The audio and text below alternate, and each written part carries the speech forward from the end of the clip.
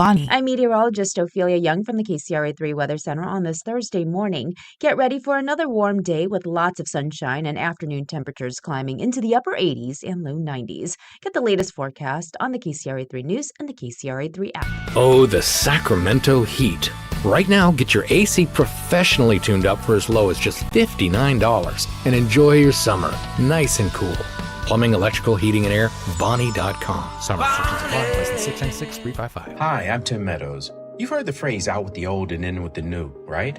Well, buckle up because Stand Up to Cancer's vehicle donation program makes it easy to turn your old vehicle into new life-saving cancer research. More than 2 million Americans hear the words, "You have cancer," each year. That's why Stand Up to Cancer is dedicated to funding cancer research focused on finding cures. Donating is easy, pickup is free, and your gift may qualify for a tax deduction. Visit standuptocancer.org/cars to learn more. Hi, I'm Justin Gingery from the law firm of Gingery, Hammer, and Associates. When you have been injured by the fault of another, you will want advice you can trust. If you know an attorney you can trust, I hope you call that person. But if you don't, please call me. I promise I will be the attorney you can trust. Along with my partner and associates, I have been helping accident survivors recover for their injuries for over 25 years. And we can help you. There's no charge for calling, so please call us today. When you get an injury, just call Gingery. At Power Business Technology, we're not another big box corporation. We're your neighbors, locally owned and operated. We know what businesses like yours need, from reliable printers to high-performance copiers. We'll help you find the right solution with personal service you just can't get online. Need setup or support? We're just down the road and always happy to help. Power Business Technology, family hometown service with big-time solutions. Contact us today for all your business printing needs at 844-POWER-BZ. That's 844-769-3729 or visit us at powercopiers.com. Patrick was way behind on his IRS taxes. I was in way over my head. The total amount ended up being somewhere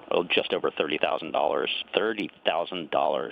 Then the IRS came to collect. Started getting letter after letter. A lien had been filed against me. They were going to basically hang me completely out to dry. He had to do something. That's when I reached out to Optima Tax Relief. Patrick's life quickly got a lot easier. It was very easy. Pretty much hands off, They picked up the ball and ran with it. And how'd it go? I couldn't believe it. I had to ask 2 or 3 times. I saved an incredible amount of money. How does Patrick feel about Optima? Couldn't be happier. They definitely helped me. Optima Tax Relief, the best place to call. They're the best in the business. Do what Patrick did and call Optima Tax Relief for a free consultation. Call 800-375-2922. 800-375-2922. 800-375-2922.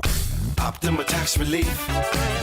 Testimonial from an actual client. Some restrictions apply. For complete details, please visit OptimaTaxRelief.com. Looking for family fun, thrilling baseball, and unforgettable memories? Come out to Sutter Health Park and catch the Sacramento Rivercats in action. Great games, great food, and great times await. Get your tickets at rivercats.com. KHD1 Sacramento, KYMX HD3 Sacramento. Sactown Sports 1140, your local sports leader. It's Matt George and Kayla Anderson. Online at SactownSports.com or on the app. Kings, Niners, and Sacramento. The Matt and Kayla Show starts now. I am so thrown off today. I'm Why? so thrown because I left.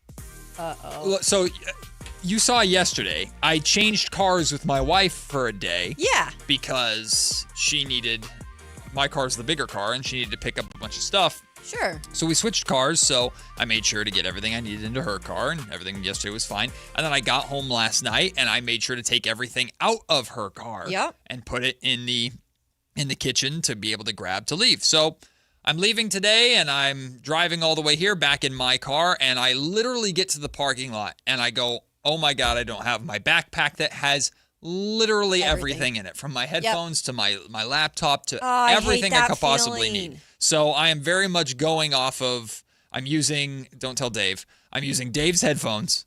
No, he'll freak out because he's a diva about it. At least it's not his whistle. No comment.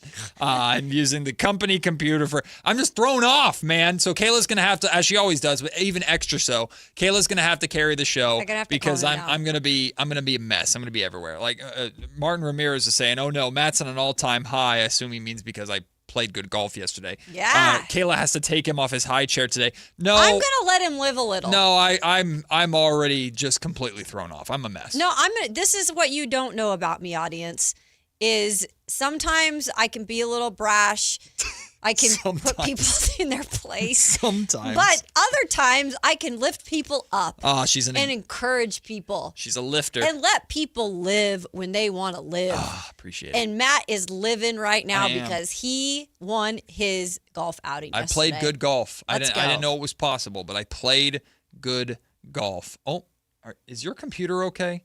Why? I'm looking over, and Kayla's got a stream of notifications. So I'm subscribed to all this stuff, and this is an old computer. And so every time I log in and the internet starts, I have a list of like 20 updates of what things I've gotten from our YouTube channel or notifications on ESPN, and I have to click out every time. It looked like you just had a pop-up attack is what it looked like happened on your computer. It definitely does. I'm throwing off my routine, but that's okay because we've got Summer League basketball tonight. We have to wait until the crack of freaking dawn to watch the Kings play, though. I'm being a diva about it, but they tip off at 8 o'clock tonight. The good news is it's Darius Acuff Jr. and the Sacramento Kings versus Keaton Wagler and the LA Clippers tonight. That is the final Summer League game of the evening. It'll be inside the Thomas and Mack Center. And Kayla, it will follow, and I understand why they did this for primetime purposes, although the best game is supposed to go last. The Kings and Clippers will immediately follow Darren Peterson and the Jazz versus AJ DeBonsa and the Wizards. Big time.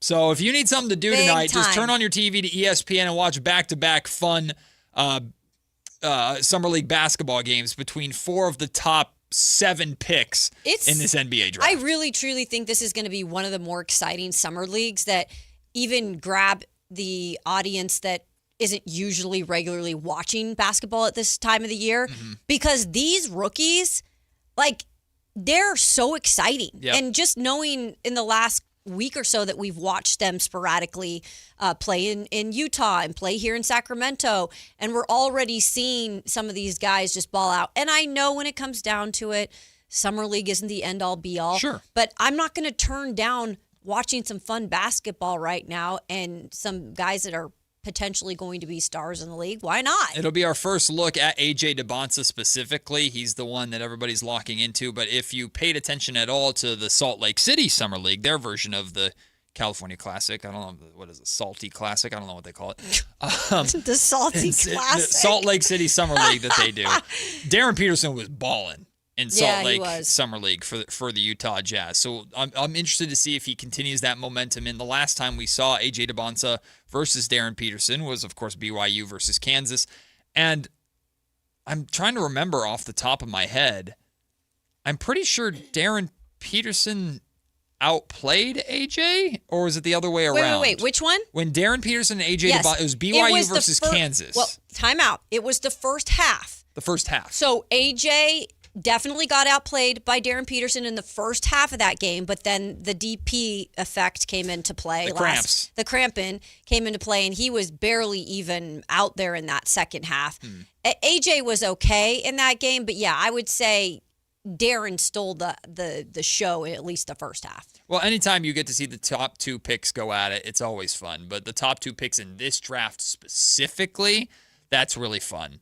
And I'm a little surprised that they didn't save this game for the weekend, like the opening week, because this weekend is like when the main Summer League hype and fun is going to be. The weekend games, the biggest crowd is going to be in Las Vegas for this weekend. So I'm a little bit surprised they didn't save this matchup for that.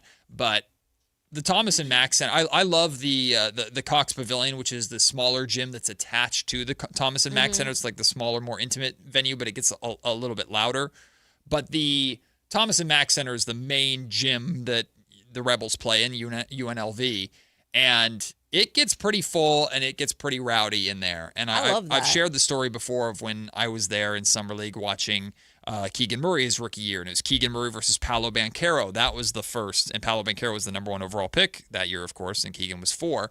And that game went to overtime, and there were some huge moments, and that crowd there was going crazy for it. So I'm expecting a very active crowd tonight, certainly for AJ versus Darren. And we'll see how many of them stick around. I hope they'll stick around to see Darius Acuff Jr. versus Keaton. I think, if anything, DA5, and yes, that is his official nickname. He has come out, even said, DA5. That is my official nickname. We had a question about that on the text line yesterday. But I truly feel like a lot of people are really interested in watching him because he is fun to watch. So I think they will stick around. And real quick, I wanted to ask you if you know this. Martin Ramirez on the YouTube chat. By the way, you can get involved in our YouTube chat. Fun community here. You can talk with us on here. Obviously, you can watch us as long as you don't make fun of us. I'm just joking. But anyways, what are the tickets in terms of prices like at the Summer League? This is going to sound very snobby. I have no idea because I've never had to pay to go. Yeah, because I was wondering if they were affordable. I imagine they can't be that expensive. I don't think, but I wonder with the talent this year if they were able to squeeze those. That's a good question. Well, the thing about Summer League tickets is you don't buy for the game, you buy for the day. So once you buy your ticket, you have access to all the day's games. And again, the Thomas and Mack Center and Cox Pavilion are connected. So you have access to, if you buy a ticket for today, you have access to all the games all day long. Yeah, you could just that's actually sit a really there good deal. and watch basketball and bounce between the two venues because they're right next to each other. You go from the concourse of the Thomas and Mack Center into the Cox Pavilion. What do they got? Food trucks around and stuff? Like, no, it's like a genuine concourse, and you get food. I wouldn't go outside. I wouldn't go outside, he says. A little toasty out there. It's going to be like 100 and something there. I mean, yes, in terms of temperature. I'm looking at, it looks like general admission tickets. This is on Vivid Seats, starting at $88 for the pass for today. Yeah, not bad. So, I mean, Summer League is, not bad. You will all, as much as fun as it is to also see the top stars, you will realize pretty quickly, just like anybody who came to the California Classic realized pretty quickly, like it's Summer League basketball. Mm-hmm. So the Vegas is already expensive enough. I think the NBA does a good job of not at least pricing you out to go to the freaking basketball games. And it's really cool because typically in Summer League, you'll see a lot of kids go. You'll see a lot of families because they have a little more access than they wouldn't have before. Or it's a little more affordable for them to go. And then seeing the families, of course, of all the players that are getting opportunities to play too is really cool. So. What's really neat, Matt, when I was down there last year it was not specifically for Summer League. I wasn't covering it. Wasn't here yet. But my nephew plays AAU basketball, and every year they have one of the biggest AAU tournaments in Vegas at the exact same time. It starts today. Mm-hmm. So the boys are down there and the girls. So what's cool is these youngsters who love basketball get to go check out their favorite players or some of their, they even get a bump into some of the stars sometimes because some of these NBA guys come down there. Yeah. It's pretty cool. Vegas just turns into a gigantic NBA festival. That's what it is. It's just a big NBA festival and basketball galore. Like just you will walk through a casino and bang, suddenly you see Charles Barkley at a blackjack table. Or Jason Ross at a blackjack table. That's right. Or you run into Tyrese Halliburton. It's like you never know who you're going to see out there. And that's one of the really cool parts of being out there. So if you get the chance to go, I highly encourage you to go. It's a lot of fun, but maybe a little more expensive this year than it's been in the past. Other games to look forward to today. We have a Michigan battle tonight. Yaxel Lendeborg and the Warriors taking on Morez Johnson Jr. and the Mavericks. Both of them were teammates, of course, at the University of Michigan. That game is at 4 o'clock. We have an early game that's going to start towards the very end of our show. Kingston Flemings and the Atlanta Hawks are taking on the San Antonio Spurs today. That's at 1:30. That game, I believe, is inside the Cox Pavilion. And then, of course, the main games tonight are AJ DeMonza and the Wizards versus Darren Peterson and the Jazz at 6, followed by your Sacramento Kings, led by Darius Acuff Jr., against Keaton Wagler and the Clippers at 8 o'clock. From what I understand, I have not heard anything to suggest otherwise. Maxime Reynaud is listed on the Sacramento Kings Summer League roster. I believe Maxime Reynaud is joining the team. So from what I understand, I could be wrong because I haven't heard it set in stone, but I believe Maxime Reynaud is there to play for the Kings tonight. Yeah, I would, again, nothing official yet, but I would assume he's in the lineup tonight. Now, how many minutes he plays and how many games he plays, because Scott Perry did mention yesterday during his media scrum that he's not sure how many games every single one of these second-year players or even rookies will play. I would think the rookies are going to get as much time as they can, but I would like to see Max right out of the gate. And I'm curious of just like how he looks with his new teammates, because this is going to be really the first time in live game action that we're going to see him with these rookies. Coming up at 11 o'clock, so in a little less than an hour, our friend and our colleague, Brendan Nunes, here from Sactown Sports, is going to join us. He will be heading out to Las Vegas, so we are going to be previewing the Las Vegas Summer League with Brendan. He was also there in the scrum talking to Sacramento Kings general manager Scott Perry yesterday. Asked Scott a couple of really, really good questions, so we'll hear Brendan's takeaways from that conversation with Scott.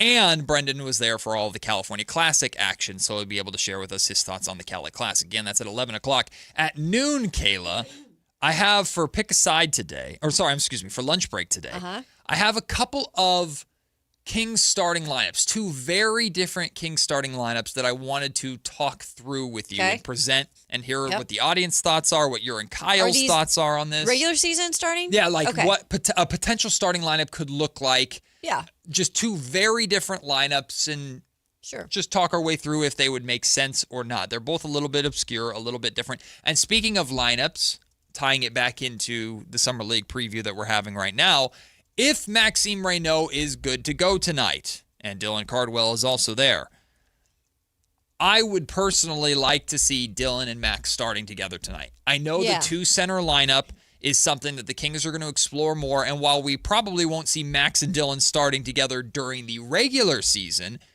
with Domantas Sabonis likely being here, if you want to get the proper playing time that both Max and Dylan deserve, they'll probably have to share the court a lot with that second unit in Sacramento this season. Yeah. So why not continue to experiment with that? I would love to see what it looks like to have Maxime Reynaud as the pick-and-roll scoring center with Dylan Cardwell, the rebounding, shot-blocking center, together in Summer League. I hope we get that tonight. And again, I think, are we going to get that every night? Probably not. But I think at some point, and maybe, like you said, coming out of the gates tonight would be a good time to show that.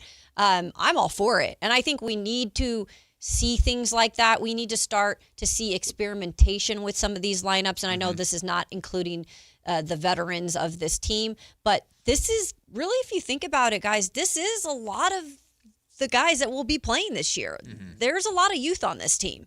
Now, right, in terms of starters, not everybody is a starter, but everybody's going to be seeing playing time for the most part in terms of these at least top two rookies, the first-round picks. Probably a little bit of Sharp. Yes. But absolutely Maxime Reynaud, Nick Clifford, and Dylan Cardwell. Yeah, I would imagine. I mean, again, I hope both centers start together. Alex Caravan, from what we understand, still hasn't been cleared. We haven't gotten an update. At least I haven't seen an update yet on his injury. So hopefully Alex Caravan will be cleared to play at some point in Las Vegas Summer League, because I'm really curious in what he looks like. But we know Darius Acuff is going to start, assuming he's available to play in the game or the Kings are choosing to play him. We know he's going to start. I like the idea of starting Emmanuel Sharp next to him because Sharp is more of a defensive-minded two-guard. The Kings probably can't get away with doing that with the main roster unless things are very unfortunate injury-wise again. Or maybe Emmanuel Sharp just breaks out and is way better than he should, or than he is looked at. It's the 45th overall pick. But I like the two of them starting together, Nick Clifford starting at the 3. I just really think this is an opportunity. We saw the Kings last year in Summer League especially use that opportunity to experiment. And the main experiment that they were doing that year in Summer League was that point guard position and trying out Nick Clifford as a secondary ball handler, which I think he should get. I hope he gets more looks at that, considering Scott Perry mentioned him as someone who can hold down those responsibilities along with Malik Monk if the Kings don't bring in another backup point guard. But they also gave Devin Carter a lot of opportunity to see if he could be a backup point guard or not. We learned, he's probably not really good at that, but this is the time to experiment. And the good thing about Dylan Cardwell is you know exactly what he is and who he is.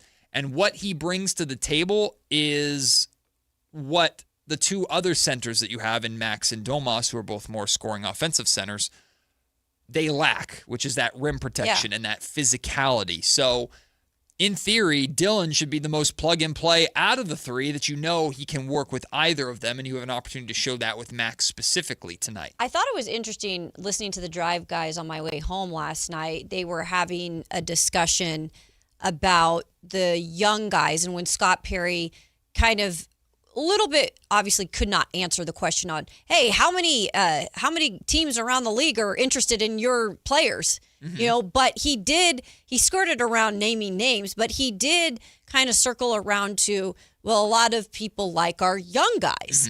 And he, I think it's obvious. I think Keegan Murray's one of those guys. He's not the young guy, but they were saying, Alan specifically, that maybe Dylan Cardwell is one of those guys that is getting a little more notice, I should say, around the league. And I felt it was an interesting conversation that they had because I think we automatically think Maxime Reynaud. But I just was going to ask you, do you feel like Dylan Cardwell is one of those guys that's maybe grabbing attention a little more around the league with what he's done so far? I absolutely think so for a couple of reasons. And I'm trying to bring up his contract right now because when he was converted to a full NBA deal, he still is making next to nothing. At the NBA level. Yeah. He's making this upcoming season. He made only $871,000 last year, but that, to be fair, it's like a partial contract. Yeah. This season, he's making $2.1 million, then $2.5 million, and then a $2.7 million team option when he's 27 years old. So he's unbelievably affordable. And we just saw an NBA Finals where Mitchell Robinson was as impactful as he was for the Knicks with that second unit. And then didn't he just sign? Was it Boston that he just signed with for like $45 million total over the course of a handful of years? Eventually you have to pay these guys if they provide the impact that you're hoping for. And while it's not fair yet, and it's moving a little bit too fast to say Dylan Cardwell is a future Mitchell Robinson or Dylan Cardwell is Mitchell Robinson, I think teams can look at Dylan and go, man, we have someone that brings a lot to the table of what Mitchell Robinson did, and we know that can be very valuable as a backup center. Plus, we love his hustle, his energy, and his personality that he brings. And he costs us next to nothing over the next 3 years. I guarantee you there's value in that. Now, value is subjective because our team's lining up to throw a first-round pick to get Dylan Cardwell or to give you like a main role player with Dylan Cardwell. No, not yet. But if I'm a GM and I need a backup center, I'm calling Scott Perry and going, hey, we got a second rounder. Sure. And Scott's going, no. Yeah. So. If anything, I love the fact that Scott is like bringing in these guys little by little. And again, we need to see the full growth of what it's going to look like. Right. But little by little, we are seeing the type of talent he identifies. He and his staff, I should say, identify. Dylan being a free agent signing, Maxime Reynaud being a second round pick. We'll see what Acuff as a number 7 overall pick ends up being. But if he starts stacking some of these draft picks, it could be a faster rebuild than maybe 4 years, like he's mentioned. I'm glad you brought up that element of what Scott Perry said yesterday, because one of the biggest takeaways that I had from Scott's press conference is he made it very clear that last year this team failed to establish the identity that they wanted to establish, and that this year it was going to be different. And that's not Scott Perry directly saying what's most important this year over anything else is us establishing our identity. But I believe that is very much the goal. There's not been mentions of playoffs. They've talked about winning basketball games, but in a general term, not in like we're that is the primary goal, that is the primary focus for next season. I believe the number one goal that the Kings are trying to accomplish this upcoming season is establishing that identity. And we've seen Scott Perry throughout the course of this offseason especially bring in players that more fit the identity and who they are as people and players versus position and X's and O's basketball-wise. And I wonder how much of that, we'll talk about this later on, Kayla, I wonder how much of that is going to bleed over into Doug Christie using rotations that more fit identity versus what makes sense positionally. And an example of that is a bigger lineup that features more defensive prowess instead of the scoring of like a Zach LaVine, or playing Dylan Cardwell at times more minutes over a Domantas Sabonis because that more fits the identity. I just wonder if we've been waiting for words to match action. It's very clear what Scott Perry wants the action to be and what his words are. Will Doug Christie and his rotations echo that? Well, Matt, you said it and set it up perfectly, because I do believe, again, he couldn't just flip the switch last year and change everything. And he's still in the process of really fully creating an identity. That's still in the works, but you're starting to see the foundation of it for sure. But he's also pretty much right now setting up Doug to be like, okay, Doug, I'm kind of giving you now a little more to work with. You see a clearer identity. Now, things that you got to work on that we've identified over last season, lineups, etc., in-game adjustments. This is stuff you've got to now take and run with. That's absolutely part of the game plan. Because, again, we have to see growth from Doug as well. We have to. We're going to visit that more and talk about that more during our lunch break at noon. Also today, we have a lot of football to talk because single digits, Kayla. We're officially 9. Single digits, 9 days away Holy from the smokes, start man. of 49ers training camp, at least when rookies report.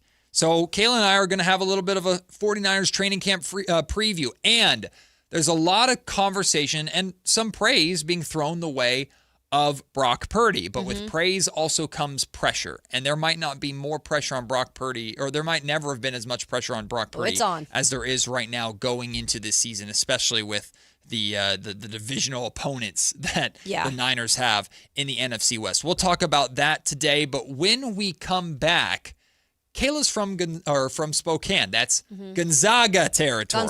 Gonzaga. Yeah. Well, one of the best Gonzaga players of all time is Domantas Sabonis. Sabonis is up there as part of a charity golf event. Yep. And he spent some time talking to the media about recovering from his injury and returning to the court. We will hear from Domantas Sabonis next and react to what he had to say. Matt and Kayla just getting started here on a Wednesday. Sactown Sports. Thursday. Friday, Junior. Take Sactown Sports with you everywhere you go with the Sactown Sports app. The most in-depth coverage of the Kings and 49ers. A library of written and video content. And all your favorite personalities all in one place. Download the Sactown Sports app today and get in on the action. Your local sports leader. Sactown Sports 1140. Wesley Financial Group is not a law firm. Ask yourself this question. Is it really worth holding on to that timeshare that you know you need to get rid of? Here's the truth. The average maintenance fee just went up over 17%. That could have been 117%, and there's nothing you can do about it. When you buy a timeshare, you give them a blank check for annual maintenance and assessment fees. I'm Chuck McDowell, founder of Wesley Financial Group. For 15 years, I've helped over 50,000 families cancel their timeshare. Not sell it, not transfer it, cancel it. Did you buy a timeshare because they told you it was a great investment and your maintenance fees would never go up? That's a lie. Are you ready to get rid of your timeshare once and for all? Simply call us and I'll send you our timeshare exit kit that explains all your options for cancellation. Call Wesley now for your timeshare exit kit. 800-822-1490. That's 800-822-1490. 800-822-1490. Whether it's date night, family night, or buddy night, Hagen Oaks has a bay for you. Reserve one of 3 Top Tracer bays from 6 to 11 p.m. through HagenOaks.com, and only those 3 bays are reservable. The rest of the driving range is still open for walk-ups. Play golf on world-famous courses while the kids try interactive games. Head to the Hangout for great food, cold drinks, and live sports on the TVs. Add monthly live music and putting tournaments, and you've got more than a driving range, you've got a night out. Hagen Oaks Golf Complex. Swing by and swing away. For adults with Crohn's disease or ulcerative colitis symptoms, every choice matters. Tremfya offers self-injection or intravenous infusion from the start. Tremfya is administered as injections under the skin or infusions through a vein every 4 weeks followed by injections under the skin every 4 or 8 weeks. If your doctor decides that you can self-inject Tremfya, proper training is required. Tremfya is a prescription medicine used to treat adults with moderately to severely active Crohn's disease and adults with moderately to severely active ulcerative colitis. Serious allergic reactions, increased risk of infections or lower ability to fight them, and liver problems may occur. Before treatment, get checked for infections and tuberculosis. Tell your doctor if you have an infection, flu-like symptoms, or need a vaccine. Explore what's possible. Ask your doctor about Tremfya today. Call 1-800-526-7736 to learn more or visit tremfyaradio.com. Hey, it's Carmichael Dave, and yeah, I've been on the air here just shy of 25 years, and you guys know that when I endorse something, I have a few very important things. Number one, I love it when they're local. Number two, I have to be willing to use them myself. This is where Pest Pros came in, or comes in, I should say, because I've known these guys as Kings fans a long, long time. I also have a mouse problem at my house. I also have a cockroach problem at my house. And I did it the old-fashioned way. Went through Facebook, got a hold of these guys. We became friends. And when I found out what Pest Pros does in the community, I thought, I've got to have you guys on the air. We've got to partner. Locally owned, locally operated. Their kids go to school with your kids. You're going to get pest control somewhere. Get it with Pest Pros. Here's how you get a hold of them.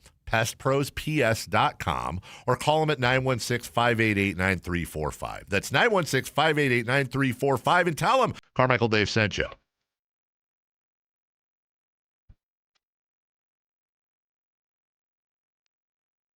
Matt and Kayla on Sactown Sports 1140.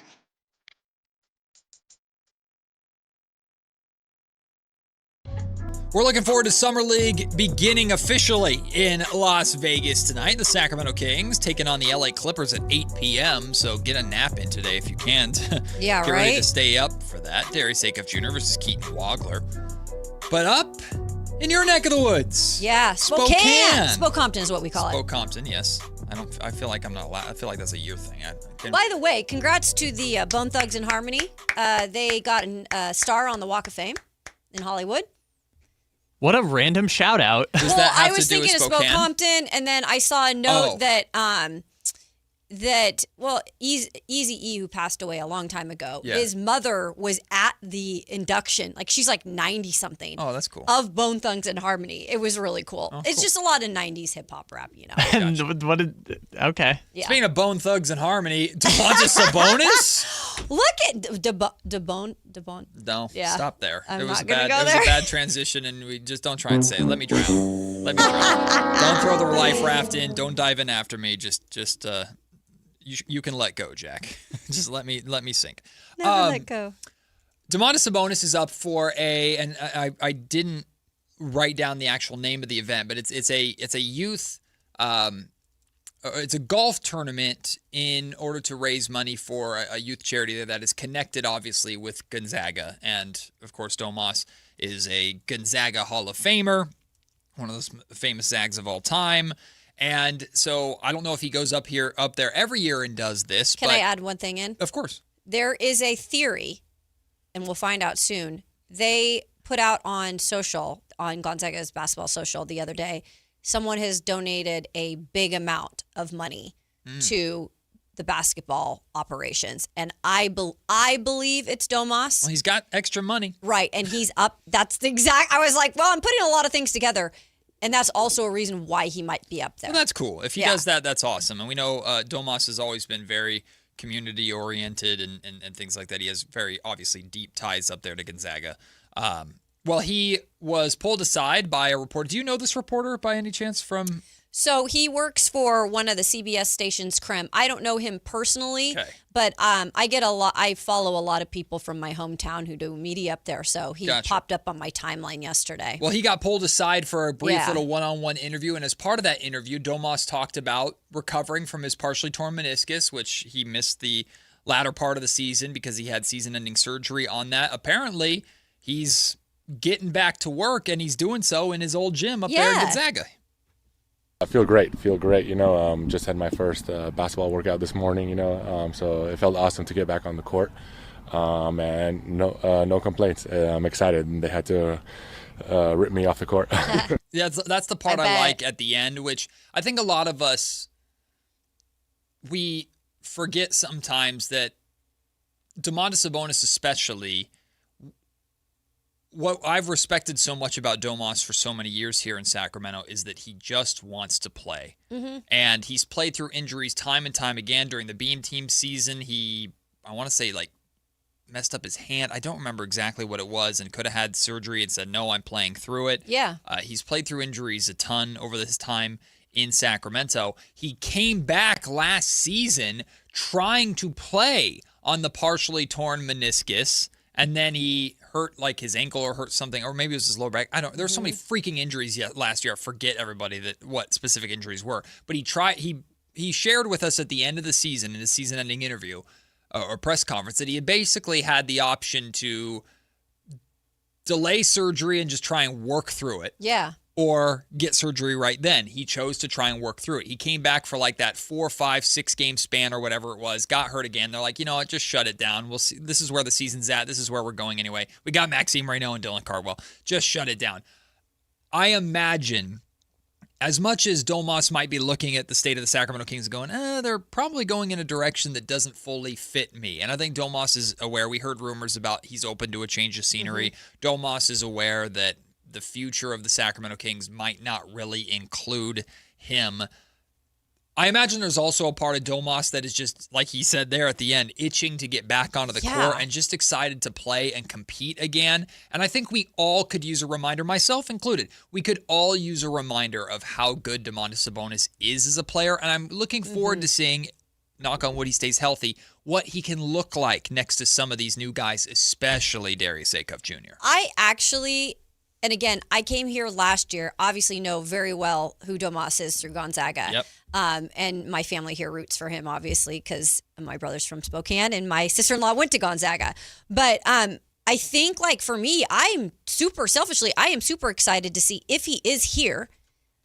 Of course, we're going to see him play if he can stay healthy. And I absolutely want to see how that works, or how Doug Christie can make that work with the young rookie, or whoever else is out on the floor, which, again, we have lineups that you're going to put out, I think, later in the show that we're going to... Just 2 lineups that I came up with to float out there to discuss our way through. Because I have no clue what Doug Christie's going to do lineup-wise. No, I don't either. And at some point, Matt, one of these lineups has got to work, or at least work well enough to win some games. But I think I'm excited to see a healthy Domas, because I think in his career right now, it's not over by any means. He still has basketball left in the tank. And I do think he knows it's an opportunity, Matt, to go out there this year and showcase that he still has enough value around the league that, his future is probably not here.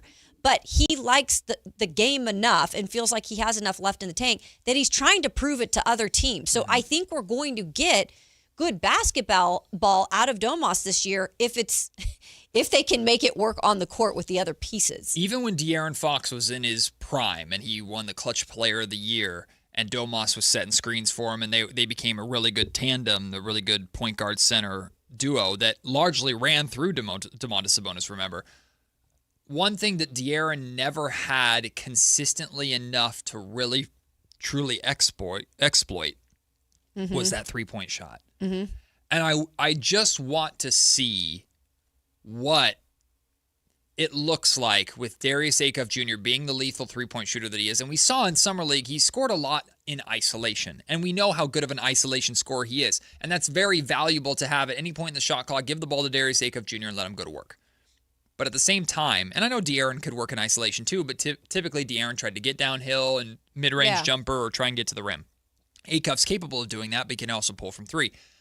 I want to see what it looks like when the Kings are running the offense through Domantas Sabonis, and whether it's a DHO, the dribble handoff, which the Kings did a ton, Beam Team Year 1, and Doug Christie mentioned last season, during training camp of last season, the Kings wanting to get back to using Domas in that way a little bit more, so I wonder if they're going to try that again. Or if it's just running some off-ball screens for Darius Acuff Jr. just to give him a little more space to catch and shoot from three-point range. I think playing with such a good passing center like Domantas Sabonis could open up or show us another side of Acuff's game that he didn't really get to experience at Arkansas, because at Arkansas it was very much ball in your hands, go get us a bucket. 100%. Well said. And I think that what I love, again, about Acuff, and you just explained the situation on an opportunity to play with someone like Domantas Sabonis, maybe learn some things, improve his game. Like, that is what is encouraging about him too, because I think he is a rookie that, he knows and identifies what he does really well.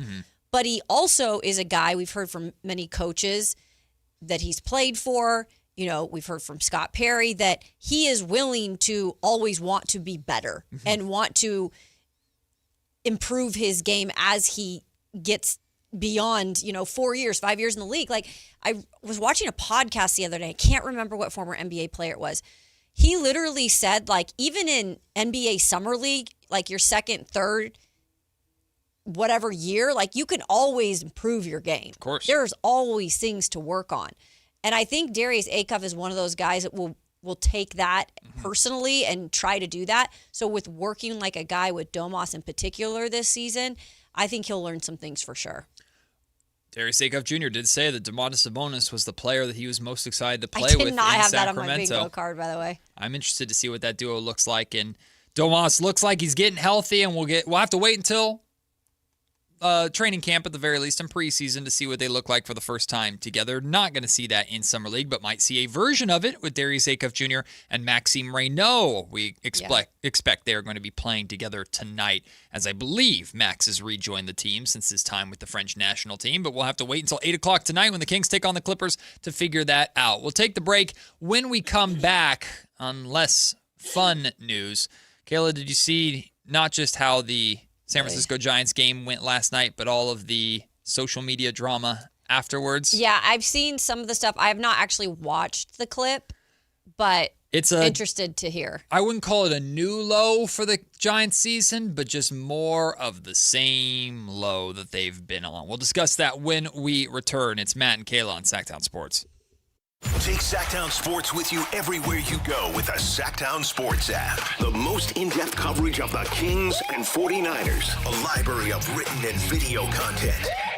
And all your favorite personalities all in one place. Download the Sactown Sports app today and get in on the action. Your local sports leader. Sactown Sports 1140. This is the story of the one. As a safety manager at a manufacturing plant, he does everything he can to keep his coworkers safe. From finding ways to reduce risks to keeping safety supplies in stock. And for that, he relies on Grainger. Grainger offers a broad range of quality products and next-day delivery, so he can always play it safe. Call 1-800-GRAINGER, click Grainger.com, or just stop by. Grainger, for the ones who get it done. I know that hiring can be challenging. You sort through tons of resumes and you get too many so-so applicants. You're just waiting for someone to match your role perfectly. Well, now, there's a place where you can meet them fast. ZipRecruiter. Need to hire right away. Start your search for strong candidates. The right fit awaits. Build your team. Build it sooner. Meet your match on ZipRecruiter. Just head to ZipRecruiter.com/free right now to try it for free.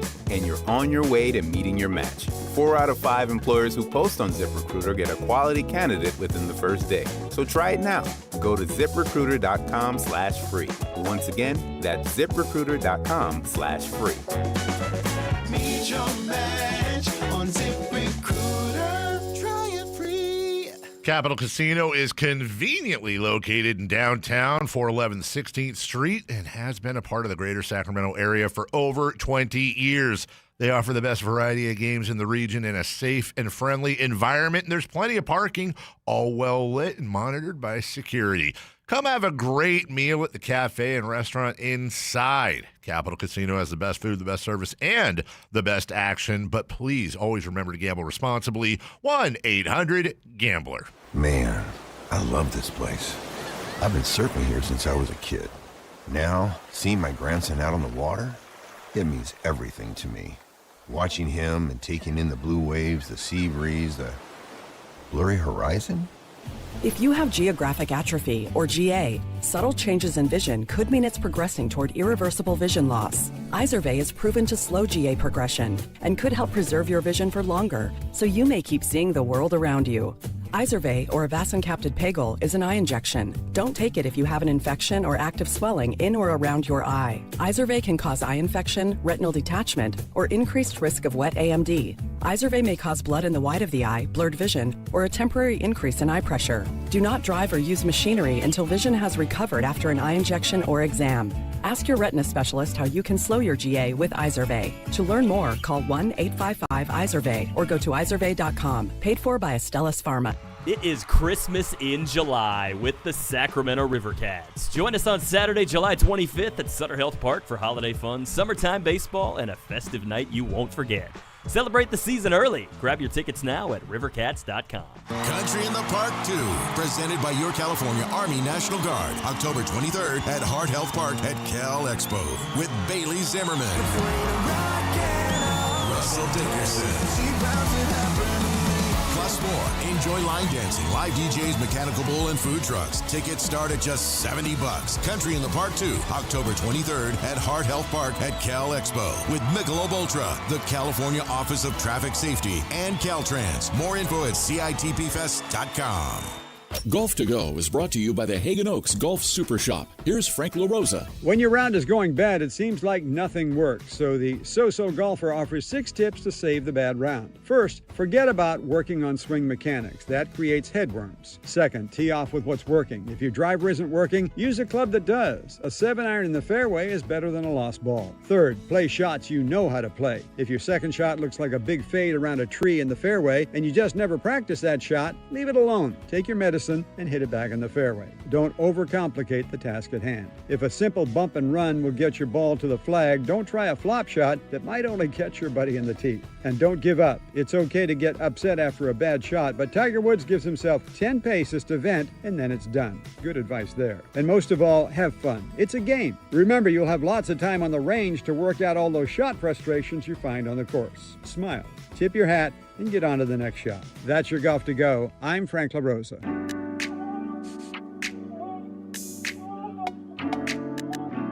It's Matt George and Kayla Anderson on Sactown Sports 1140. It begins tonight in the Thomas and Mack Center.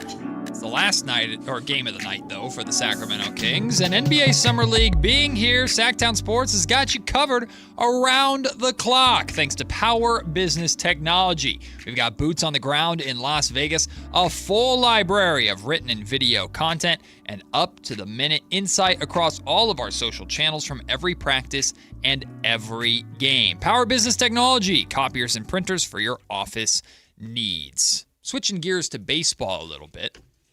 The San Francisco Giants lost again yesterday, nearly got no hit, but barely managed to escape at least with a hit in that game. So once again, Logan Webb did not get any run support whatsoever, but he also didn't do himself any favors, giving up 5 runs in the first inning. I know, we looked up and it was already 5-0 with Logan on the bump, and we were like, oh no. Yeah, it was not a good start for Logan, who he and the entire San Francisco Giants organization right now are just under significant amount of criticism, because from off the field drama to on the field blunders, this team has just been a colossal disappointment. And not at all how we expected the season to go. Now, going all the way back to the early springtime, Kayla, you, me, and Kyle were predicting what we thought the seasons would go like, and we all were very much like, we expect the Giants to be mid, right? Like the epitome of 500. That's just, now they'd be like lucky to be even remotely close to that. That's how bad it's been. Aren't they at like 4? Is their winning percentage like 470 something? Let's take a look-ski. It's not great. It's definitely below 500. It is not great. Let's see. The Giants are 38-54 with a .413 win percentage. They have the same amount of wins as the Colorado Rockies. Dude, and that's in comparison to the Dodgers, who are at the top of the league with a .649 win percentage. Yes. Yikes. There's only one team in baseball with fewer wins than the Giants, and that's the Los Angeles Angels of Anaheim. And that's not saying a lot. Yeah. Except for Mike Trout's there. Yeah. Things are not going well for the Giants, to say the least. Well, things took another uncomfortable turn, and it's especially not fun to talk about because it involves Logan Webb, who I am a tremendous fan of. Of course, he's a Rockland native, went to Rockland High School, and is also a phenomenal guy. Like I can attest to, I've had conversations with Logan a couple of times. Sure. He's a diehard Kings fan, so every once in a while we'll get the chance to talk Kings basketball. Super nice dude. But frustrations boil over, and people handle frustrations in their own ways. Fair. There is a reporter named Jack Loader. I apologize, Jack, if that's not how you pronounce her last name. It's Loader or Lauder. I'm not entirely sure. He works for KNBR, which is the flagship radio station of the San Francisco Giants.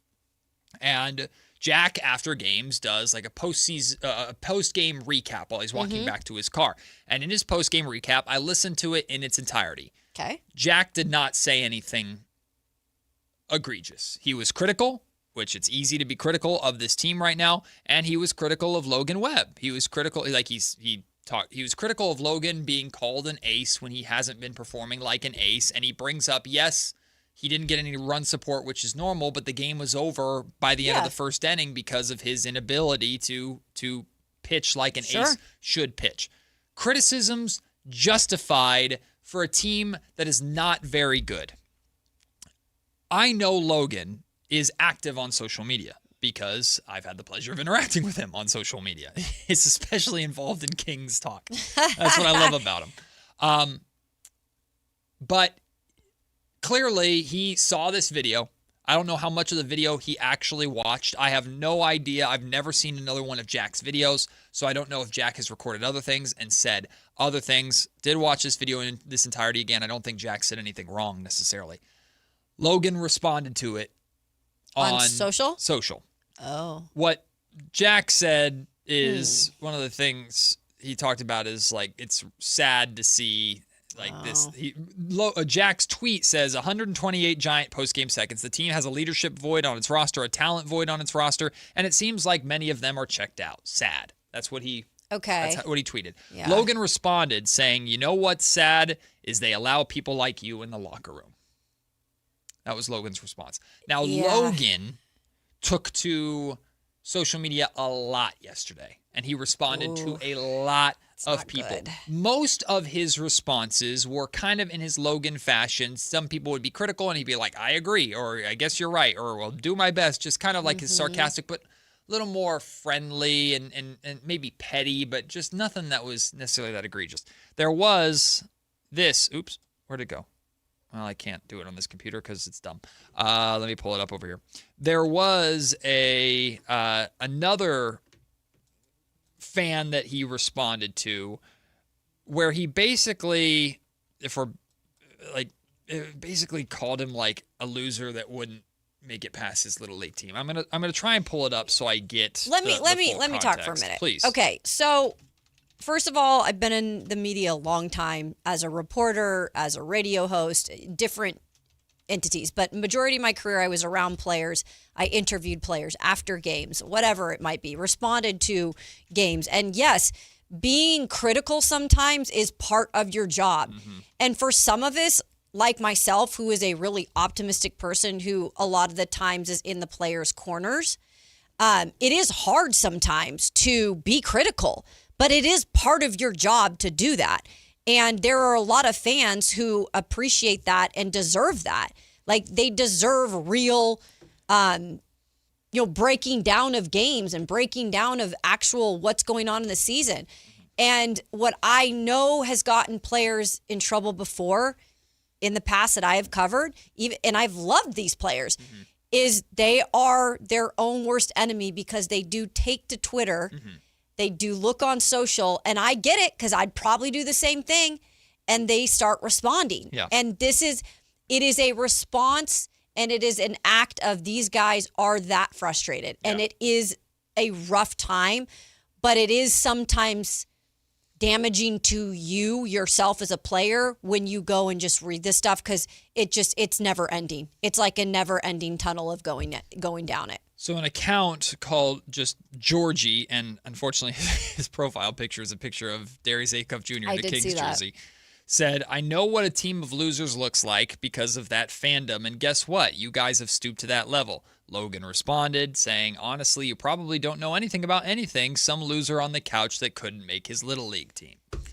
Yeah, it's you just got to stay off, man. But here's the thing, and I know you understand this, so I'm not saying it to you. I'm saying this to the general everybody. When you get hooked, it doesn't look good from the outside, but while you're being hooked, you feel like you're standing up for yourself. Yeah, I get it. And it is not. I get it. It is not. And I'm not saying this to defend Logan Webb. I'm just saying I understand this from someone who's dealt with small bits of stuff like this. And believe me, we all have. Yeah. Everybody deals with. Our faces are out there. Hate and bullies on social media. You don't have to work in any kind of public forum to be bullied on social media by cowards who hide behind Twitter accounts and profile pictures that aren't their real face. And then if they ever saw you in person, would be nice to you. It's just the way of the internet, right? I understand probably what Logan was feeling in the moment when he address this stuff. Logan has since deactivated his Twitter account. Yeah, I don't blame him. His Twitter account is gone, which is a real bummer because he's a great Twitter follower. By the way, he also could have been talked to. And he probably, I almost guarantee you he was. I almost guarantee you he was. Let's just say this. It's just another thing. In the grand scheme of things, is it that big of a deal? No, people are going to forget about it in 2 days. But it's another thing added on to just all the weird stuff that has plagued Giants baseball this year. And with this instance specifically, as someone who has had a player and players come after me for things that I've said, times that I've been critical of a team that's not very good. Yeah. It's a very delicate balance. If I were talking to Logan, and I don't have a great relationship with Logan beyond we talk Kings basketball together, and I've covered him, and he's from Rockland. Like that's it. It's not like we're friends or anything like that. If I were talking to Logan, what I would tell him is the worst thing, other than calling that fan a loser, the worst thing that you can say and the worst thing that you can do and stuff like that is tell media members who are critical that they don't belong in the locker room and that it's sad that they shouldn't be allowed to do their job because they're not being positive about a team that does not deserve to be positive about. It's just a really uncomfortable situation. And more than anything, I feel very bad for Logan because I think I understand exactly what he was feeling in those moments, but he bit. And when you bite and you're that high profile, more often than not, it's going to come back to hurt you. Yeah, I just think like I said, I'm a champion of athletes. I am. I've stood up for many of them in my career, but sometimes they do kind of bite themselves in the butt. And, these are things where during a season especially, and I can't even imagine like how frustrating it is playing that many games, being the San Francisco Giants, having expectations. Yeah. And especially a guy like Logan Webb, who's one of their aces, and not being able to deliver on it, it is more than frustrating. But I think like it probably is the best thing that he deactivated it, at least for right now. Yeah. Because it doesn't help you. And as I know, as somebody who takes frustrations out sometimes, we all do. I get frustrated when people are critical, but at the same time, you can't necessarily come back at them and stoop to that level. We'll wrap up with this, and then we'll move on. Brendan Nunes joining us to start the next hour of the show. It's weird. I am very sympathetic for athletes in this because even in the case of Russell Westbrook and what happened with Russ and myself, when you hear day after day after day over the course of a long and grind of a season, and baseball's every day, basketball at least you get days off, baseball's every day. Yeah.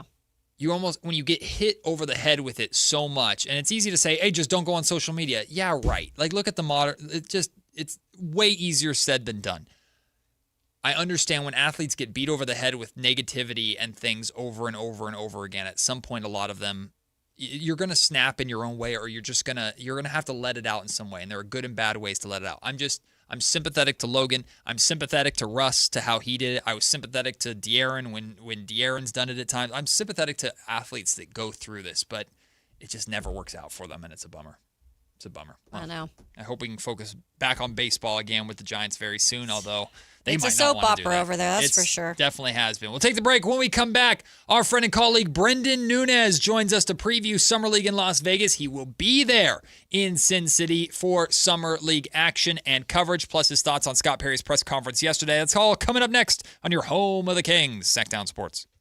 The top young talent is on display at NBA Summer League, and Sactown Sports has boots on the ground. Join Jason Ross, Whitey Gleason, and Alan Stiles as they broadcast live from Las Vegas, presented by Power Business Technology. And stay locked into SactownSports.com and the Sactown Sports YouTube channel for the latest on every game, every practice, and all things Kings this summer. Power Business Technology, copiers and printers for your office needs.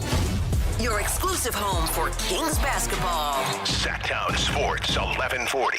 Wesley Financial Group is not a law firm. Ask yourself this question. Is it really worth holding on to that timeshare that you know you need to get rid of? Here's the truth. The average maintenance fee just went up over 17%. That could have been 117%, and there's nothing you can do about it. When you buy a timeshare, you give them a blank check for annual maintenance and assessment fees. I'm Chuck McDowell, founder of Wesley Financial Group. For 15 years, I've helped over 50,000 families cancel their timeshare. Not sell it, not transfer it, cancel it. Did you buy a timeshare because they told you it was a great investment and your maintenance fees would never go up? That's a lie. Are you ready to get rid of your timeshare once and for all? Simply call us and I'll send you our timeshare exit kit that explains all your options for cancellation. Call Wesley now for your timeshare exit kit. 800-822-1490. That's 800-822-1490. 800-822-1490.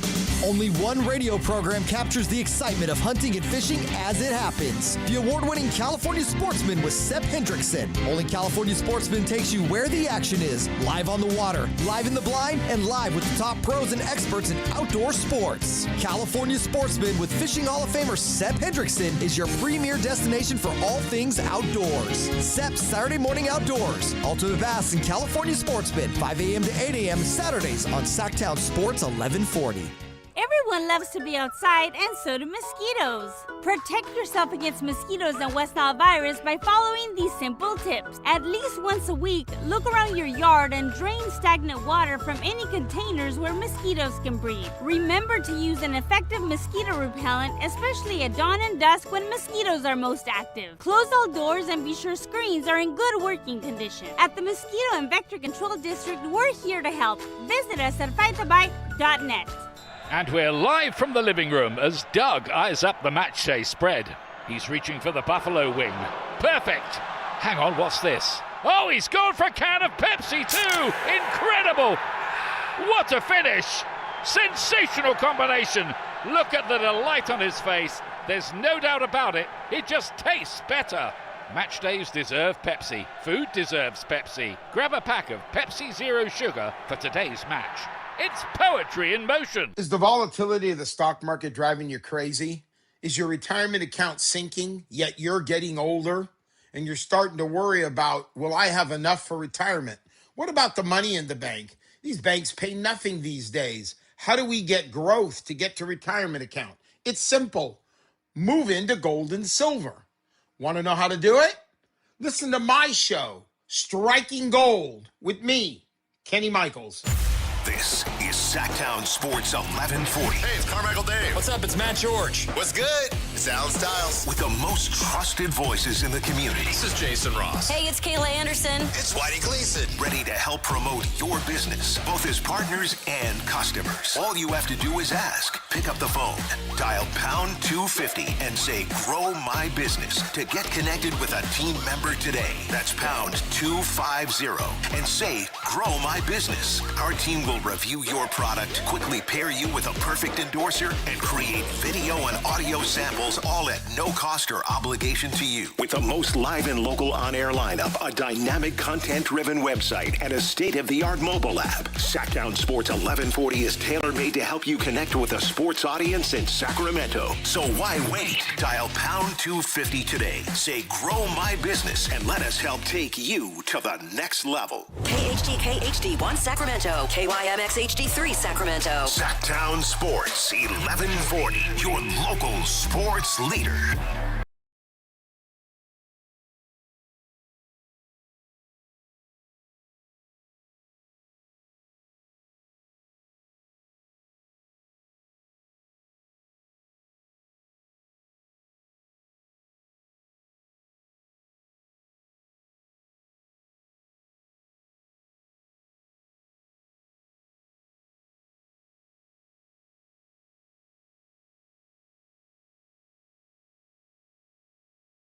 Town crew in Vegas next week from the afternoon show, the Drive Guys. Whitey Gleason, Alan Stiles will be doing their show out in Las Vegas at Summer League.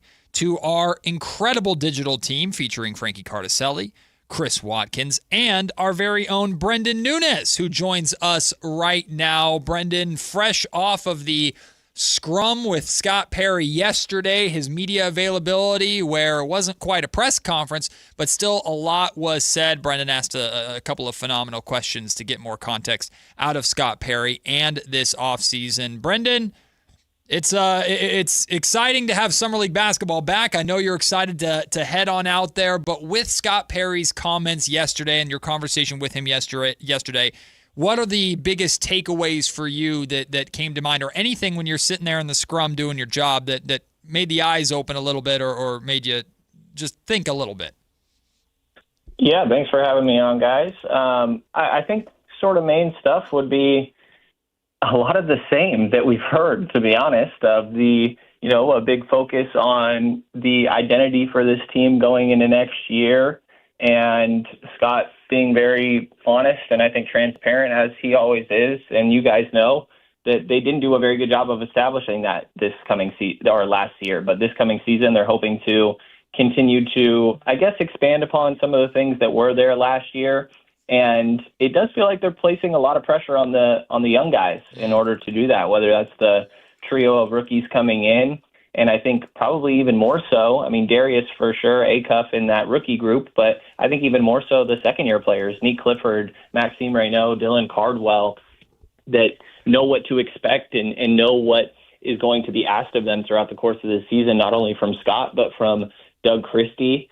And so it felt like a lot of sort of the same with that. And then some interesting notes along with, DeMar DeRozan saying that they would have liked to keep him, but obviously financial restrictions sort of seem to play a part in all of that. And, of course, we got the typical, I want hostages, not prison, or sorry, I want volunteers, not hostages, and claiming that everybody is a volunteer. I don't know that he's going to come out and say, yeah, we got a couple hostages, and I got it pointed at their head. Like, I think that it's only so much that you can expect a general manager to say in that moment, but again, a lot of what we've heard, right, that he isn't necessarily going to be in a rush to move off of, obviously DeMar DeRozan already moved on from, but Zach LaVine, Domantas Sabonis, and I feel like Malik Monk kind of gets not talked about much in these conversations, but I think he falls under the same category as those other two. Well, speaking of Malik Monk, Brendan Nunes, our own Sactown Sports digital connoisseur, he's going to be down at NBA Summer League in Vegas. So we're excited for all of your content that you guys will provide.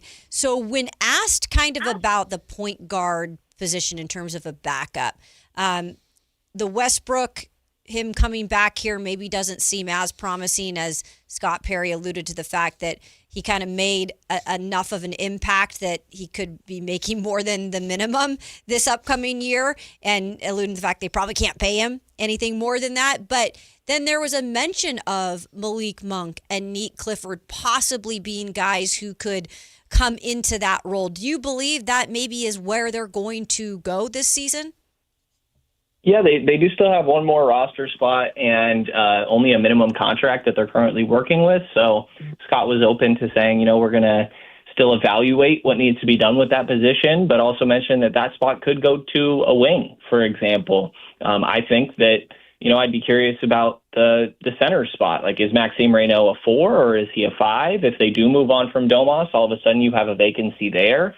But it sounds like they would be fairly comfortable if they went into the season and it was sort of a, co-op job between Nick Clifford and Malik Monk in that second unit. And I think we saw it for a good amount of last year. I don't know that the results were always the prettiest. I tend to think that Malik actually does a pretty good job in that point guard role. It's not the traditional point guard that they seem to be searching for. I don't think they really have a traditional point guard on the team, right? If we're talking like old school setting up his teammates, I think Acuff is more of a score first guy and still a phenomenal passer, but they don't quite have that. And I think that Malik can fill that role. I think Neek got an opportunity to a little bit last year, and it's one of those years where I'm still not personally expecting them to necessarily be competing for a play-in spot. Maybe they'll beat my expectations and end up in that race, but I think it's still a year that you use to let your young guys try to expand their game. And if Neek can grow into that primary or even secondary guy alongside someone like Malik that we're talking about, and ball handling responsibilities, initiating the offense, I think that would go a long way for his long-term projection in the NBA and just overall his potential value. So sounded like from what Scott was saying and just looking at the roster that they'll evaluate who could potentially be out there, but only working with a minimum spot. Whoever they get might not even be better than those options, to be honest. So it feels like unless they're able to move on from some of those guys, I wouldn't be surprised if we did see Neek and Malik sharing that backup point guard responsibilities. Brendan, tell me if you're picking up the same thing that I'm picking up from Scott Perry, which is position and like the X's and O's is less important than does he believe these players with who they are, their personalities, what drives them, that's more important to him, and how that feeds into the identity is what's most important to him. And the reason I bring that up, Brendan, is because I see a dilemma forming, but also I see a potential route for Doug Christie to take.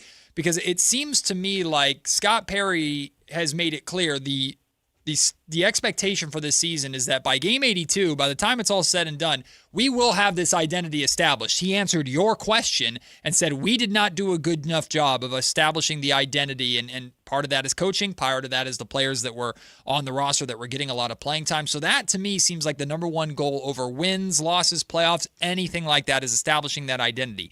That being said, you still have prominent players on this roster, like a Zach LaVine, potentially Domantas Sabonis, even a Malik Monk, for example, that might not necessarily fully fit the identity compared to some of these players that Scott Perry is bringing in. So I wonder how Doug Christie is going to handle that. If is Doug going to, with his rotations, prioritize the identity building, or is he going to prioritize the talent that best works together? Is he going to go more offensively focused with a Zach LaVine, for example, or does he go an Emmanuel Sharp at times instead because Sharp fits the identity more? That's something that I'm very curious about after hearing Scott Perry speak yesterday. Yeah, I think to start with Doug's perspective on it and the job that he has to deal with, I think that they kind of go hand in hand, right? Like, you do need the results to go with it for it to stand out to these guys, right? And so I think the reason they preach this identity is they think it will lead to winning games, obviously, and more so in the long term, I guess, in the short term, to your point.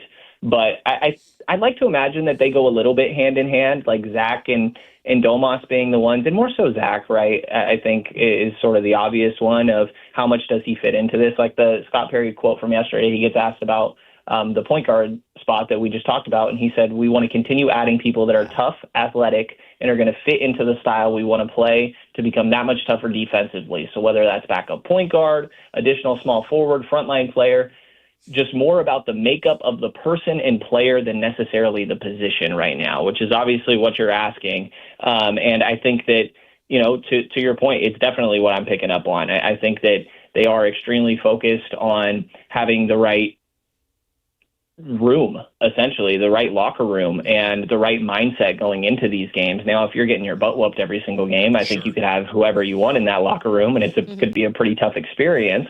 So it's going to be one of those things where I don't envy Doug Christie. I think that he's probably coaching for his future in the NBA, right? I think most of us would think that if this year doesn't go well, like I would be curious what's going to happen with Doug Christie going forward. So he has a very tough job that I don't envy, having to sort of balance the two, where Scott is preaching this, but Doug's job is to go out there and win games. And you'd like to think that they go hand in hand, but it may not always be that simple. And like, can you really justify playing Emmanuel Sharp over Zach LaVine? It would take Zach probably losing the position rather than, Emmanuel just, he looked good in training or midway through the season, whatever it may be. We're going in that direction. I think it would be more so Zach would have to lose that spot, given everything that he's done in the league so far. Well, speaking of Zach, I mean, he was asked about Zach LaVine, and he didn't outright tell us the conversation detail by detail, but he did say that he spoke to Zach LaVine, and he pretty much laid it out there like we expect him to. I don't know the exact words he used, Brendan, maybe you can help me with this, but they expect him to play kind of the type of basketball they are wanting to play. I mean, in a way, he's kind of putting it out there like, Zach, you opted in, you got to pretty much make it work for what we want. Yeah, I think I have the quote here. He knows what's expected of him coming back here this year, and I'm very clear with him on that.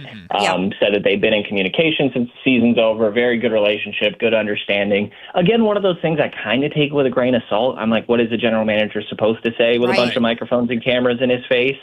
I would bet that, if you had true serum to either him or Zach LaVine, that they both probably don't love the position that they're in. So I think it makes it tough, but I've kind of come around to the thought, I don't know if it was you, Matt, or somebody else that put this in my head of Zach LaVine's playing for his next contract. And, I do subscribe to how players stepping up their game in sort of contract years. And specifically a player like LaVine, obviously, towards the back end of his career, this is one of his last chances to get a notably sized contract, right? If this year doesn't go well for him, I'd be curious what he would look like getting on the open market. So I kind of think Zach has every reason to buy into what they're selling right now. And if he looks engaged on the defensive end, if he's part of a free-flowing, cohesive offense, that he is a productive player. Like, of course, Scott called him yesterday an excellent basketball player. Like, he is productive. And there's years where, like, I wouldn't be shocked if Zach LaVine averaged 22 a game this year on 50% from the field and 40% from three. That's the type of stuff that we know this guy is capable of, but is it going to be within the flow of everything? Is it going to take away from Acuff's development or Nick Clifford's on-ball touches like we're talking about? Is it going to be within the flow of a Domantas Sabonis dribble handoff that we haven't seen be the cleanest in the time that they've shared the floor together? So it's one of those where I do think they're both in a tough spot and would probably prefer for that not to be the case, but Scott's not going to budge and just move on from him or attach assets to move on from this contract that's an expiring deal. And I tend to think Zach has plenty of reason to be motivated to buy into what they're selling this year. Let me play devil's advocate with you a little bit, Brendan, because I hear what you're saying. And the reality is that all sides can accomplish the same thing, the things that they want together. The Kings can win enough games to avoid the relegation zone while also developing Darius Acuff Jr. and establishing winning habits, while Zach LaVine can play his way into a better contract next season and increase his value, that the Kings might be able to move on from him at the trade deadline and recoup value for him in some type of way. So in reality, there is a light at the end of the tunnel for both parties to work together to all get what they want. What I'm not necessarily concerned about, but what we know Zach LaVine to be, the reason why Zach LaVine is being paid $49 million next season is because he's an elite scorer. He's made a ton of money doing something super well that's at a premium in the NBA. If you can score on three levels, you are going to get the bag in some capacity regardless of what you do on defense. And in Zach LaVine's case, no disrespect, but regardless of how much you impact winning, right? can the Kings and Zach LaVine, it's not all on Zach, can the Kings and Zach LaVine find a way to get that version of Zach that was shooting over 40% from three-point range and was scoring all over the floor like he was in Chicago before the Kings traded for him, without saying, hey, here's the ball, go and score all the time, right? The how they incorporate him in the flow of the offense beyond stand on the perimeter and catch and shoot threes, because there's more to Zach's game than that. How they incorporate him and how Doug Christie figures that out offensively, let alone the defensive side, but we'll cross that bridge when we get to it. That's what I'm very curious about and very interested to see where they strike that balance offensively. Because you know as well as I do, Brendan, you talk to Zach, Zach's like, give me the ball more. I should have the ball in my hands more. And that's not going to happen with Darius Acuff Jr. there. Yeah, it's one of those where, I just, made the pitch for why I think it could go well. I don't necessarily know that I'd expect it to go well and for Zach to have a great year because of everything that you just mentioned. But this is a team that was 26th in offense last year and 28th in defense. Right. Like, they were bad, and I'm not expecting them to take a notable jump. Like, if anything, it'd be on the offensive end to what you were saying and not defensively, obviously. And I don't know. I think my follow-up question to you guys would be, like, would it be worth it to allow Zach to have the ball in his hands a little bit more at the start of the year? And Acuff would still get his chances, but maybe less than a little bit some people would hope, if that meant that it rekindled some value and you got to move Zach at the deadline, right? For nothing of ridiculous value or anything, well, but and Brendan, then Acuff still gets the second half of the year. And can I add on to that a little bit too? Because we were discussing this yesterday, because Will Z from SI, Kings on SI, pointed out the numbers that Zach put up in the 45 games over the last 5 years that DeMar DeRozan wasn't his teammate.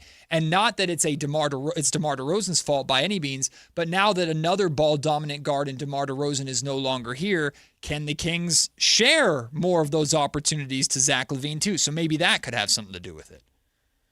I wonder how much Acuff is another version of DeMar in that aspect. Like, not obviously he's DeMar DeRozan is definitely not what I'm saying, but definitely a guy that demands a lot of touches. I don't take Summer League with a grain of salt, but this guy was shooting the ball 29 times. Like, I think the plan is to have the ball in his hands a lot, so I wonder how clunky that could be.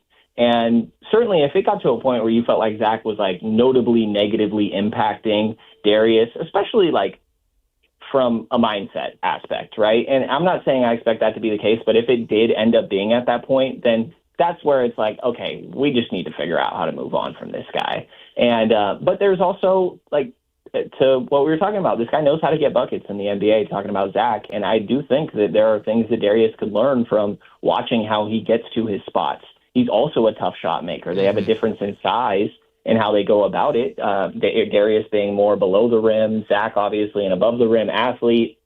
But yeah, one of those where I wonder how much that Darius filling in a way that DeMar role will replicate the same problems that we saw last year. Brendan, let's transition into Summer League starting up tonight. So it's going to be exciting, obviously, to see Darius Acuff Jr., speaking of him, versus Keaton Wagler. And that's the late game, so everybody going to have an extra dose of caffeine. But the big thing that I think we're excited about, too, Brendan, is Maxime Reynaud is going to be in Las Vegas for Summer League. I don't know if he's playing tonight. We're expecting him to, but I guess with him in particular, what would you like to see from him, and what kind of maybe lineup in some of these games would you like to see him in there with? I'm curious about the positional aspect of Max. I'm not a guy that's very big on positions in the NBA, to be honest. I tend to think that Keegan Murray can play 2 to 4, and I don't really see that much of a difference. It's more so as long as, if you had a 4 out there that could handle the ball, then okay, who cares if Keegan's the 2, right? It's as long as you have the proper combination of skill sets, then I think it goes okay. Max may be a little bit different, right? I guess where I do subscribe to positions is you are what you can guard. And I'm not 100% that Max can guard 4s. In bigger lineups that we're seeing the NBA have more of, sure. Is he chasing Tobias Harris through screens? Obviously, this isn't at Summer League, but you'll see lineups like that throughout the course of Summer League. I think that's kind of a recipe for disaster. Also, if you're playing the 4, specifically alongside Dylan Cardwell, and this will translate to Domantas Sabonis, those guys don't shoot the ball.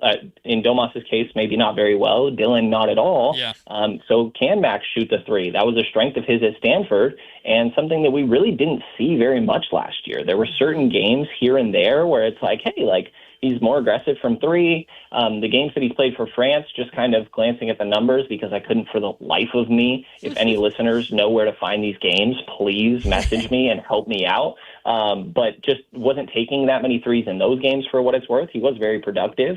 But that's one of those where I'm just a little bit curious. You know, I think back to like the first summer league I went to. I believe it was the first California Classic. Shout out Marvin Bagley and Mo Wagner. Oh. But like Bam Adebayo's playing point guard, you know, and I'm not expecting Max to do that. But I do think, like, put him outside of his comfort zone a little bit and ask him to do more and see if he can fill that role at the next level. Like, I would love to see him shooting 4 threes a game. You know, maybe that's not their plan for him, and if it's not, then they can ignore what I'm saying. But I think that that's a curiosity that a lot of us have, is if he can play the 4 and this Lauri Markkanen type of role, which is extremely high bar, and I think tough to place on a player that was a second-round pick, even if he probably deserved to be a late first and maybe finagled his way to Sacramento a little bit. That's one of those things that I'm really curious about. And obviously, touch around the basket and all the things that he had done already. I think playmaking and running the ball through him a little bit is another thing that I'm very curious about. But I would love to see him let some of those things fly from beyond the arc. Kayla, we've talked before about, like, every general manager has a type, right? Everybody has their, like, type of player that they love. Brendan Nunes 100% has a type. Oh, yeah. And I'm sitting there at the California Classic, and we're watching these Cali Classic games, and I look over, and I see my boy grinning ear to ear watching Emmanuel Sharp play. Brendan, you are a big fan of what Emmanuel Sharp is bringing and what he showed in his 2 California Classic games, yeah? Oh, yeah. This is the new Robert Woodard. This is the new Keon Ellis. I liked Devin Carter. Matt, you'll never let me forget that I was talking you into the Devin Carter pick. And it worked. You got me. You got me a little bit. It worked. You know, it worked that night. It didn't work much longer after that. Sure. Obviously, Devin in a new spot. And Emmanuel, you know, if you get the right angle, you're like, is that Devin Carter out there?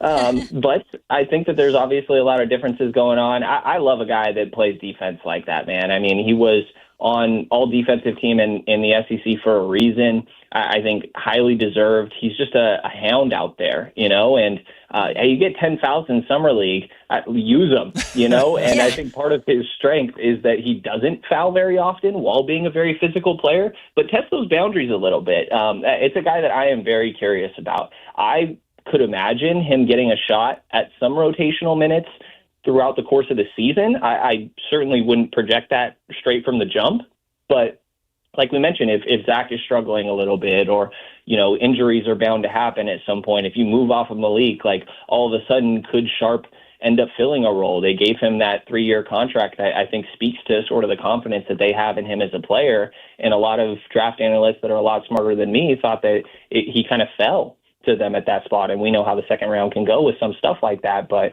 definitely the type of guy that I like. Give me a handsy defender that makes plays and forces turnovers, helps you win the possession battle, and he's a dang good three-point shooter, too. He was Houston's all-time three-point leader and made threes during his time there. It didn't go so great at Summer League, but obviously only 2 games and a short sample to work with there. I'll rely more on those Houston numbers where he was knocking down threes. So definitely the type of guy that I think winning teams would like to have on their roster. Real quick, Brendan, do you think we're going to see Alex Karaban? I tend to think so. Mm-hmm. This is a guy that played over 100-something games during his time at college. I want to say I saw somebody, and for what it's worth, I did not verify this, but that he didn't miss a game at college. He played 151 games. That's wild. And only didn't start in one of them, by the way, which was his very first game of his freshman season in 4 years at UConn. This guy, 39 games, 33, and 40. Like, he was out there more often than not, dang near every game, if not that. So even in the clip that we saw where he got hurt, it seemed like he wanted to stay there at the free throw line. And the training staff's like, oh, dude, like, come on, relax. There's a summer league practice. What are we talking about?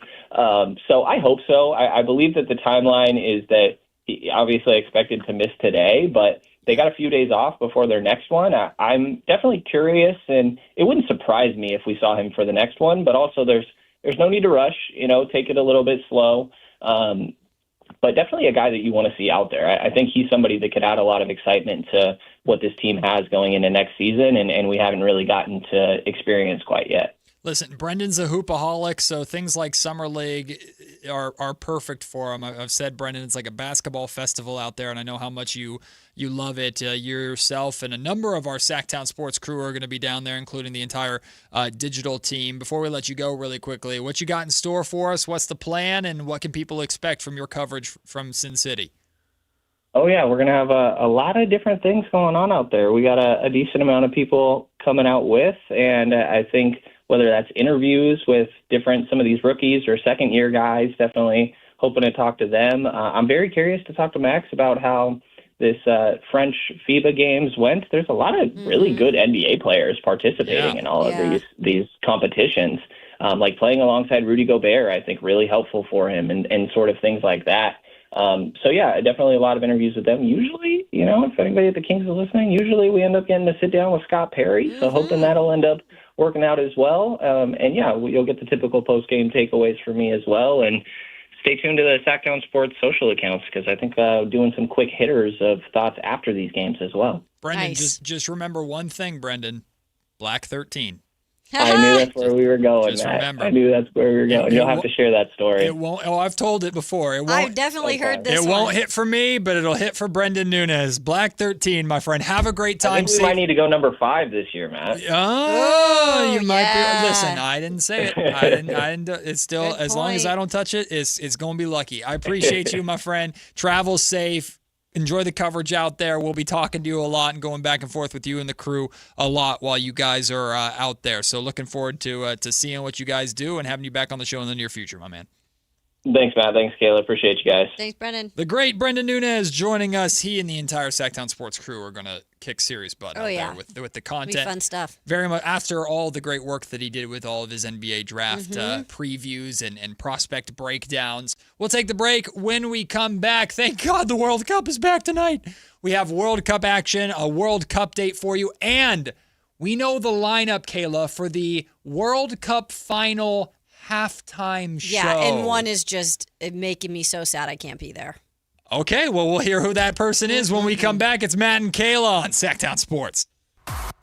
Like and subscribe to the Sactown Sports 1140 YouTube channel at Sactown Sports 1140 to get the Carmichael Dave Show with Jason Ross, Matt and Kayla, and the Drive Guys with Kevin Gleason and Alan Stiles on demand and at your fingertips. Get your fix of the Sacramento Kings, 49ers, Giants, Athletics, NFL, NBA, and the latest in sports and entertainment all in one place at Sactown Sports 1140 on YouTube. Your local sports leader, Sactown Sports 1140.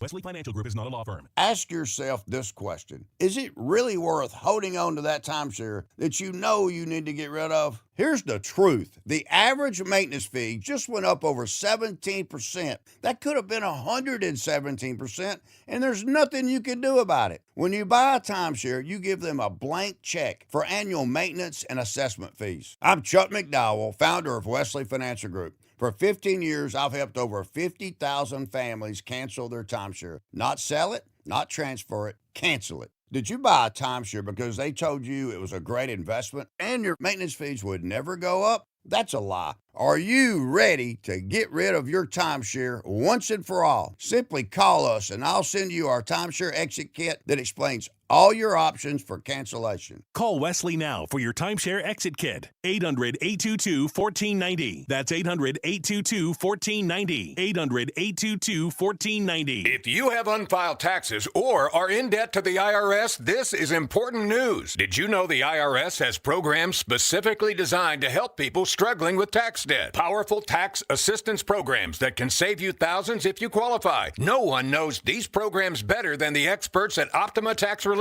America's most trusted tax resolution firm, A-rated by the Better Business Bureau. Their award-winning tax attorneys and licensed professionals have resolved over $3 billion of tax debt for their clients. One call to Optima can start the process, helping to put an end to your worries about wage garnishment, asset seizure, and other aggressive IRS actions. Find the best options to solve solve your tax problems. Call the experts at Optima Tax Relief today for a free consultation. Call 800-375-2922. 800-375-2922. 800-375-2922. Optima Tax Relief.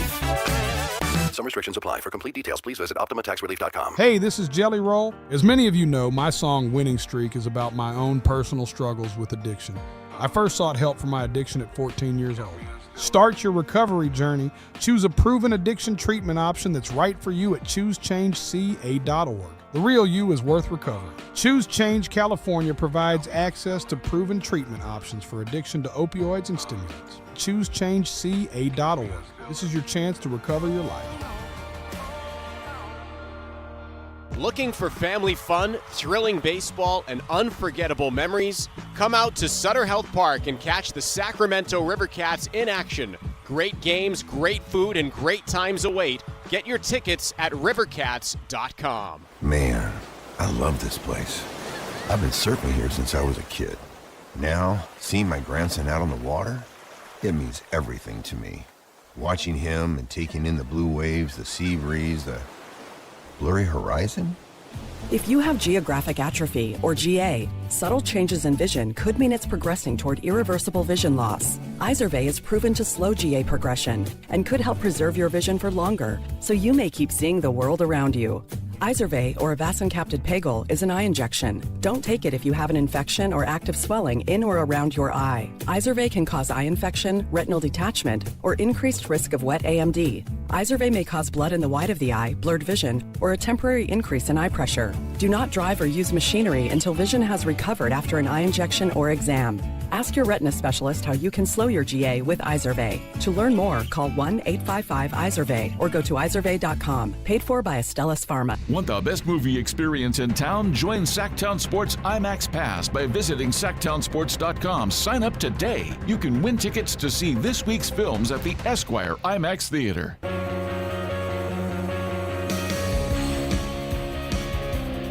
10 a.m. to 2 p.m. Matt and Kayla on Sactown Sports 1140.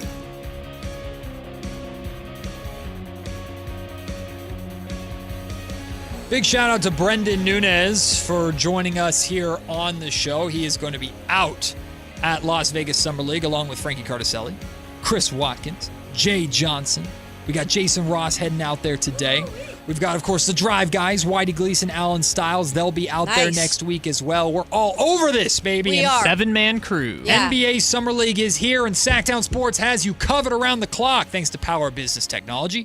We've got boots on the ground in Las Vegas, a full library of written and video content, and up-to-the-minute insight across all of our social channels from every practice and every game. Power Business Technology, copiers and printers for your office needs. And by the way, it is a whole team effort here, and the big part of this is like you don't need to go anywhere else to get your coverage. You don't. You just need to come right here to Sactown Sports, listen to the shows, go online, go on our social media, and we will be holding it down here in Sacramento from the station. But we will also, anything that they get that we feel we need to share right away here, we're going to do, including audio or whatever interviews they get. So you don't want to miss any of the shows this upcoming week because we're going to have it all. We're the home of the Kings, ain't we? We are. We're going to do it right then. All right. That's how we're going to do it. Well, we're not the home of World Cup soccer, but we love ourselves some World Cup soccer. So how about a World Cup date for you? And first off, we're starting with a record-breaking match in terms of viewership in the United States. But it had nothing to do with Team USA. Okay. Mexico versus England set the record for the most watched soccer game in the history of the United States of America. Over 44 million people watch it. Now, those numbers were split between Telemundo and Fox. But the majority were on, or a slight majority was on Telemundo. Even so, 44 million people watching that match. That is crazy to think about. And it was the best match of the tournament. That's why you just can't say anything's bigger than soccer, i.e. football. Or a.k.a. football. Because look at these numbers. It's just insane because it's the world. Yeah. I have liked the World Cup being here in the United States and being on our more primetime viewership schedule has welcomed in a lot of soccer fans. And I've shared my soccer story before of I was not much of a soccer fan at all. I watched the way I consumed soccer was watching my cousin, who was a really good soccer player at Del Oro High School up in Loomis. Shout out Golden Eagles.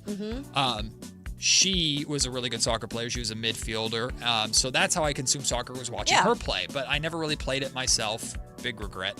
And I never really followed it that much, whether it was MLS or Premier League or whatever. In college, my roommate was a San Jose Earthquakes fan, so I watched San Jose Earthquakes soccer, and then that was the year that the Sacramento Republic FC won the USL Cup. I was hooked ever since. Soccer is such a beautiful sport, and I like that so many people are discovering it and enjoying it because of the World Cup. And now the entertainment side is coming into things. I'm excited about this. The final is at MetLife Stadium. That part's not so great because people still have problems with MetLife Stadium's playing service. New Jersey, baby. Nothing says America like New Jersey. Jersey.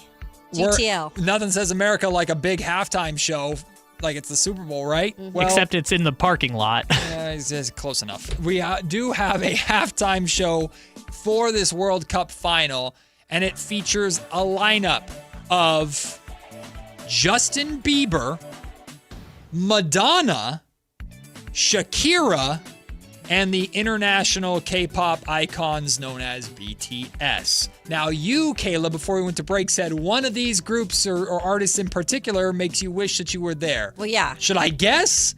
You can guess. Is it Madonna? Hell no. Oh.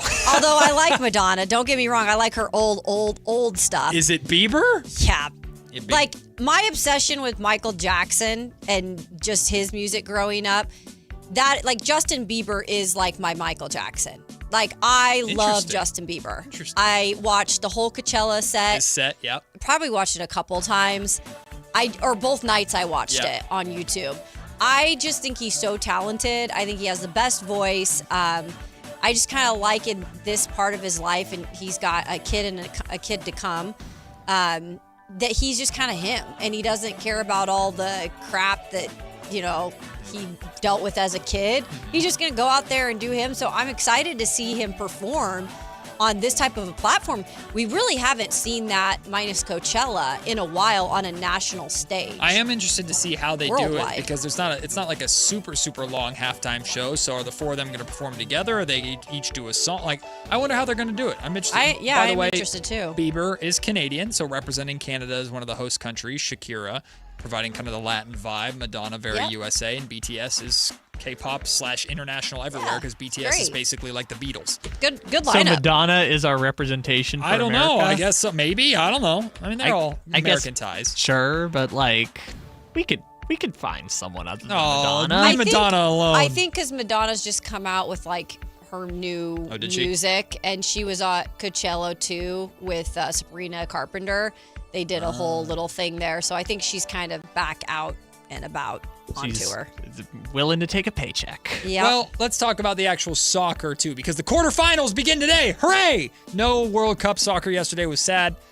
But we get France versus Morocco. That match is actually starting in about an hour and a half. It's a 1 o'clock kickoff. Nice. So we'll get to see France versus Morocco. Sweet. That's in Foxborough, where the Patriots play. On Friday, we get Spain versus Belgium. And then on Saturday, a doubleheader of Norway. Let's go. Kayla's Let's go, Norwegians versus Let's go, England. Vikings. Yeah. And then Argentina versus Switzerland. That's on Saturday for us to enjoy.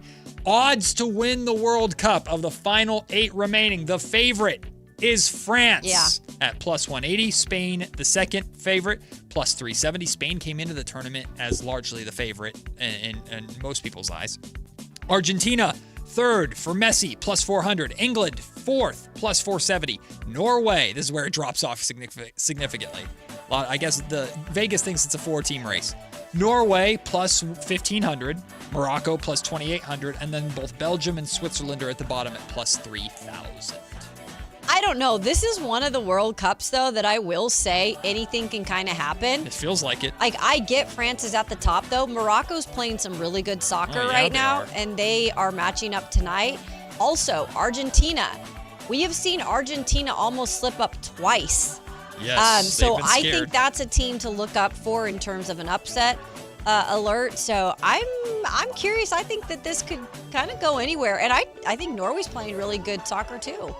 I'm trying to remember because Morocco won 3-0 to punch their ticket to the quarterfinal. Who did they? Brazil, right? Brazil. Yeah, they beat Brazil 3-0, was it? That's a big win for them. I it's like very. Morocco, I mean, too. I'm not predicting that Morocco will beat France today, but if they did, goodness gracious! Again, that game is in match is in Foxborough. Excuse me. Kickoff is in an hour and a half, or a little less than that, at 1 o'clock. So we'll have that to look forward to. The World Cup's coming down to the wire, but still a lot more matches for us to enjoy. I'm looking forward to that. Speaking of enjoyment, we always enjoy Pick a Side, but we never get through it because we enjoy it too much. Well, we got plenty of Pick a Side topics to talk about. We'll take the break now. Get to Pick a Side next. It's Matt and Kayla on Friday Junior here on Sactown Sports. And we're live from the living room as Doug eyes up the match day spread. He's reaching for the Buffalo wing. Perfect. Hang on, what's this? Oh, he's gone for a can of Pepsi too! Incredible! What a finish! Sensational combination! Look at the delight on his face. There's no doubt about it. It just tastes better.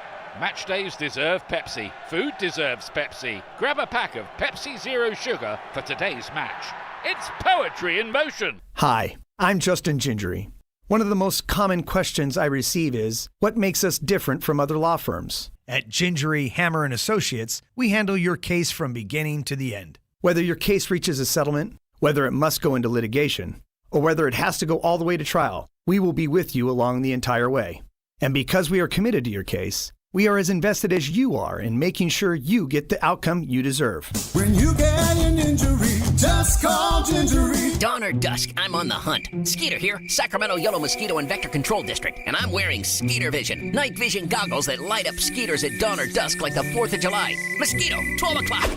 Got 'em. So fight the bite by wearing long sleeves and pants at dawn or dusk when they're most active. Apply insect repellent and drain stagnant water. It's a breeding ground. Dawn or dusk, the Sacramento Yellow Mosquito and Vector Control District reminds you to fight the bite. For more information or to report problems, go to fightthebite.net. Country in the Park 2, presented by your California Army National Guard, October 23rd at Hart Health Park at Cal Expo with Bailey Zimmerman, Russell Dickerson. Plus more. Enjoy line dancing, live DJs, mechanical bull, and food trucks. Tickets start at just $70. Country in the Park 2, October 23rd at Hart Health Park at Cal Expo with Michelob Ultra, the California Office of Traffic Safety, and Caltrans. More info at CITPFest.com. The Travel Guys, new on KHTK 1140 every Saturday at 11 a.m. We'll make you a smarter traveler. Tips you can use on the road and at the airport, plus reports from top consumer advocates. The Travel Guys, 11 a.m. on Sactown Sports 1140. Carmichael Dave here. So proud to talk about my new friends at Pest Pros, where they are family-owned, they are locally rooted, and they are committed to serving Northern California. I got a mouse problem at my house, and I don't like mice. I got a cockroach problem at my house, and I don't like cockroaches. That's a real thing. You're going to get pest protection somewhere. Why not get it at a place that is locally owned and operated? Longtime Kings fans and partners and the community, yeah, you've spoken. They're back-to-back Sacramento favorites. So if you got pest control, you don't have Pest Pros. Step up to the pros with their all-star lineup. Don't just make the call, make the right call. Go to pestprosps.com, Sacramento grown, family owned, or call them at 916-588-9345. That's 916-588-9345. Step up to the pros at Pest Pros. Pick a side, any side. It's time for Pick a Side on Matt and Kayla. All right, Kayla, we're getting through these topics. Damn it. Kyle, take it away. Let's pick a side. Let's get through these. There's so many good ones to talk about. All right, let's go. Number one, ESPN NFL analyst Booger McFarland. Does he also do college football? Yes. Anyways, Booger McFarland says, I don't know if there's a head coach and an organization under as much pressure for the right reasons than Joe Brady and the Buffalo Bills. Yes or no? Okay, so I get where this is coming from because I think I just spit out snap peas on the mic. Who cares? Don't tell anyone. Just said it on the air. Yeah. Always transparent. As long as Brian the engineer isn't listening, you're fine. I can clean it up. So anyway, well, freaking A, our mics already have enough stuff on them from other people. I won't go into That's that. a crazy sentence. No comment. Okay, anyway, back to pick a side. So I get this because they moved on from Sean McDermott, who wasn't a bad head coach by any means. And they're just searching for who can take us to the Super Bowl. Yep. That's all it is. Yep. And clearly they have the talent. They have the quarterback. But there's always just like a missing, it's like that one puzzle piece you never can find. Like you lose it to complete like the 1,000-piece puzzle.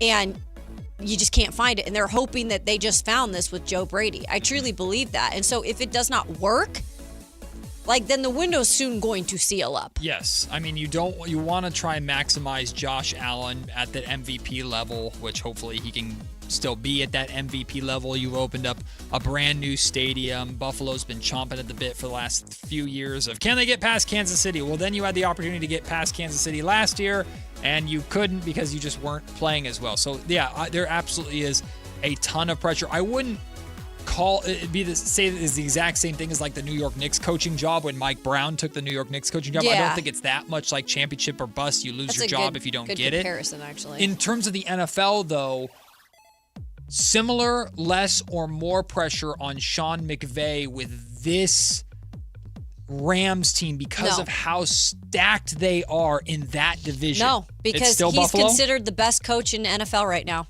Well, not so much that he'd lose his job, but I mean, like, if you lose with this Rams team, it's like, whoa. Yeah, but like look at the division. I mean, there's things that are going to make it hard, even if he is the best coach and has the best team to start the year. I just don't think he'll have as much. And he's won a Super Bowl. I mean, the Rams have won Super Bowls. The Bills have been so close. Yeah. McVay is proven, and what's different with Buffalo, also Baltimore too, is that you have no idea whether these guys can coach or not. Yeah. And you've given them like the Maserati that everyone in the NFL wanted. Like when Buffalo fired McDermott, people were like, Hall of Famer John Harbaugh must really regret taking the Giants job because he should have taken the Bills. Like that is a job that never comes open, the chance to coach that quarterback in their prime, and you've given it to unproven people. I really like Joe Brady. I think he's going to succeed, but you've given it to unproven people. Kyle, I wouldn't call this worst case scenario because the worst case scenario is they just miss the playoffs or something catastrophic happens, but it'd be a pretty bad scenario for Buffalo if they lost to Kansas City in the playoffs again, would it not? Like if Kansas City bounces back this year and they get bounced. Not for Kyle. They can't get. No, I know for Kyle. Sure. But he can speak on this because that's been the demon that they can't exercise, and they had the chance to do it because Kansas City wasn't there and they didn't get it done. This is just the one stat that proves your point. Did you know Josh Allen is the only quarterback in the history of the NFL that has lost 4 playoff games to the same person without ever beating them? It's pretty bad. Like, it is not just that Kansas City is their boogeyman. It is the all-time... Yeah. You know how we always talk about, like, Michael Jordan prevented the Suns and the Sonics from winning? Like, the fact that the Bills have not gotten Kansas City once in the playoffs is unprecedented. That they've played them so many times and never been able to get them is absolutely... He's got new dad energy, though. Dad energy. Let's go, Josh Allen. I guess. Speaking of let's go, we're moving along. Deion Sanders says he's not in the college football video game because EA Sports was not going to pay him enough money. I think Arch Manning did this also in the first iteration, too. And then they gave him an endorsement Dante Moore's deal. not in it either now. Yep, exactly. He just took his name out. Yep. So, which is weird because he's on the cover. Yeah. So yeah. Facts. Anyways, Deion's quote, "If I'm not in the game, that means they weren't paying enough." This is, I think, the same reason why Bill Belichick was never in Madden for all the years, and it was some generic coach. But anyways, this is fair or foul by Deion. So I am very much a sports gamer. Yes, you are. It's foul in the sense that, damn it, I want to play as Coach Prime, but that's selfish. Coach Prime is obviously a larger-than-life figure, a figure that I won't say he's above college football, but he certainly separates himself from just being a college football head coach. So I understand this approach completely. And college football owned by EA. EA typically is not the greatest with the amount of money that they make versus how much money they distribute. So I'm not mad about it. I'm not mad about it either because I think I I had learned some of the base money that was being paid to players that were just like, not like the top players, but I can't imagine they were doing much with even just the coaches. Like you said, though, Deion Sanders is one of the biggest names in college football as a coach. People would buy the game just to play as him. Yeah, despite having success or not. Right. It's Deion Sanders. So in this day and age, when you're taking all that money and not probably distributing it as much as you should, like, I get it.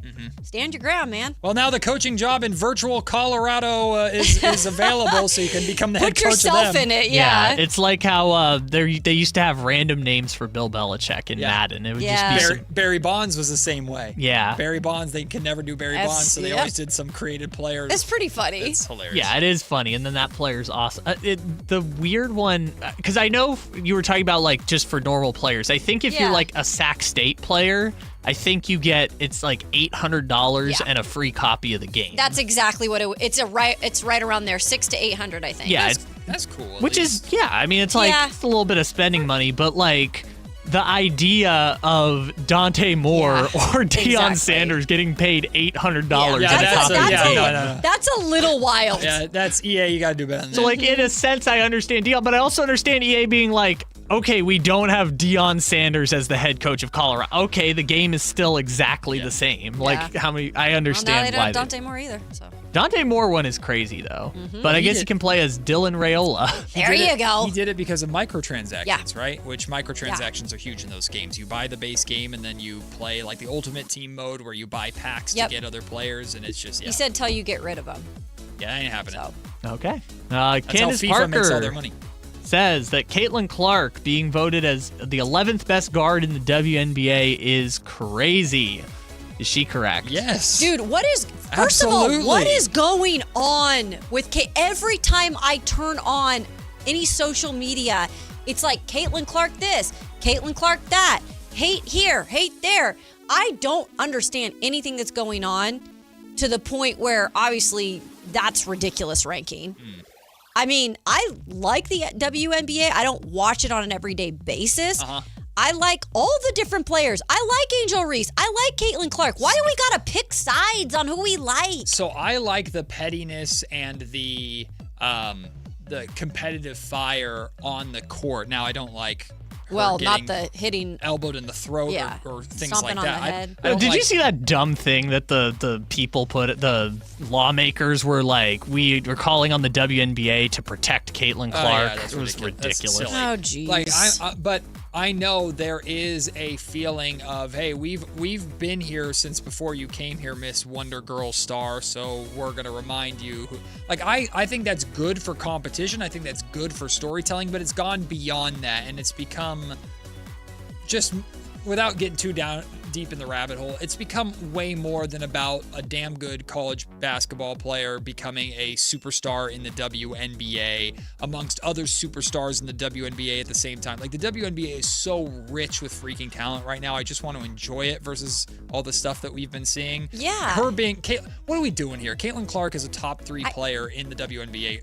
It's not close. I don't know. The WNBA is at its peak, or like not its peak. I shouldn't say that. It's in a prime time right now, and they want to be able to build off of momentum, not have negative storylines. And I think this is all just like a lot of drama that like just annoys me, and it takes away from the actual play, which the play is actually really good. There's some really good talent out there. And for the most part, if you're actually watching the games, which I'm not going to lie to you, I'm not going to pretend that I'm locked into WNBA all the time, but when there are marquee games on, I'll watch them and pay attention to them, like especially with Angel Reese traded from Chicago. Like, I'll pay attention to that kind of stuff. And when you watch the games, you don't feel what is out there on social media. So it's a lot of people just consume the WNBA through social media. But we're talking clips. about growing the sport, Matt, and you want to grow the sport in a way that's not this. 1,000%. Right? But I'm saying there's a lot of people that are making it out to be more than it is or different than it is because they're just consuming it through social media clips and not actually watching the games. When you actually watch the games, it's not as distracting as it feels like it is on social media. I get that point.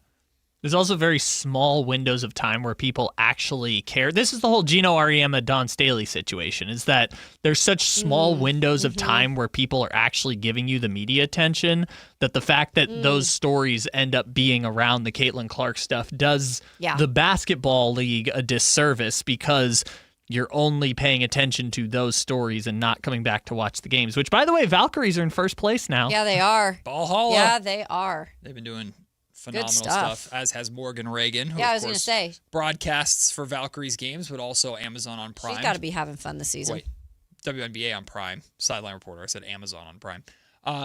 Should we save the last one or do it really, really quick? Do it. Let's do it real quick. Fantasy football names being creative, yes or no? And by creative, do you mean like punny, or do you mean just whatever? Just, they can be just not doing something lame. Like, I just feel like it has to be part of what you, like, if you're going to go all in on fantasy football, which, by the way, I do, like, have fun with the name, like, change it up every now and then. Some people I know just stick with the same one, which is fine. I forget that we haven't done a football season together No. yet, because we've never done fantasy football together. And we're going to definitely have to do a segment. I love fantasy football. Oh, yeah, we'll do a fantasy football We'll definitely stuff. do Are a you little kidding thing me? to help the people out, put their lineups together. All of it will just be me telling you what to do, and then don't do it, because everything I do is wrong in fantasy Do the opposite. Yeah, I helped my nephew win the whole league last year.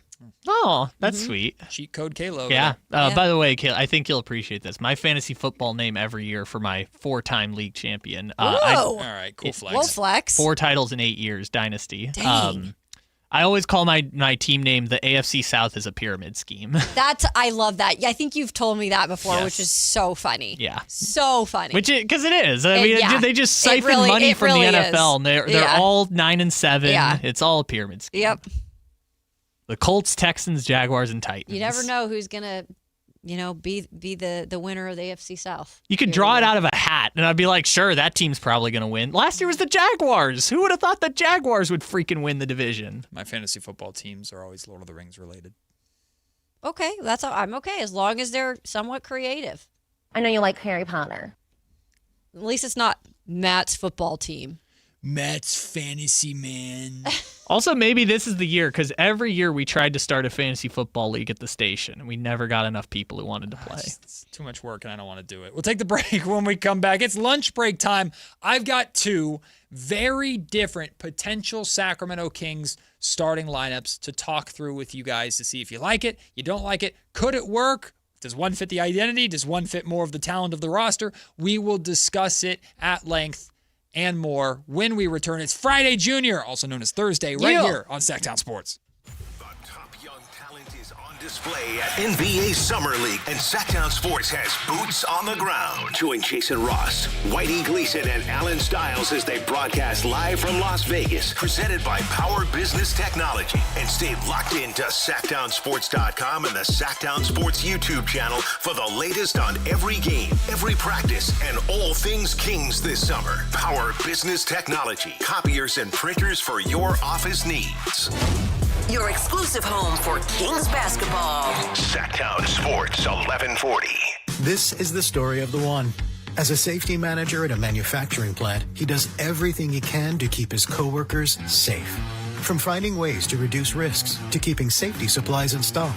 And for that, he relies on Grainger. Grainger offers a broad range of quality products and next-day delivery, so he can always play it safe. Call 1-800-GRAINGER, click Grainger.com, or just stop by. Grainger, for the ones who get it done.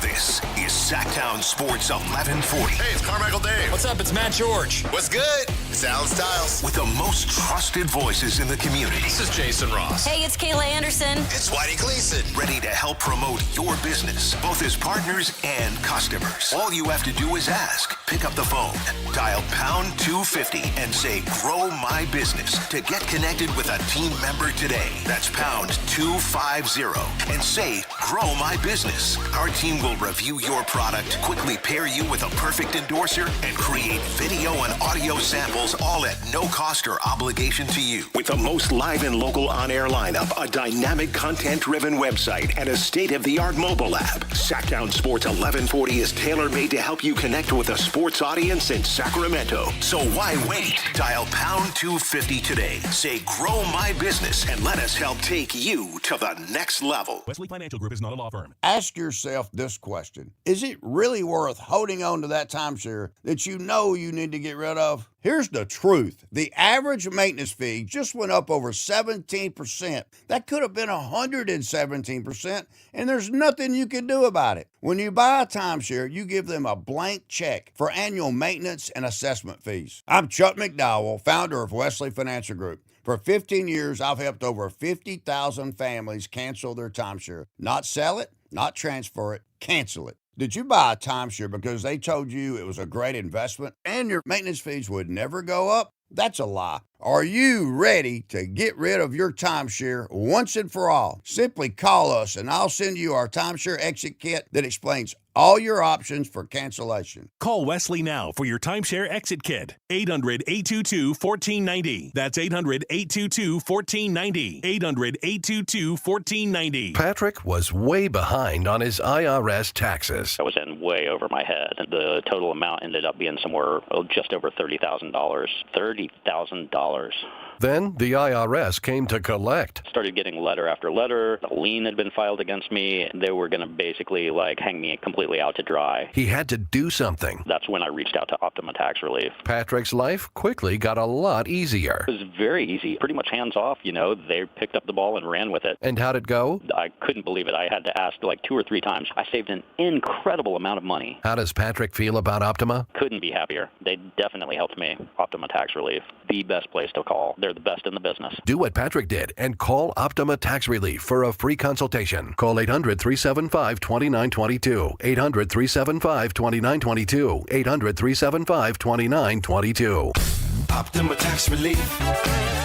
Testimonial from an actual client. Some restrictions apply. For complete details, please visit OptimaTaxRelief.com. This is a special alert to all Americans who own a vehicle with less than 200,000 miles with an auto warranty about to expire or with no warranty coverage at all. Due to a decline in the economy, CarShield is announcing a low-cost month-to-month vehicle protection plan that is now available to the public to save any driver out-of-pocket expenses on future auto repairs. Call now to find out how you can pay almost nothing for covered auto repairs. Yes, you heard that correctly. Pay almost nothing for covered auto repairs. An open phone line has been established for all drivers to call for a free quick quote. Call 800-547-9177 now. Drivers who are covered will not have to pay for covered repairs again. This protection plan is at an all-time low. Additionally, drivers who activate this vehicle protection today will also receive free roadside assistance, free towing, and car rental options at no additional cost. Call us for your free quick quote today. 800-547-9177. That's 800-547-9177. What do you have to lose? Call 800-547-9177. Again, 800-547-9177. KHTK HD1 Sacramento. KYMX HD3 Sacramento. Sactown Sports 1140, your local sports leader. It's time for the lunch break. Your calls, your thoughts, your segment. Call or text us at 916-339-1140. It's the lunch break on Matt and Kayla. Okay, I learned my lesson doing this earlier in the week. Kayla, what would you like first, good news or bad news? You know me by now. You asked us yesterday. You want bad news first, right? And get that crap out of the way. I almost said something else. Holy crap. You also said it while you were chewing. Eating snap peas. Saying That's okay. something. Bad news tonight, Kings fans. Whoops. Maxime Reynaud is not playing for the Kings Summer League tonight. Nothing's wrong. Okay. He is just resting. Jet lag? I'd probably. I mean, he just played 2 games in France for the not in France, but for the French national team last week. Rejoined the team, so yes, he's probably just getting reacclimated over here, so he's not playing. But the good news, Alex Karaban will make his Kings debut tonight, the 29th overall pick. Let's go. Out of UConn, he hurt his ankle in practice before the California Classic, was out for a week, and he's good to go. He's cleared to play, so Alex Karaban will be playing tonight, will be starting tonight maybe. I would imagine Dylan Cardwell at the 5, Alex Caravan at the 4, Neek at the 3, Sharp at the 2, Acuff at the 1. Sounds good to me. Chef's kiss.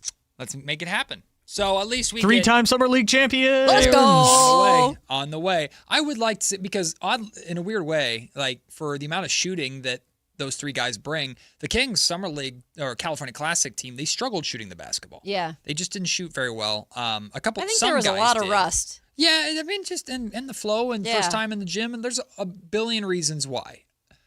I think Alex Caravan will hopefully, it'd be nice to see him come in and just shoot the rock well.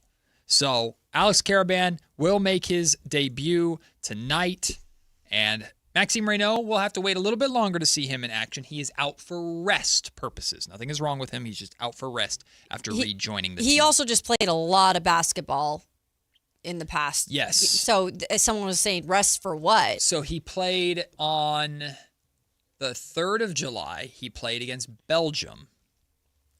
And then over the weekend, I want to say Sunday? Yeah, I think Sunday, the 5th of July. Is that the 5th of July? Yeah, because the 4th was Saturday. Was it? Yeah, I genuinely don't remember. The 5th of July, he played against Finland. And he played a pretty significant amount of minutes. I think like 16 minutes in both games, which is a lot for FIBA standards, for international basketball standards. But yes.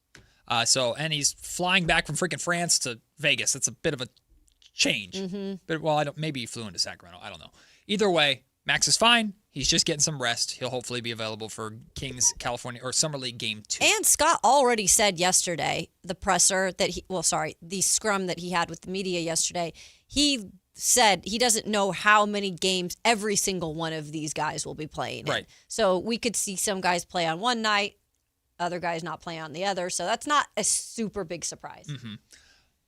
I have 2 potential, I'm not predicting these are going to be, just 2 starting lineups that I was thinking of, and I wanted to talk through them with you, Kayla, with Kyle, and with our wonderful YouTube comment section. You can jump in the comment section there if you want to text in or call in 916-339-1140 your thoughts on these lineups, just potential lineups that the Kings could consider.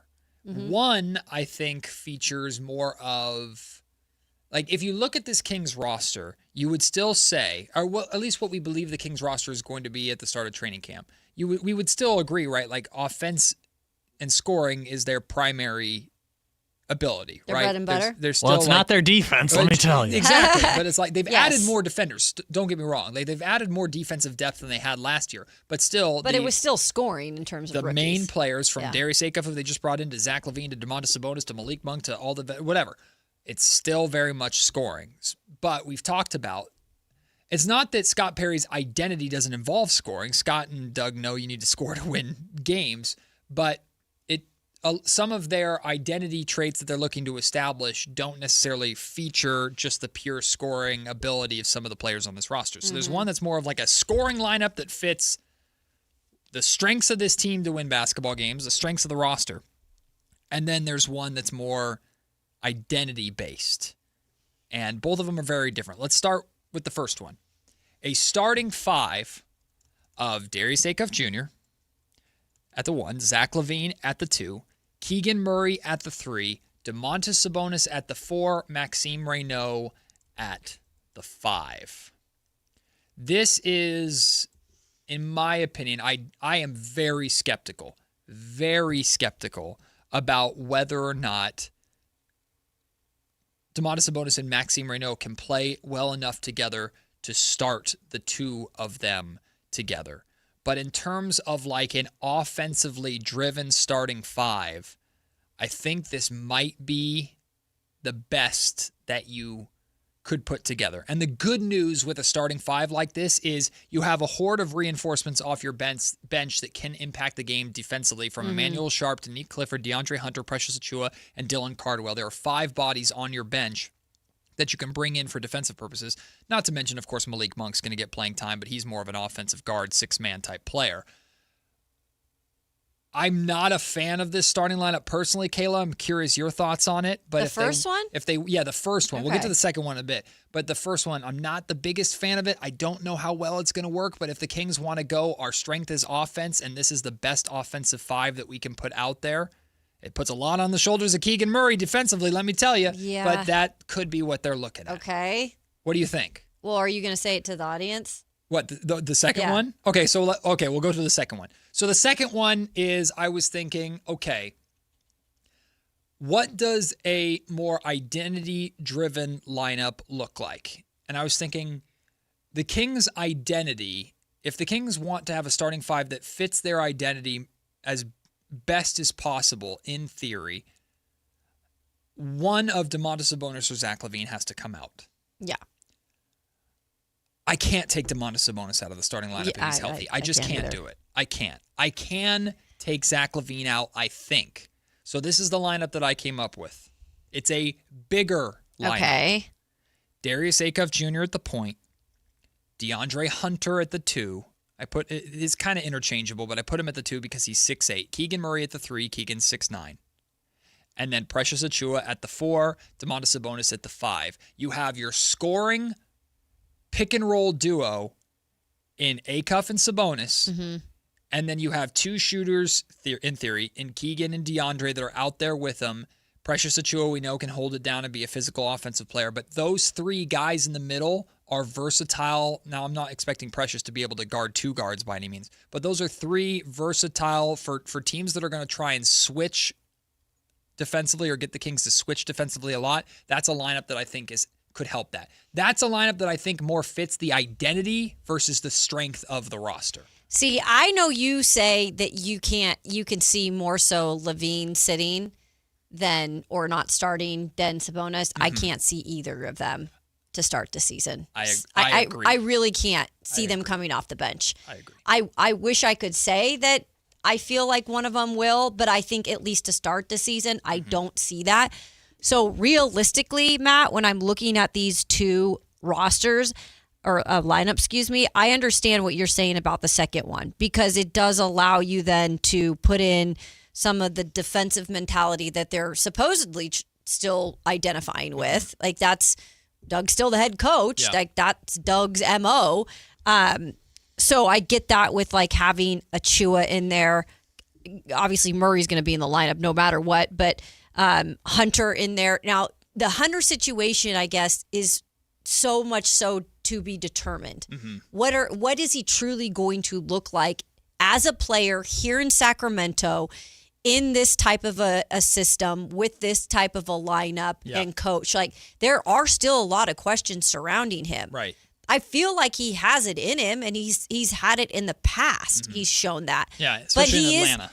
But he is coming off of a little bit of a tough year with Cleveland, and then we just didn't get to see him here enough to even evaluate. So there's still plenty of questions about even that second lineup. Absolutely. And what it can offer totally offensively. This is where we're still not there. Mm-hmm. We're not there yet with this roster. Yeah. We're just not. And this is a perfect example of that with both lineups, Matt, because you still feel like you're stuck with two vets that don't really truly feel like that fit what you're trying to do here. I agree with you 1,000% that unless somebody is hurt, knock on wood, we dealt with that enough, Zach LaVine and Domantas Sabonis should be in the starting lineup and probably will be in the starting lineup on opening night. What gives me pause, what cracks open the door a little bit to, well, maybe, is the fact that Scott Perry has very clearly prioritized fit of the identity over I get what you're saying. Position. Yeah. And he said that. I really, really like the versatility defensively of the second lineup because of those three in the middle. Sure, I understand that. Because of the interchangeability of those three. Hey, if a defense is trying to put Darius Acuff Jr. on an island, okay, like you have every time you switch Darius Acuff Jr. off of his man, there's Keegan or DeAndre Hunter waiting for him. Mm-hmm.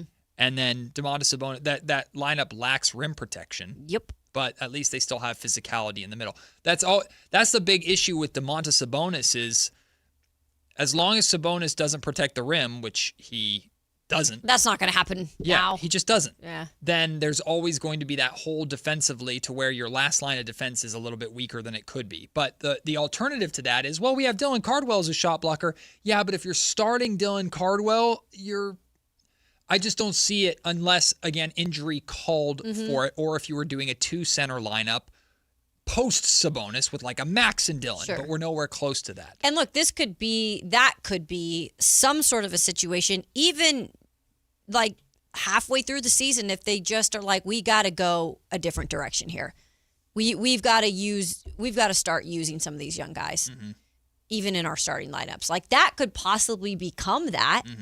But I think for the bulk start of the year, we're going to see both LaVine and Sabonis in starting lineups. The other thing that I was thinking was like, what's the main argument? What's the major argument for the second lineup over the first lineup?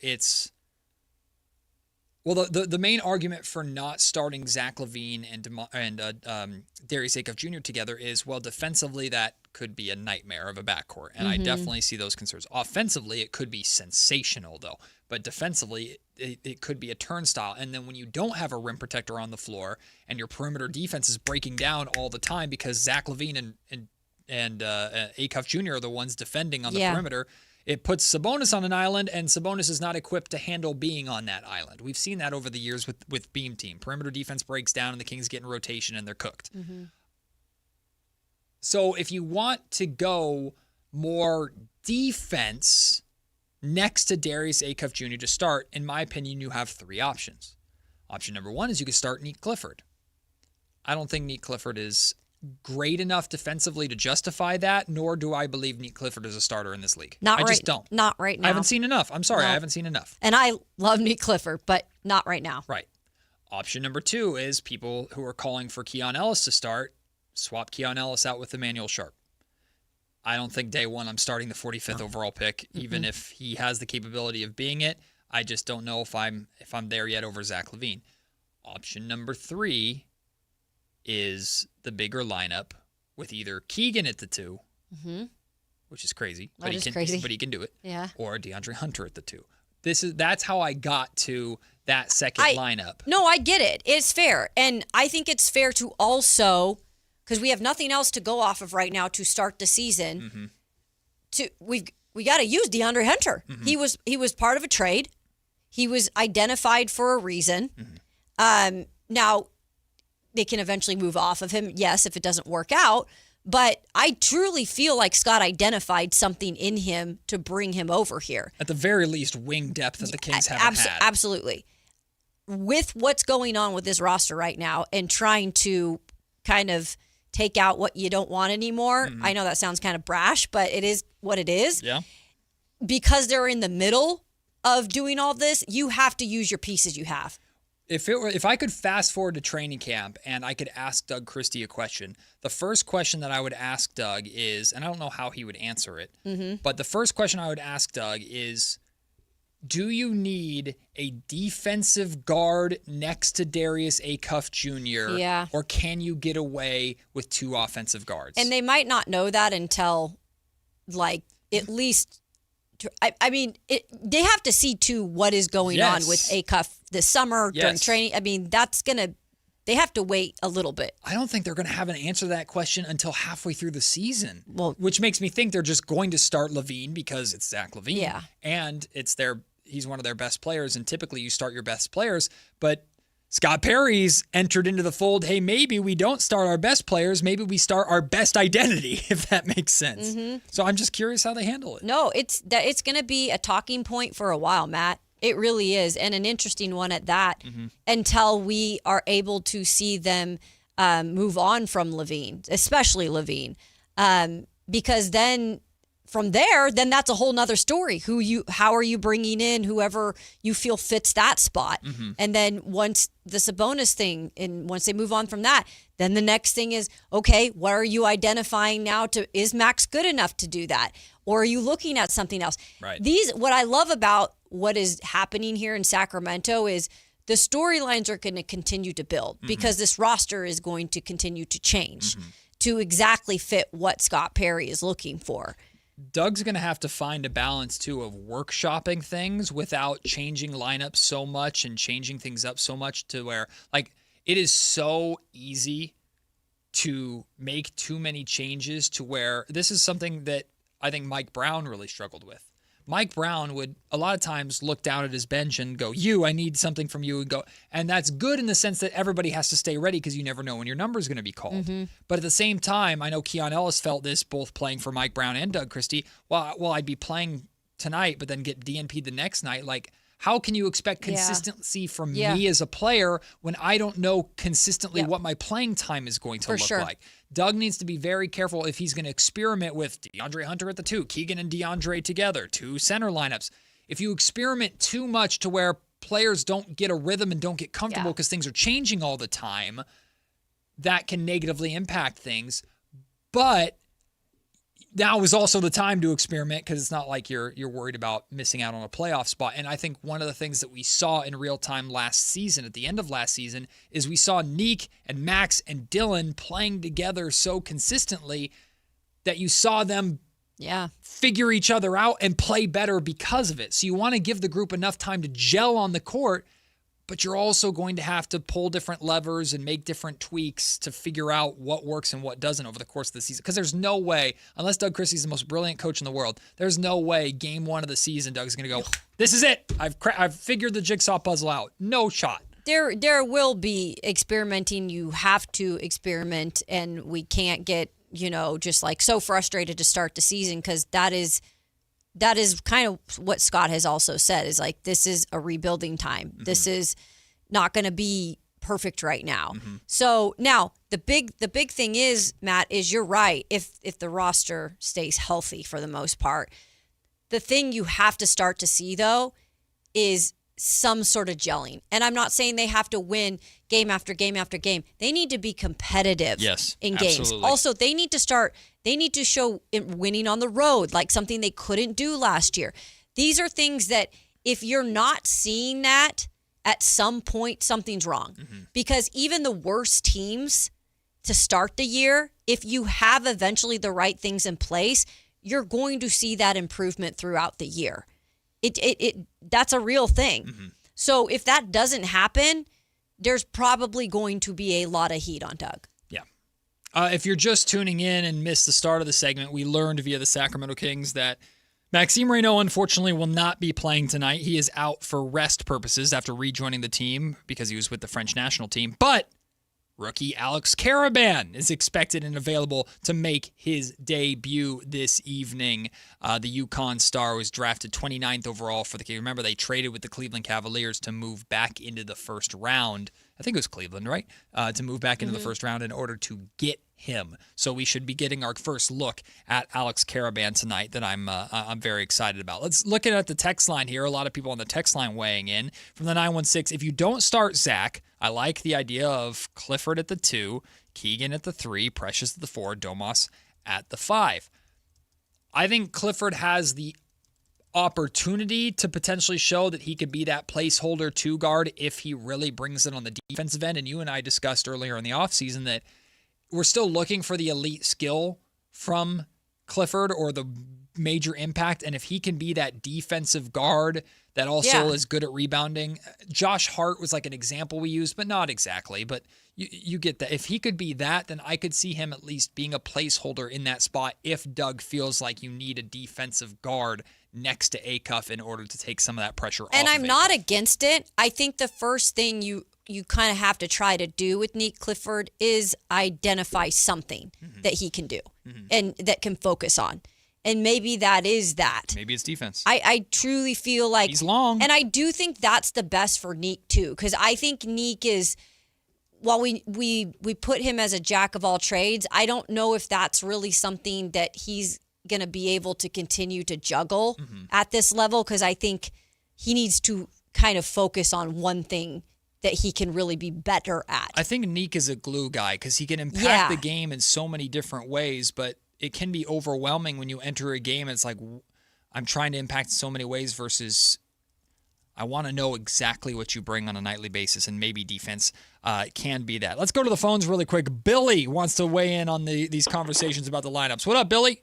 Yeah, how are you, gentlemen? Thanks for taking my call. Well, I was just listening to you guys talk, and it sounds like we're saying, or you guys are the flagship company. Are the Kings tanking this year again and going to play musical chairs with all these guards and deliberately lose games? Because, Nick Clifford and these guys have had the chance of an opportunity with the minutes they got last year with this tank game. And, we have training camp, and I think that's why Bobby Jackson left. Training camp is where you show your wares, and if you want to earn a starting shop and get into the top 7 rotations, you prove it there. Billy, I appreciate the call. I agree with the last part of what he said. Yeah, I think there's going to be some real position battles in training camp, which is always fun. Mm-hmm. Like, that's the one good thing about the amount of depth that we believe Scott Perry has added. We don't know yet because a lot of this depth are rookies that haven't played in the NBA yet. But we believe Scott has given Doug more pieces that fit the identity more than he's ever had before. Now they need to compete against each other and earn that spot. Malik needs to earn the right to still be the sixth man. Darius Acuff needs to earn the right to start, even though he should start anyway. Zach LaVine needs to earn the right to not just start at the two-guard spot, but get the ball in his hands as much as he does. Like, all these guys are going to be competing, and rightfully so. So I agree with that part. I disagree, though, with the first part of Billy's call. The Kings are definitely not tanking. They're not incentivized to tank anymore because they want to win enough games to avoid the relegation zone. But as Scott Perry laid out yesterday, Kayla, what's most important for this team is establishing the identity, and I believe that they would put, quote-unquote, worse talent on the court if it fit the identity more, because they believe the identity as a team is going to lead to more wins than any points that Zach LaVine puts up or anything Domantas Sabonis does or Darius Acuff Jr. does as an individual. Yeah, Billy, and by the way, I'm a gal. So did he say gentleman? Here's the thing, Billy. They can't really tank unless they want to be super stupid. First of all, you're going to get fined now for that. Second of all, it does not help you. Third of all, I think a lot of people actually argue they didn't tank well enough last year, if at all, because they really didn't get a top 3 pick, let alone a top 5 pick. It didn't work. And then the whole situation about the guard logjam or the point guard logjam, like, that's actually something they have the opposite problem of now. So I think they're more so trying to fit in pieces to, go after Acuff or to come off the bench if Acuff needs a breather. So there's a lot of changes, still problems, but a lot different from last year's issues. This is going to be a conversation that we're going to have repeatedly throughout the offseason all the way up until training camp, and it'll probably change a million times. But when we come back, why don't we take a look at around a month ago now, you, me, and Kyle gave our predictions for how we thought different elements of the offseason were going to go. Now, the offseason isn't completely over yet, but looking at some of these predictions, oof. Yours truly did not do a very good job, to say the least. We'll talk about that when we return, and then we have a lot of football to talk about, too, with Kayla's 2-minute drill and a training camp preview for the Niners, with training camp beginning in just 9 days. You're listening to Matt and Kayla on Sactown Sports. The top young talent is on display at NBA Summer League, and Sactown Sports has boots on the ground. Join Jason Ross, Whitey Gleason, and Alan Stiles as they broadcast live from Las Vegas, presented by Power Business Technology. And stay locked into SactownSports.com and the Sactown Sports YouTube channel for the latest on every game, every practice, and all things Kings this summer. Power Business Technology, copiers and printers for your office needs. Your exclusive home for Kings basketball. Sactown Sports 1140. It is Christmas in July with the Sacramento River Cats. Join us on Saturday, July 25th at Sutter Health Park for holiday fun, summertime baseball, and a festive night you won't forget. Celebrate the season early. Grab your tickets now at rivercats.com. Hi, this is Adam Johnson, owner of Golf Fitness Solutions. Most golfers practice their swing, but ignore the body swing in the club. We help golfers move better, get stronger, reduce pain, build power, and play longer. Join us for a free trial week and see how golf-specific training can help you support your body and your game. Try a class, meet the team, and find a right program for your goals. Call 916-802-5175 or visit golffitnesssolutions.com. Golf Fitness Solutions. Move better, feel better, play better. Sacramento's best selection, best quality, and lowest prices on kitchen and bath products are at the new Anova Cabinet and Stone. For a limited time, get stunning new quartz countertops starting at just $159. That's right, only $159 for gorgeous quartz countertops. Listen to this. For a limited time, cabinets for kitchens and bathrooms are up to 50% off. Yes, up to 50% off new cabinets. It's a must-see. The new Anova Cabinet and Stone at Florin Road and Highway 99. Learn more at AnovaCabinetStone.com. Card collectors know there's nothing as special as a rare one-of-one card. And now you can hear a very rare one-of-a-kind sports card show right here on Sactown Sports. Whitey Gleason here inviting you to join me and Mr. True Sports Cards himself, Imran Pilati, for the True Sports Card Show every Saturday morning at 10 on Sactown Sports. It's the only sports card radio show in the nation. For all your hobby needs, get to True Sports Cards, 6661 Stanford Ranch Road in Rockland. And for hobby, insight, and fun, join us for the True Sports Card Show Saturday mornings at 10 on Sactown Sports. Skeeter here, my card. Field Tech, Sacramento Yellow Mosquito and Vector Control District. I never met a Culex terrasalis I didn't want to smack. That's Latin for mosquito. Hey, it's time again to fight the bite. Time to protect yourself from West Nile virus by applying insect repellent. Once a week, drain stagnant water and report dirty green swimming pools. Ew. They're breeding grounds. The Sacramento Yellow Mosquito and Vector Control District reminds you it's time to fight the bite. My card never gets old. For more information or to report problems, go to fightthebite.net. At Big O, our ProTech Plus warranty offers free flat repairs, replacements, and roadside assistance. So tire trouble is no trouble at all. Now through July 26th, you can get $200 in savings on 4 select Michelin in-stock tires and our Healthy Car Special full-service synthetic oil change for only $59.99. Big O Tires, the team you trust. Installation required. Disposal fees and shop fees extra were permitted. See store for pricing. Eligibility may vary. Not valid with other offers. Celebration of 80 years of 49ers football. Sactown Sports is counting down 80 of the most memorable moments that have shaped the team's storied legacy and winning tradition. Here's today's faithful flashback. Number 45, Montana's first miracle. Joe Montana had so many big games. He had memorable moments, and he had the confidence to perform well and to provide comebacks. But that all had to start somewhere. On December 7th, 1980, Joe Montana led the 49ers to the then largest comeback in NFL history, rallying from a 35-7 halftime deficit against Archie Manning and the winless New Orleans Saints for a 38-35 win in overtime. A Joe Montana keeper at the goal line got the run started. Then Montana to Clark, Montana to Solomon, and a rushing touchdown later, and the 49ers were tied. Ray Wersching would boot the game winner, and that Week 14 game at Candlestick Park marked the first major comeback win of Montana's career, establishing his reputation for performing under pressure. Faithful flashbacks on Sactown Sports 1140.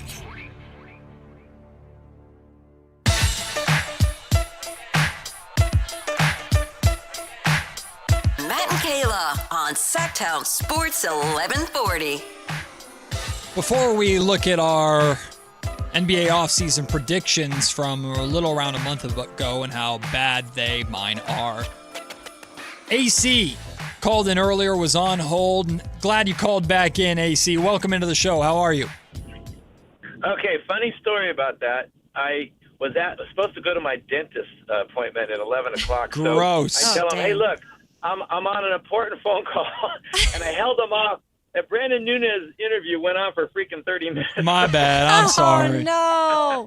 That Brendan likes to blab, man. What can we say? It's definitely not us. It's him. It's like, well, he obviously doesn't have that much to do. Just kidding. So I want to give a shout out to my friend Elizabeth. We went to the California Classic, and of course, guess what day I picked? I picked the day that Acuff's not playing. Yeah, right? day 2. I was there too. And the funny part is, and I know, Matt, if you were there, you saw this, the De'Aaron Fox jerseys are everywhere. Yep. But people did a plastered Acuff across. Yep. Yeah. I saw one literally when I showed up for day 1 of Cali Classic. AC, I saw one within like 30 seconds of getting out of my car. Yeah, a lot of taped over Acuff jerseys or Fox jerseys now with Acuff out there. And my friend Elizabeth was smarter than me. She bought the package, which I didn't know you could do. So she got to see Acuff twice. Ooh. And I went to the one game where I didn't get to see him. AC's definitely smarter than me. Well, AC, I will say this because I know you experienced it too. This is how great Sacramento Kings fans are, because that game ended up being pretty close down the stretch, and the Kings came back and won that game, and it was a fun finish. Emmanuel Sharp leading the way. It was the first time we saw Isaiah Stevens, and Jonathan Mobo played really well. We still at least were treated to a good game, even though it wasn't Acuff, Neek, and Dylan like we were hoping for. Yeah, we were undefeated in California Classic, right? That's right. Now we get to see Alex Caravan tonight. You excited about that? Yeah, so I guess it's NBA TV for us, huh? Oh, I think it's ESPN. No, it's on ESPN tonight. And I think you can also get it on Prime. Oh. Okay, good. Yeah, I got all this. Okay. I got all the Cali Classic on Prime. Okay, good. I'll have to tune in. Yeah, it's going to be very exciting to play, and I was bummed as you know what that I didn't get to see Acuff play, but the funny part was it was an Acuff test game. We wanted to see how we could play without Acuff. There you go, and they got the win. Things are moving in the right direction. Shout out AC. Appreciate you calling in. Sorry we made you late for your dentist appointment. That's so. I feel like everyone's going to the dentist right now. We all were at the dentist in the last 2 weeks. I hate it. It's that time of year. I hate it so much. Right? My dentist is wonderful, and she does as good of a job as she possibly can to make me as comfortable as possible. I hate that place. Like hell. I'm always just like, what bad news do you have to tell me? If anything, it sounds like we did AC a favor. We delayed him having to go to the dentist. Exactly. So you know what, AC? I'd like to say you're welcome. You're welcome, pal. No you're welcome apologies for us needed. making you late. All matter of perspective, Yeah, you know? see, there Exactly. You go. There you go. Well, speaking of perspective, about a month ago, you guys remember when we did Great our segue, Matt. NBA? Thank you. NBA offseason predictions. Y'all remember that? I guess. I do, yeah. I think we did pretty good, right? I don't really remember, but yeah. Well, let me refresh your memory. The first one for our NBA offseason predictions: where will Giannis Antetokounmpo end up? Oh. Kayla, you said Miami. You are correct. All right. Kyle, you said Miami. You are correct. I tried to call my shot with the exact trade, too. Matt, you're an idiot, and said Boston. But you were close. Kind of. Was it final two? Yeah. I really thought the You were Jaylen Brown close. thing was going to push it over the edge. Yeah. Whoopsies. You weren't too far off. Jaylen Brown not as valuable as we thought. Guess Some would have said they should have done that. They should have been the team that traded. Some are saying that you could have got Giannis for Paul George and 4 first-round picks. Next question. Now, this one technically isn't done yet, but we're all not doing well. Oh, no. Where will LeBron James end up? Matt says the Warriors. I'm still holding out hope. Doesn't look like it's going to go too well. Both Kayla and Kyle said the LA Lakers. Well, So we are 100% wrong. that ship has sailed. So I still have a chance. I have a little tiny bit of Although hope. in the beginning of the year, and make this clear, I have always said I feel LeBron was going to go back to Cleveland. I said that at the start of switching last up Why did you now. answer it there? Because we were all talking about how it was pretty much between maybe the Lakers and It felt Golden like he was State going to at go that back point. to LA, and then So I had to pick one I of think those. the thing we didn't foresee is that he was willing to take basically a vet minimum. Yeah. Like, we thought he was going to still make $40 million, but he's willing to take, like, $6 million to play for one of these teams. Question number 3. Who will the Sacramento Kings draft with the 7th overall pick? Kyle said Darius Acuff Jr. Yeah, real haters over here. Acuff haters on that side of the Kayla, glass. who loves Darius Acuff more than anyone in the world except for her dog Red, said Kingston Flemings. That's because I didn't think Acuff would be there. And I was the same way because Yeah. I said Kingston Flemings too. Yeah, I didn't think he'd be there. Wow. Yeah, some real haters. No, we. See, I this was is- trying to be realistic. No, there's a lesson here. Clearly you weren't, because in real life he ended up on the Kings. No, there's a lesson to be learned here, Kayla. You and I tried to do the Carmichael Dave approach, which is do expect the bad. Well, not that Kingston Flemings would have been bad, but that Darius Acuff Jr. wouldn't have been there. This goes to show don't live your life by the Scared. Carmichael Dave level of pessimism. Don't live your life scared. Shoot your shot. That's right. So there you go. Next one. Will all 3 veterans, Oh, boy. LaVine, Sabonis, and DeRozan, be on the team? If not, who is gone? Matt said yes. Wait. You said everyone. I said all 3 of them would. I said all 3 of them would still be here. DeRozan's gone. So okay. I'm I thought already they would wrong. wait until the That's funny. deadline to waive DeRozan. Correct. Kayla said no, that Domantas Sabonis would be gone. Wow. Well, still you have a chance, technically. Yeah. Hey, that Kawhi deal isn't finalized yet, so Brandon Ingram for Sabonis. You never know. And finally, Kyle, you said no, buy out LaVine. So close. Oh, there's still time. So close. There's still time. Jake Fisher says it's not happening, but we'll see. And then finally, I can't believe none of us said DeRozan. I That was the most know. obvious one. I think we assumed he was gone. Well, I think Matt assumed he was gone, but he thought the Kings would try and be prudent and opportunistic and wait until right up to the deadline to do yes, it. that sounds about right. Ooh, Thanks for justifying my poor thought This process. is stanky by us. Finally, I don't know. I got Acuff. One true. random offseason prediction. This could have been anything. Okay, this is funny. I said Ja Morant traded to Miami. Right colors. He Went to was Portland. traded to the other coast, Right.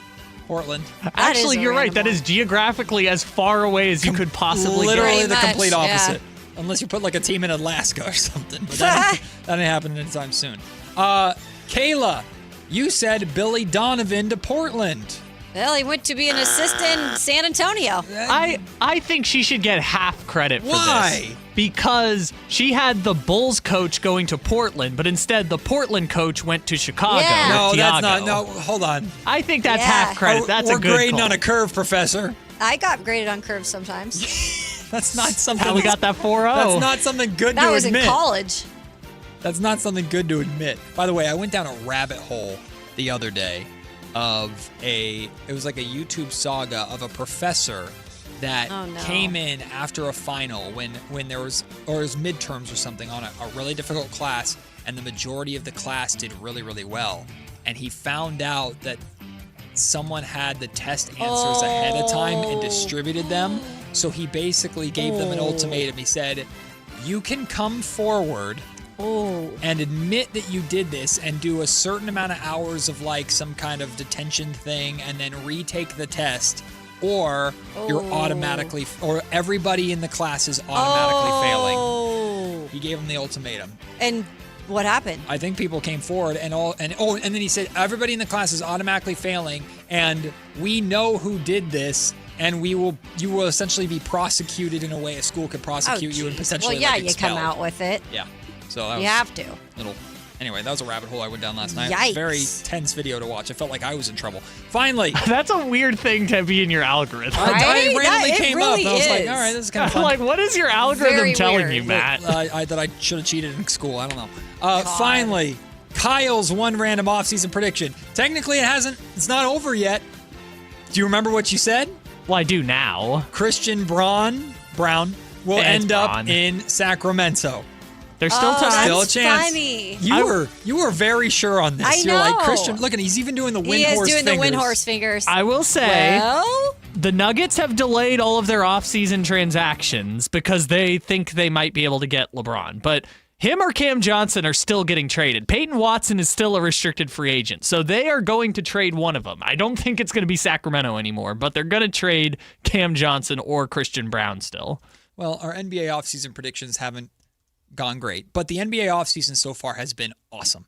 It's been a lot of fun. At some point as a show, we'll have to rank our personal rankings of just all the offseason moves that have happened, all the blockbuster trades, the signings, things of that nature, because it's been a pretty fun offseason to say the least. But the NFL offseason, Kayla, is about to come to an end. single-digit days. We are 9 days away.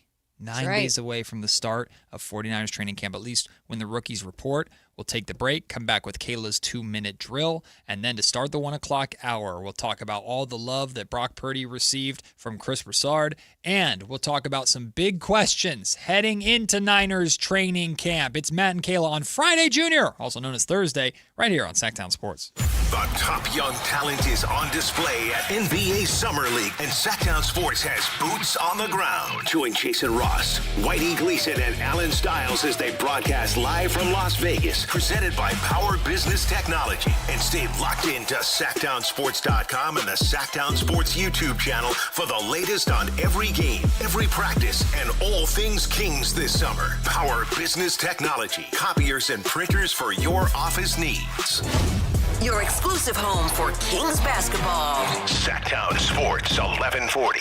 This is a special alert to all Americans who own a vehicle with less than 200,000 miles with an auto warranty about to expire or with no warranty coverage at all. Due to a decline in the economy, CarShield is announcing a low-cost month-to-month vehicle protection plan that is now available to the public to save any driver out-of-pocket expenses on future auto repairs. Call now to find out how you can pay almost nothing for covered auto repairs. Yes, you heard that correctly. Pay almost nothing for covered auto repairs. An open phone line has been established for all drivers to call for a free quick quote. Call 800-292-4541 now. Drivers who are covered will not have to pay for covered repairs again. This protection plan is at an all-time low. Additionally, drivers who activate this vehicle protection today will also receive free roadside assistance, free towing, and car rental options at no additional cost. Call us for your free quick quote today. 800-292-4541. That's 800-292-4541. What do you have to lose? Call 800-292-4541. Again, 800-292-4541. Hey, this is Jelly Roll. As many of you know, my song Winning Streak is about my own personal struggles with addiction.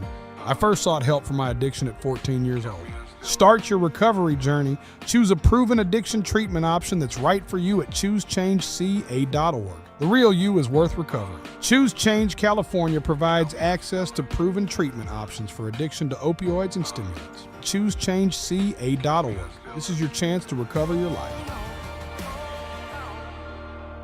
We wouldn't be celebrating America 250 if it wasn't for a strong foundation set by the framers. Hamilton built America's financial foundation on sound money, later embodied by the gold standard. But we abandoned that discipline in 1971 and have seen inflation erode the dollar's value. What's the foundation of your savings? Is it gold or something that can be devalued? Hi, it's Dr. Ron Paul, and I encourage you to speak with my friends at Birch Gold Group about diversifying an existing IRA or 401k into a tax-sheltered IRA in gold. Learn more by requesting a free info kit on gold IRAs. Just text the word SECURE to the number 989898. Let Birch Gold help you build your foundation with gold. Text the word SECURE to the number 989898. Text SECURE to 989898. Maida Subaru says yes to big savings on the new Subaru you want during the sizzling summer sales event on now. Visit MaidaSubaru.com today for special spring savings on over 225 new and certified pre-owned Subarus. Made a great deal at Maida.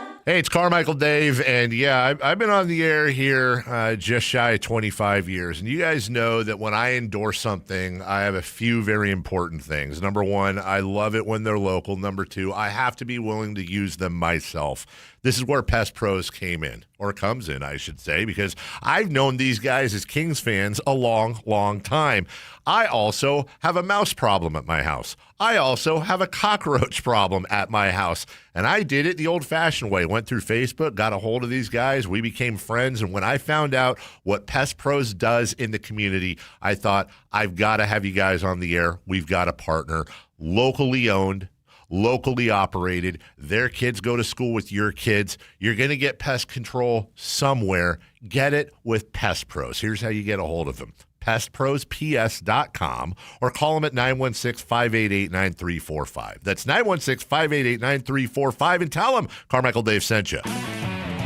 If your passion is bass fishing, only one radio show has the action, information, and excitement of your favorite outdoor sport. Ultimate Bass, hosted by Tournament Bass Pro and California Outdoor Hall of Famer Kent Brown, takes you live to where the fish are biting every Saturday morning. Only Ultimate Bass feeds your passion with the latest news, products, tips, and advice from the pros. Ultimate Bass with Kent Brown, Saturday mornings at 5 a.m. on Sactown Sports 1140, part of SEP's Saturday Morning Outdoors. Your concert lineup is stacked with can't-miss shows on the Sactown Sports Live events calendar. It all starts July 19th when country legend Willie Nelson takes the stage at Ironstone Amphitheater. Then Cole Wetzel rocks Lake Tahoe Amphitheater at Caesars Republic July 24th. August heats up with Santana and the Doobie Brothers at Toyota Amphitheater August 8th. The Sacred Souls at Hard Rock Live Sacramento August 12th. David Lee Roth at Thunder Valley August 14th. And a huge night August 16th with Kane Brown at Ironstone Amphitheater and Toto at Toyota Amphitheater. Keep it rolling August August 19th with the Black Crows and Whiskey Myers at Toyota Amphitheater. Ty Myers takes over Lake Tahoe Amphitheater August 22nd. September brings Sac Top for 2 back-to-back nights at Lake Tahoe Amphitheater September 11th and 12th. Then, don't miss Leonard Skinner October 2nd at Ironstone Amphitheater and Ashley Cook October 10th at Ace of Spades. Stay up to date with every show on the Sactown Sports live events calendar. Find all the details at sactownsports.com.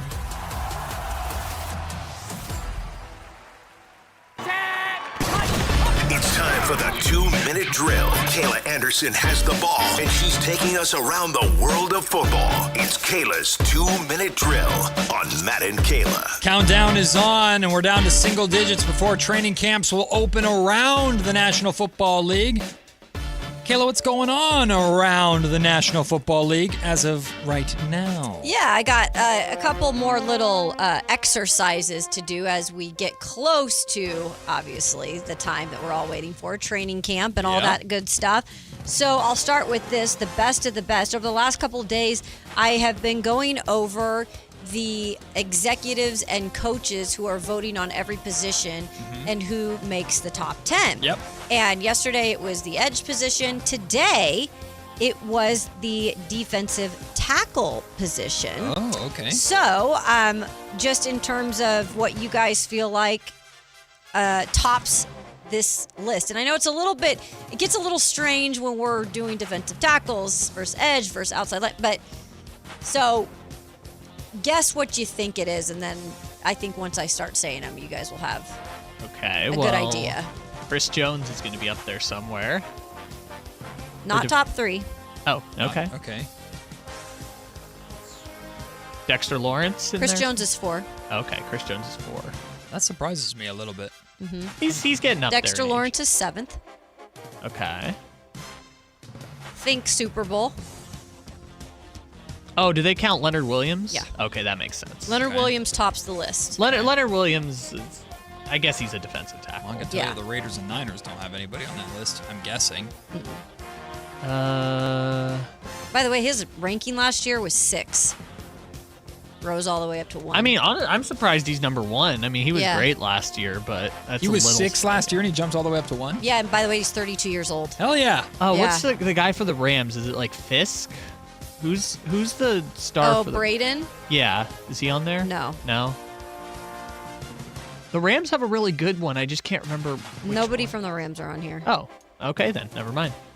So number 2 is Jeffrey Simmons of the Tennessee Titans. Okay. Who just got a huge paycheck, and deservingly so. He's Yeah. a freaking beast, coming off of his greatest year yet. Number 3, Jalen Carter of the Philadelphia Eagles. Yeah, that checks out. Yeah, former Georgia Bulldog. Last year was ranked 3rd.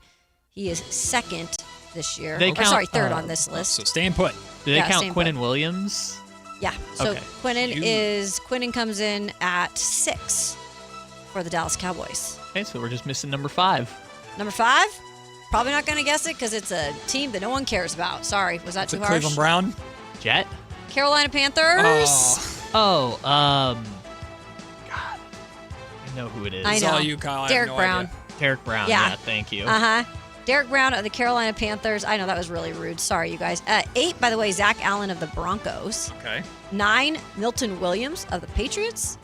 And Jordan Davis, 10, of the Philadelphia Eagles. Now, there were a few that got honorable mention. Byron Murphy, DeForest Buckner, and Vita Vea. But also, guys, Osa Odigizua. He got votes. Hey, well, that's Of course, good. the 49ers just getting him in a trade this past offseason. A lot of people have, I shouldn't say a lot of people, I like a few him, by the way. experts have labeled that as like the sneaky best move the Niners made this offseason. It's one of my favorite moves. Everybody wants to go with the Evans thing. I actually like the Osa move. Because the Cowboys just not gave him away, but once they traded for Quinnen Williams, it was like, what do we need him Exactly, for? and I still think he has a lot left in the tank. Okay, moving on. Under pressure. Here's another fun little drill. Stop looking at my computer, I can't Matt. see anything. All right. It's just notifications just spamming Right? the screen. So Pro Football Network put out their NFL quarterbacks with the highest success rates under pressure over the last 3 seasons. Okay. Oh. This is always fun and interesting. So what quarterbacks have obviously the most success with the most pressure they're facing? Who tops the list? A guy that I think people love to debate on whether he is the franchise quarterback Justin Herbert. that can lead him to the Super Bowl or not. Justin Herbert. No. That's the guy. Okay, you're strongly leading the witness here. You're talking about... Are these like guys who stand in the pocket or guys who are good at escaping pressure? So this is just the highest NFL quarterback success rate under pressure. Doesn't matter what. Are you talking about Dak Prescott? Yes.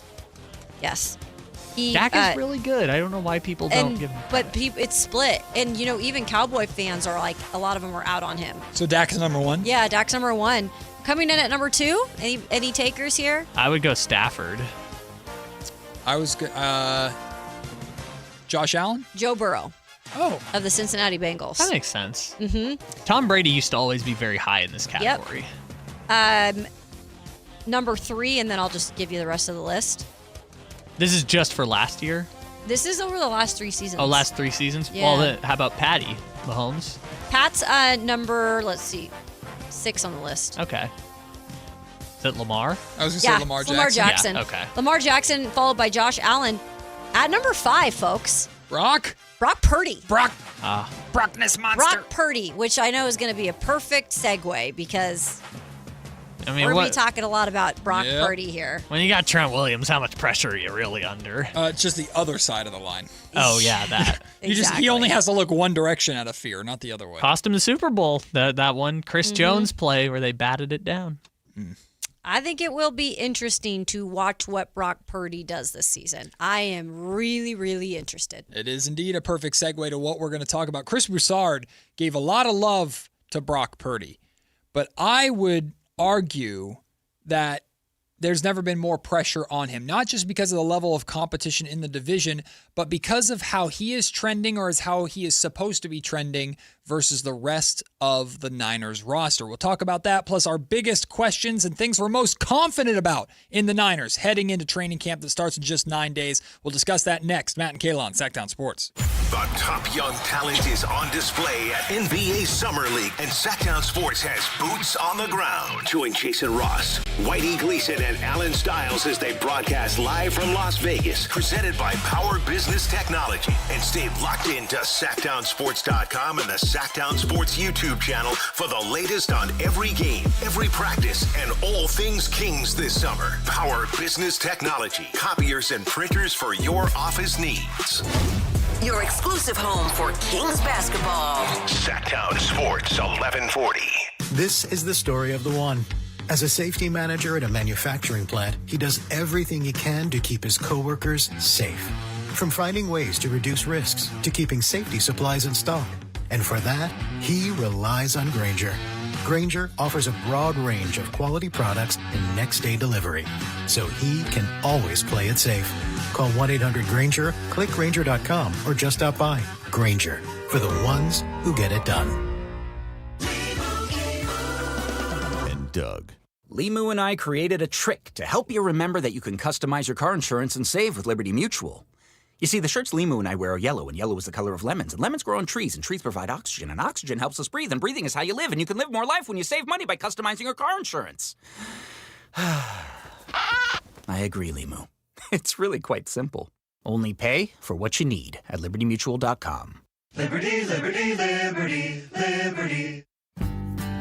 Progressive knows you could have easily taken the freeway, but you took the scenic route to see a waterfall and an oddly busy boiled peanut stand. Discovering the unexpected is exactly why you bought an RV, so protect it with a bundle from Progressive. Because although you may be 3 hours behind schedule, you're 6 jars of jam richer and possibly enrolled in a butter-churning workshop. Switch to Progressive and protect your RV, boat, or motorcycle by bundling with your home and auto insurance. Progressive Casualty Insurance Company affiliates and third-party insurers. Not available in all states or situations. Hi, I'm Justin Gingery from the law firm of Gingery, Hammer, and Associates. When you have been injured by the fault of another, you will want advice you can trust. If you know an attorney you can trust, I hope you call that person. But if you don't, please call me. I promise I will be the attorney you can trust. Along with my partner and associates, I have been helping accident survivors recover for their injuries for over 25 years. And we can help you. There's no charge for calling, so please call us today. When you get an injury, Just call Gingery. If you have unfiled taxes or are in debt to the IRS, this is important news. Did you know the IRS has programs specifically designed to help people struggling with tax debt? Powerful tax assistance programs that can save you thousands if you qualify. No one knows these programs better than the experts at Optima Tax Relief, America's most trusted tax resolution firm, A-rated by the Better Business Bureau. Their award-winning tax attorneys and licensed professionals have resolved over $3 billion of tax debt for their clients. One call to Optima can start the process, helping to put an end to your worries about wage garnishment, asset seizure, and other aggressive IRS actions. Find the best options to solve your tax problems. Call the experts at Optima Tax Relief today for a free consultation. Call 800-375-2922. 800-375-2922. 800-375-2922. Optima Tax Relief. Some restrictions apply. For complete details, please visit OptimaTaxRelief.com. Everyone loves to be outside, and so do mosquitoes. Protect yourself against mosquitoes and West Nile virus by following these simple tips. At least once a week, look around your yard and drain stagnant water from any containers where mosquitoes can breed. Remember to use an effective mosquito repellent, especially at dawn and dusk when mosquitoes are most active. Close all doors and be sure screens are in good working condition. At the Mosquito and Vector Control District, we're here to help. Visit us at fighttaBite.net. KHD1 Sacramento, KYMX HD3 Sacramento. Sactown Sports 1140, your local sports leader.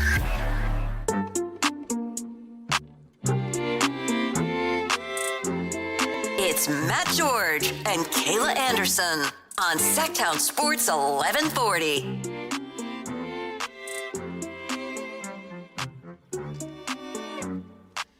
Nine days.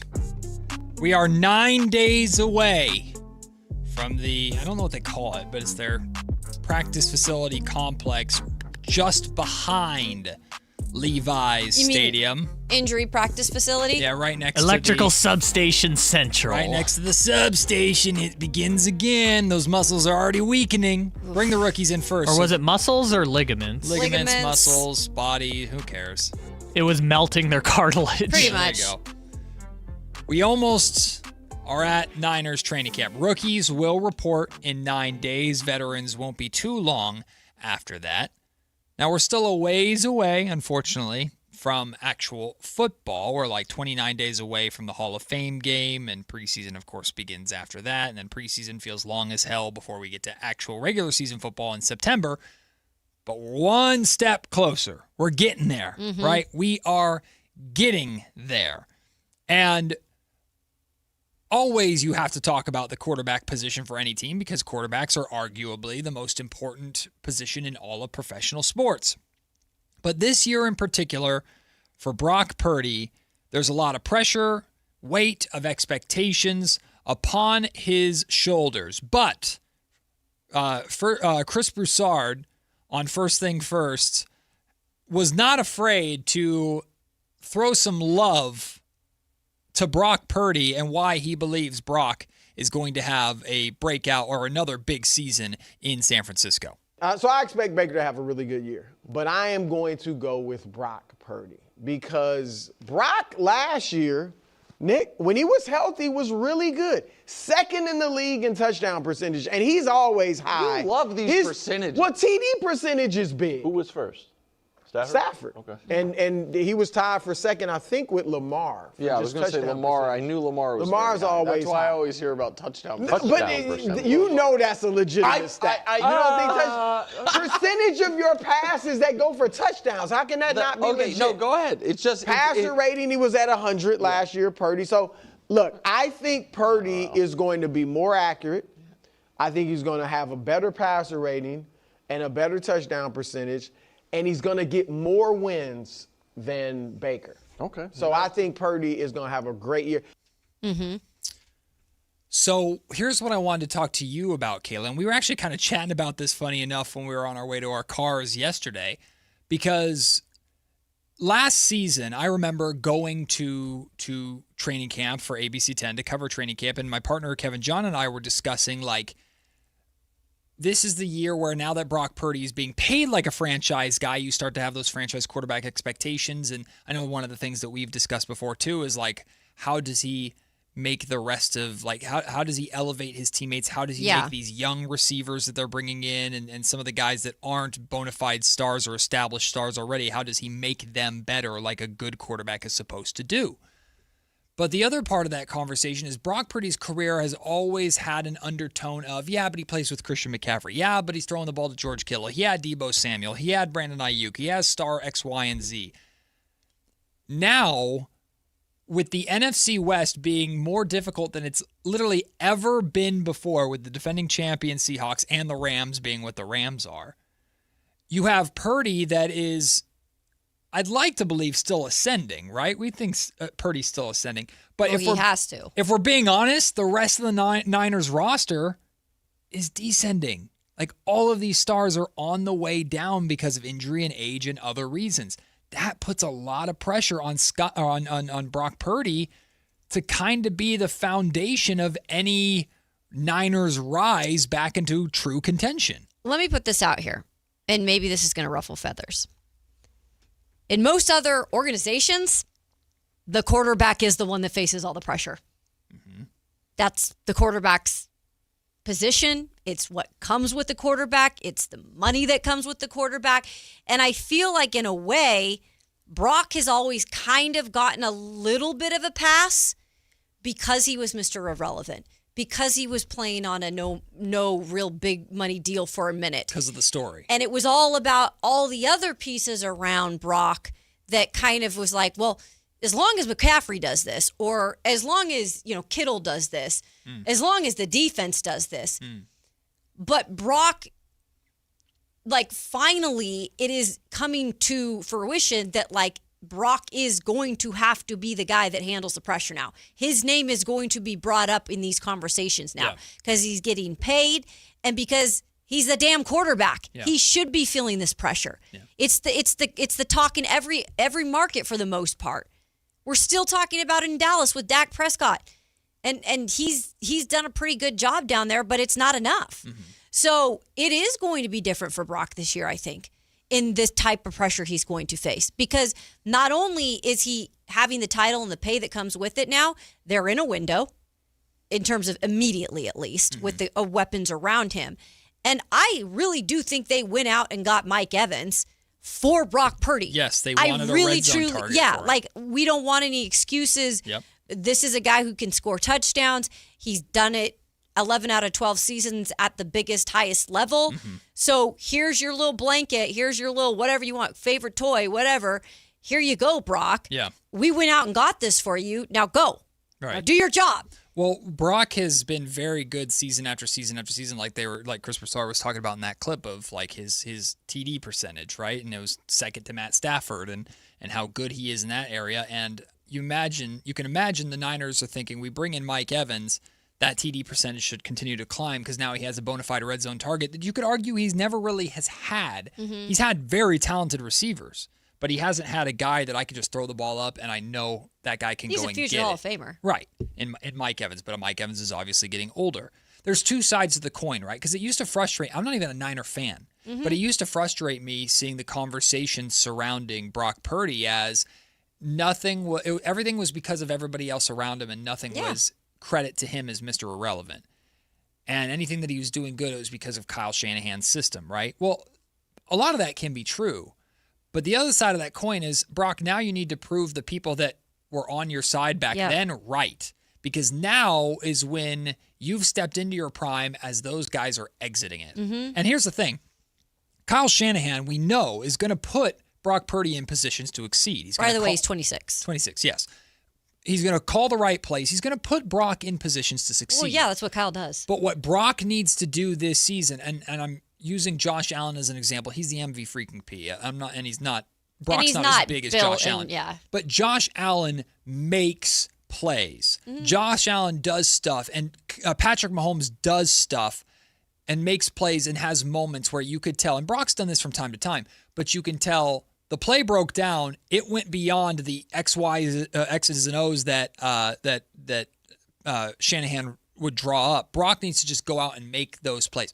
Brock needs to do that a lot this season, in my opinion, if the Niners want any hope of not just winning the division, but getting past both the Rams and the Seahawks in the playoffs. Look, Brock is not a Josh Allen. Brock is not a Patrick Mahomes. That's not his game. Right. However, Brock was good enough for one of the best organizations in football, the 49ers, to identify and to continue to grow in their system enough that they made him their starter. And maybe that was by default a little, but long story short, it was because he could play football. Yes. The thing that Brock has to do this year is he's got to remain on the field, because when Brock stays on the field and he's able to build off of his game, I truly believe that's when he's ready for the big moments. That's when he can throw the game-winning touchdown. That's when he can make the game-winning play. But because Brock has been a little bit like on and off, when he gets back on the field, it takes him a few games to get going again. And then he's throwing interceptions right out of the gate. But then, he comes back to earth because he's a good player. But he's got to be able to be on the field for a majority of the season to build off of his own momentum. Yeah, he really does. The health, no question, is part of the conversation. I want to ask you a question, Kayla, and this, I don't necessarily believe this or agree with this way of thinking, but I think it's valid, and I think a lot of people, whether it's Niner fans or especially outside of the Niners organization, have these feelings. The reason why the Niners paid Brock Purdy and the reason why it worked for Brock Purdy as Mr. Irrelevant, not that he's not a good quarterback, but it's because Kyle Shanahan is a quarterback whisperer and offensive mind in a way that you only need a good quarterback with Kyle Shanahan to win games. But you need a great quarterback with Kyle Shanahan to win the Super Bowl. And they had a chance at that. They ultimately lost to the Kansas City Chiefs. We know that one game doesn't define everything. And I know Shanahan's also chased that elusive Super Bowl his entire career a number of times too. I say that to say, I think it's still fair for people to look at Brock Purdy and go, he's a good quarterback enough for the Niners to be an above 500 team and to compete in that division. But I don't know if Brock is going to show the great quarterback other than flashes to be a quarterback that can lead that Niners team past those juggernauts in the NFC West. I'm going to go against your statement there. Please do. I do not believe he has to be a great quarterback for the Niners to win the Super Bowl. I believe he has to be good enough, yes. He has to be healthy, yes. They need their defense to be great. Right, but their defense was great and it wasn't good enough in the past, and their weapons were better and it wasn't good enough in the past. But every year is different. Look at what the Seahawks just did. 100%. Sam Darnold is not a great quarterback. 100%. And that is coming from a Seahawks fan. Yeah. He is not a great quarterback. Yeah. But he did enough, and the weapons around him helped him enough, including running game, Jackson Smith and Jigba, but also I'll give him credit. In the moments he needed to be Sam Darnold, don't throw interceptions, don't do dumb things. Don't see ghosts. He did it. Yeah. And Brock can learn from something like that too. Sure. I think Brock's better than Sam Darnold, I do by too. the way. But they won that essentially because of what that defense was. Right. So I don't think he has to be great, but I think things have to improve all around, but the defense has got to be healthy this year. That's and no better. question. My worry, though, is that this is where Brock has to continue to elevate because, like I said, it feels like everything else around him is trending down. I still love Fred Warner. I think if Fred Warner is healthy, he's still one of the best defenders in this league. If Nick Bosa is healthy, he's one of the best edge rushers in this league. Trent Trent, he's got players that I'm not talking about they're past their prime and they're all washed. George Kittle's still a very, very gifted tight end.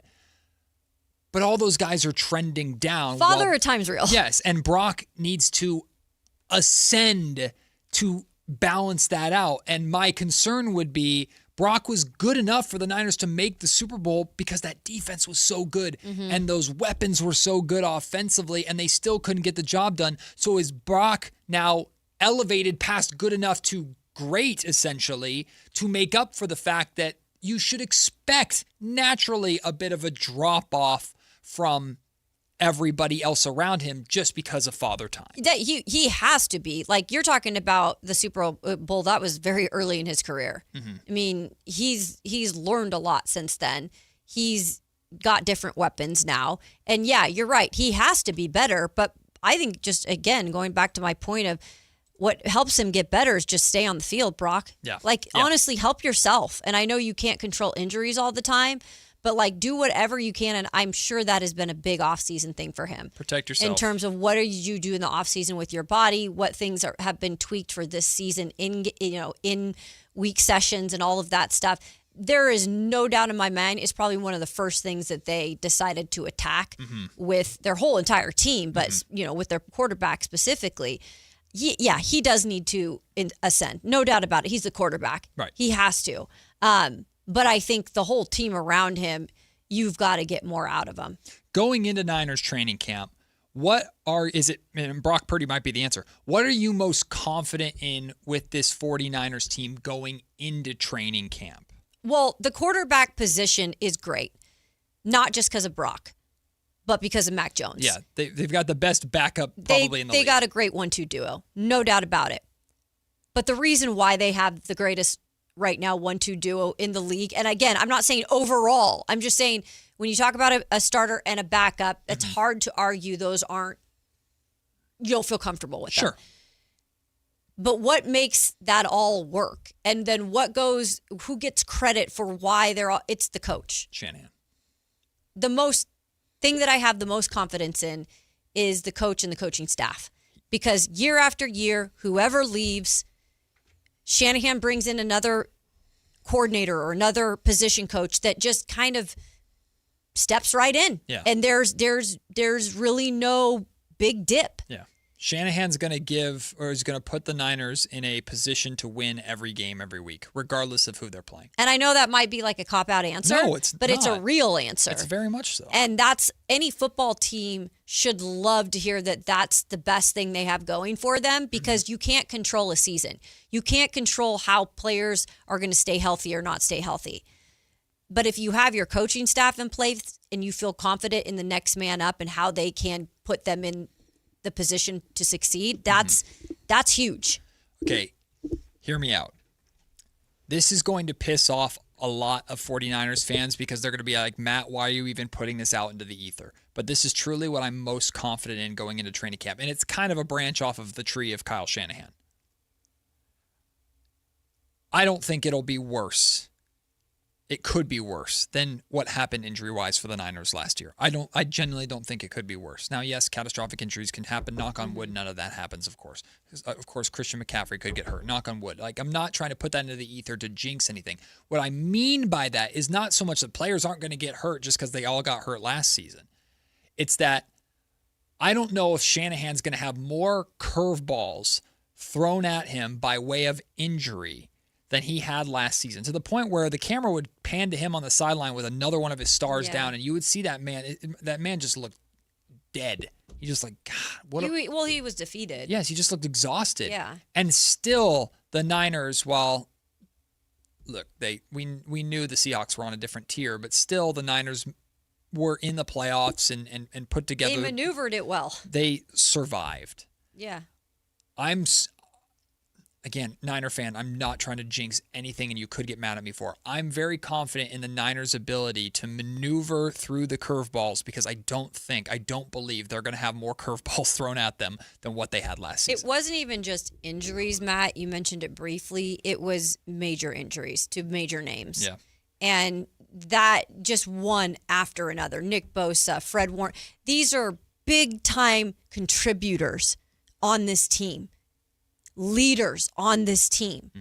And almost all of them were going down. All of them dropped. Except for, crazy enough, Christian McCaffrey. Crazy. And I've seen the off-season workouts he does. It's insane. You talk about having so much respect for a player. I mean, my hats go off to him, because he's just never satisfied with just what I did last season. Right. Like, he's always trying to find new ways to, do something bigger or just keep his body healthier. So I give him and a lot of those players credit. And that's why it's such it's really a special place. And I wouldn't be saying that because I'm not a Niners fan, I'm a Seahawks fan, but I covered an organization who was kind of opposite in that, and a lot of organizations are trying to model what the Niners do. You can't match it. You can't just create it. It's got to just kind of come from top to bottom.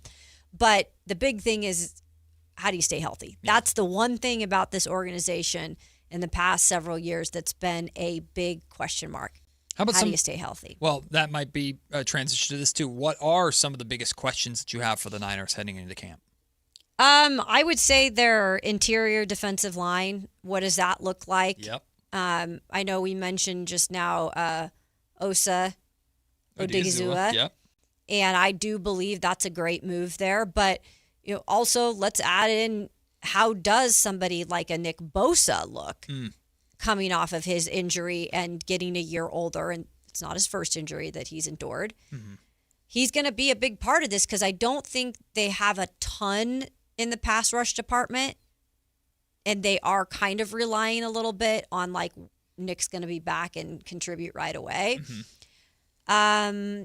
The wide receivers other than Evans, can Pearsall stay healthy? Even Evans. What is he? Yeah. What version of Evans did the Niners get? Mm-hmm. And I think he is a pro's pro. You cannot deny Father Time, but I do believe like he's done everything he probably can do for his body in the offseason to be ready. Oh, I'm sure. I'll give him that because he's a pro's pro. But like I said, Pearsall, Stribling, how does this young Stribling incorporate into the offense? Mm-hmm. They signed Christian Kirk. I think the wide receiver room, as much as it's like, oh, it's good to go because they have Mike Evans, there's still a lot of question marks there. And then, other than Christian McCaffrey, is it Kalen Black? Like, that's kind of a guy they're expecting to at times come in and be able to give Christian McCaffrey a breather. Mm-hmm. They can't be having Christian McCaffrey lead the league or lead the team in receiving yards this year. We know Mike Evans is primarily there to be that red zone target and that red zone threat, and that's great. The Niners need a target for Brock to eat up big chunks of yards and make big plays, whether it's, as you call them, yak daddies, yards after catch, which is Ricky Pearsall. Ricky Pearsall was easily, when he was healthy, the number one deep ball threat on the team, and you could see Brock aired it out for him a couple times, but when it comes to Ricky Pearsall and staying healthy, that's not the most reliable thing on the planet. Truly one of my biggest question marks, it's not the player specifically. Fred Warner. Oh, yeah. Fred Warner is one of the biggest question marks for me, not because of, is he going to be the Fred Warner we know and love coming back from the injury? I'm confident and optimistic that he will, because it wasn't... He was going to be back possibly for the playoffs. Right, and it's not... I don't look at the catastrophic... I don't look at Warner's injury and Bosa's injuries the same way. Like, Bosa's injuries are pretty catastrophic, and I'm hoping Bosa can still be himself. Fred Warner, I am confident that we will get the Fred Warner back.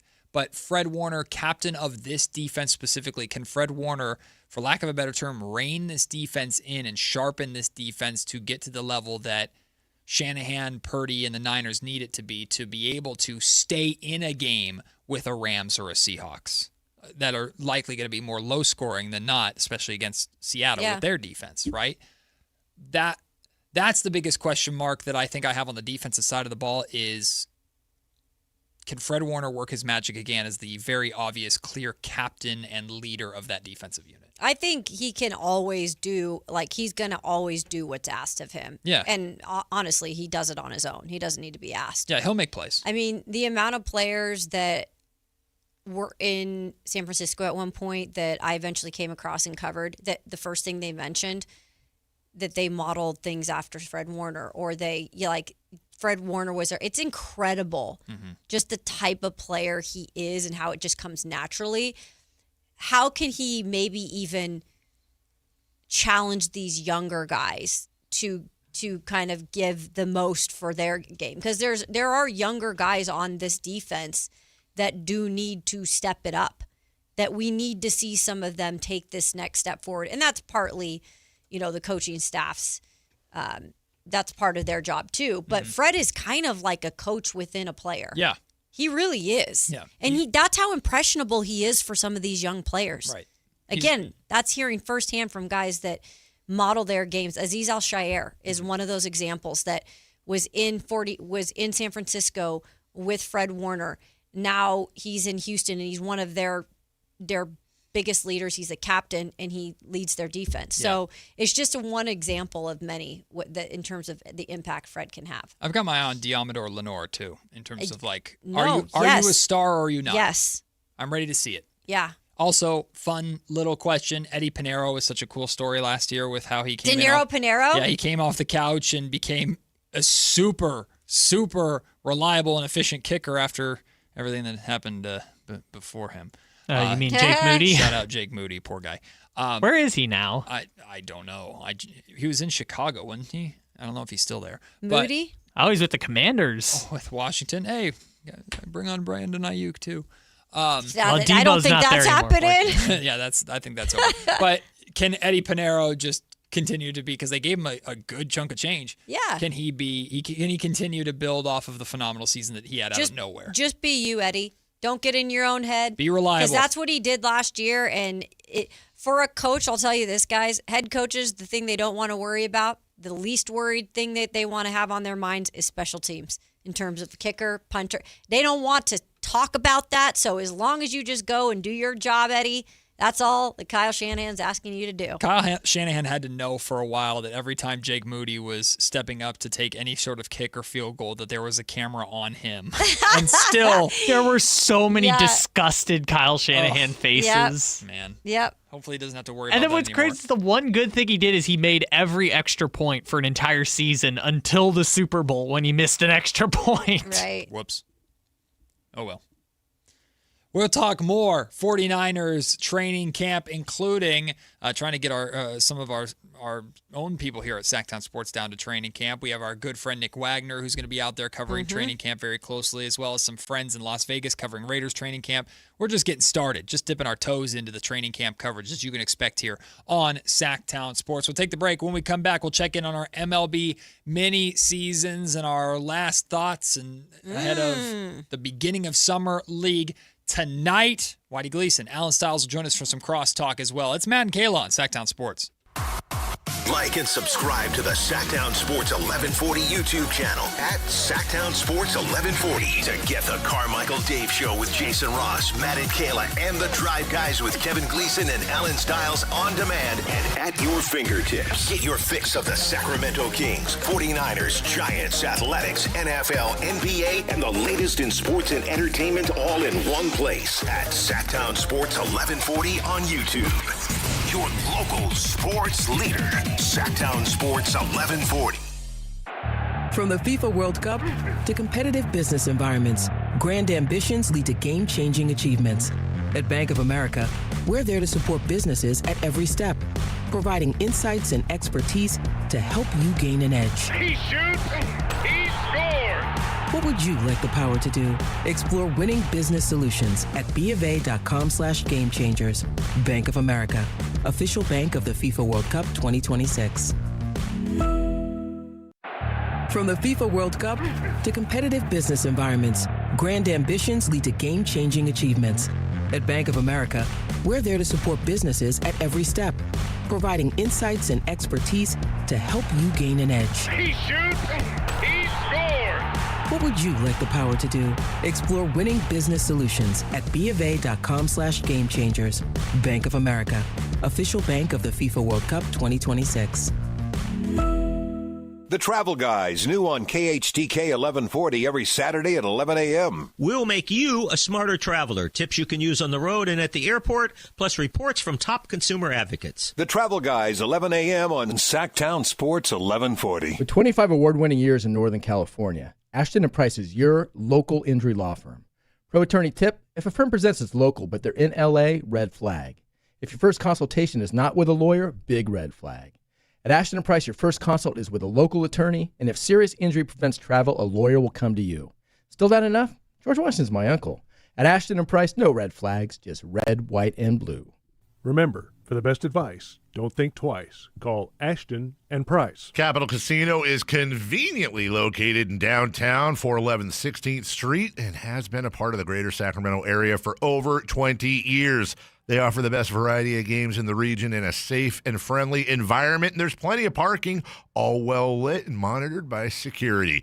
Come have a great meal at the cafe and restaurant inside. Capital Casino has the best food, the best service, and the best action. But please always remember to gamble responsibly. 1-800-GAMBLER. Power Business Technology is proud to be a 100% independent, locally owned and managed Toshiba copier dealer. Local ownership cuts out the red tape, allowing ourselves to never be too busy to personally answer the call when our clients need us. Recognized for excellence in service execution, training, and customer service, we're proud to be named a Toshiba ProMasters Elite dealer since 2021. Contact us today for all of your business printing needs at 844-POWER-BZ. That's 844-769-3729. Or visit us at powercopiers.com. Sacramento's best selection, best quality, and lowest prices on kitchen and bath products are at the new Anova Cabinet and Stone. For a limited time, get stunning new quartz countertops starting at just $159. That's right, only $159 for gorgeous quartz countertops. Listen to this. For a limited time, cabinets for kitchens and bathrooms are up to 50% off. Yes, up to 50% off new cabinets. It's a must-see, the new Anova Cabinet and Stone at Florin Road and Highway 99. Learn more at AnovaCabinetStone.com. Looking for family fun, thrilling baseball, and unforgettable memories? Come out to Sutter Health Park and catch the Sacramento River Cats in action. Great games, great food, and great times await. Get your tickets at rivercats.com. This is Sactown Sports 1140. Hey, it's Carmichael Dave. What's up? It's Matt George. What's good? It's Alan Stiles. With the most trusted voices in the community. This is Jason Ross. Hey, it's Kayla Anderson. It's Whitey Gleason. Ready to help promote your business, both as partners and customers. All you have to do is ask. Pick up the phone, dial pound 250 and say, grow my business to get connected with a team member today. That's pound 250 and say, grow my business. Our team will review your product, quickly pair you with a perfect endorser, and create video and audio samples all at no cost or obligation to you. With the most live and local on-air lineup, a dynamic content-driven website, and a state-of-the-art mobile app, Sactown Sports 1140 is tailor-made to help you connect with a sports audience in Sacramento. So why wait? Dial pound 250 today. Say, grow my business, and let us help take you to the next level.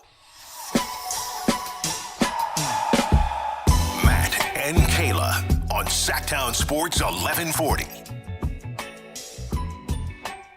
We're in the early stages of the beginning of the quarterfinals in the World Cup.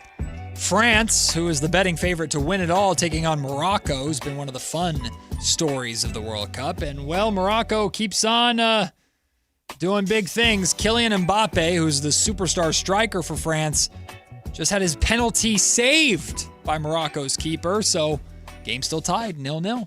Look at that. It's exciting. I think this is going to be a really good match, honestly. In blistering hot Foxborough, it's apparently. 96 degrees there in Boston right now. Or Foxborough, yeah. Not used to seeing Gillette Stadium looking warm. I'm just used to seeing it covered in snow and fog and awful wind. I covered a game there when the Titans played the Patriots in the playoffs. It was one of the coldest places I've ever been because nothing surrounds that stadium. It's out in the middle of nowhere. It's just a wind tunnel. So the wind just goes right through it. Kayla didn't want to flex that she was at Tom Brady's last game with the Patriots. I wasn't at that, actually. Oh, so they played them again in the playoffs? Yeah, there was another playoff. Yeah, I wasn't at that one. Dang. I wish. That would have been cool. Oh, Kayla was 100%. I didn't know there was a second Patriots-Titans playoff game. It was in, let's see. I mean, I'm not going to choose. Not going to be able to find it. I'll find it at some point here. Well, while you're looking that up, we can share an update on our MLB mini season. Let's go. Even though I don't want to. Let's go. I don't want to because I'm not doing well. Aw, Matt sad that he finally was going to lose. Yep, I take my ball, I go home. Because Kayla and I went head-to-head yesterday. We did. Foolishly took my A's. You chose to do that. I took my A's over the Tigers, and, well, they continue to let me down. The Tigers won 6-1 yesterday. So Kayla is 3-0. That's right. I am 1-2. So not so great. What an idiot. What a loser. Well, apparently Logan Webb might say Kyle shouldn't be allowed in the locker room either because Kyle chose the Blue Jays over the Giants yesterday, chose against Logan Webb, and won resoundingly 10-0. See, my logic was they're going to let Logan Webb down somehow. I didn't realize it would be by literally getting no hit for 8 innings. So Kyle is also 3-0, but because of the 10-0 victory, he takes a pretty significant lead in run differential.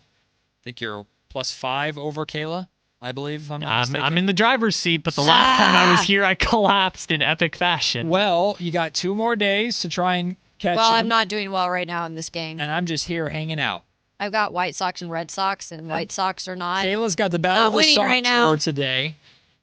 She has the White Sox over the Red Sox, and in the top of the 9th inning, the White Sox are home, by the way, so they get another shot. But in the top of the 9th inning, they are currently trailing the Red Sox 2-1.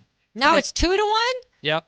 Dang it. But they have more hits than the Red Sox, so that's good. Oh, great. That ain't going to win me the game, Matt. Sorry, I was Hey, trying. you're not dead yet, Matt. You're like minus 18 in the run differential Yeah, for me. and surely the Reds against the Phillies today will get the job done for me. Who'd you take? The Reds Okay. over the Phillies, who have been playing well. You just never know. I think you wanted the Reds tomorrow. I did, and then I didn't realize that the Rays played earlier today. But the good news is the Rays got killed by the Yankees today, so I dodged. Yeah, why are we busy talking about Matt's picks? His don't matter. He's dead. Yeah, thanks. The Brewers versus the Cardinals for Kyle this afternoon. Is Mizorowski pitching for the Brew Crew? No, I got screwed because he pitched like a Tuesday. Oh, that's right. Remember? Yeah. Yeah. Who is pitching? And the Brewers got tons of great pitchers. I'm not worried. They're all aces on the Brewers. Brewers are 58-34 against the 48-43 Cardinals. See, case in point, it's some guy named Logan Henderson. I've never heard of him, but he's got a 2.74 ERA. If there's anything they know how to do in Brew Crew. Milwaukee, it's pitch. I Yeah. guess. Pat Murphy's awesome, by the way. Oh, that game, it was the AFC divisional game, Kyle. The Titans got stomped like 34-14. Oh, that was the year before. Marcus Mariota was the quarterback. That's right. They Yeah. beat Kansas City before. Yeah, I went to Kansas City too.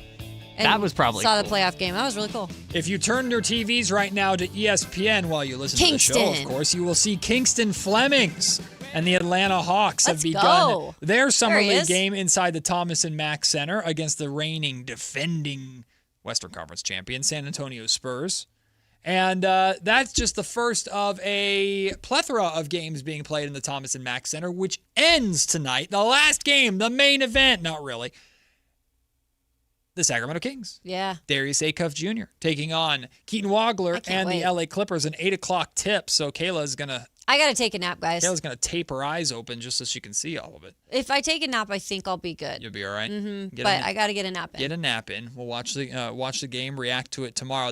Game is immediately following the real main event, which is AJ DeBonsa and the DP and the Washington Wizards taking on Darren Peterson and the Utah Jazz tonight. So we're looking forward to that matchup. But also, great news for the Sacramento Kings. Alex Caravan. All right. Going to make his debut tonight for the Kings. The 29th overall pick has been cleared. He is available after hurting his ankle in practice before the California Classic. So we'll get to see the greatest UConn Husky ever, according to win percentage. I mean, winningest. Not only that, but probably played the most games in terms of his career. Like, what did Brennan say? He missed a game? Just start him right away. Freaking Again, crazy. give me my starting line. Give me that starting lineup, man. Darius Acuff Jr., Nick Clifford.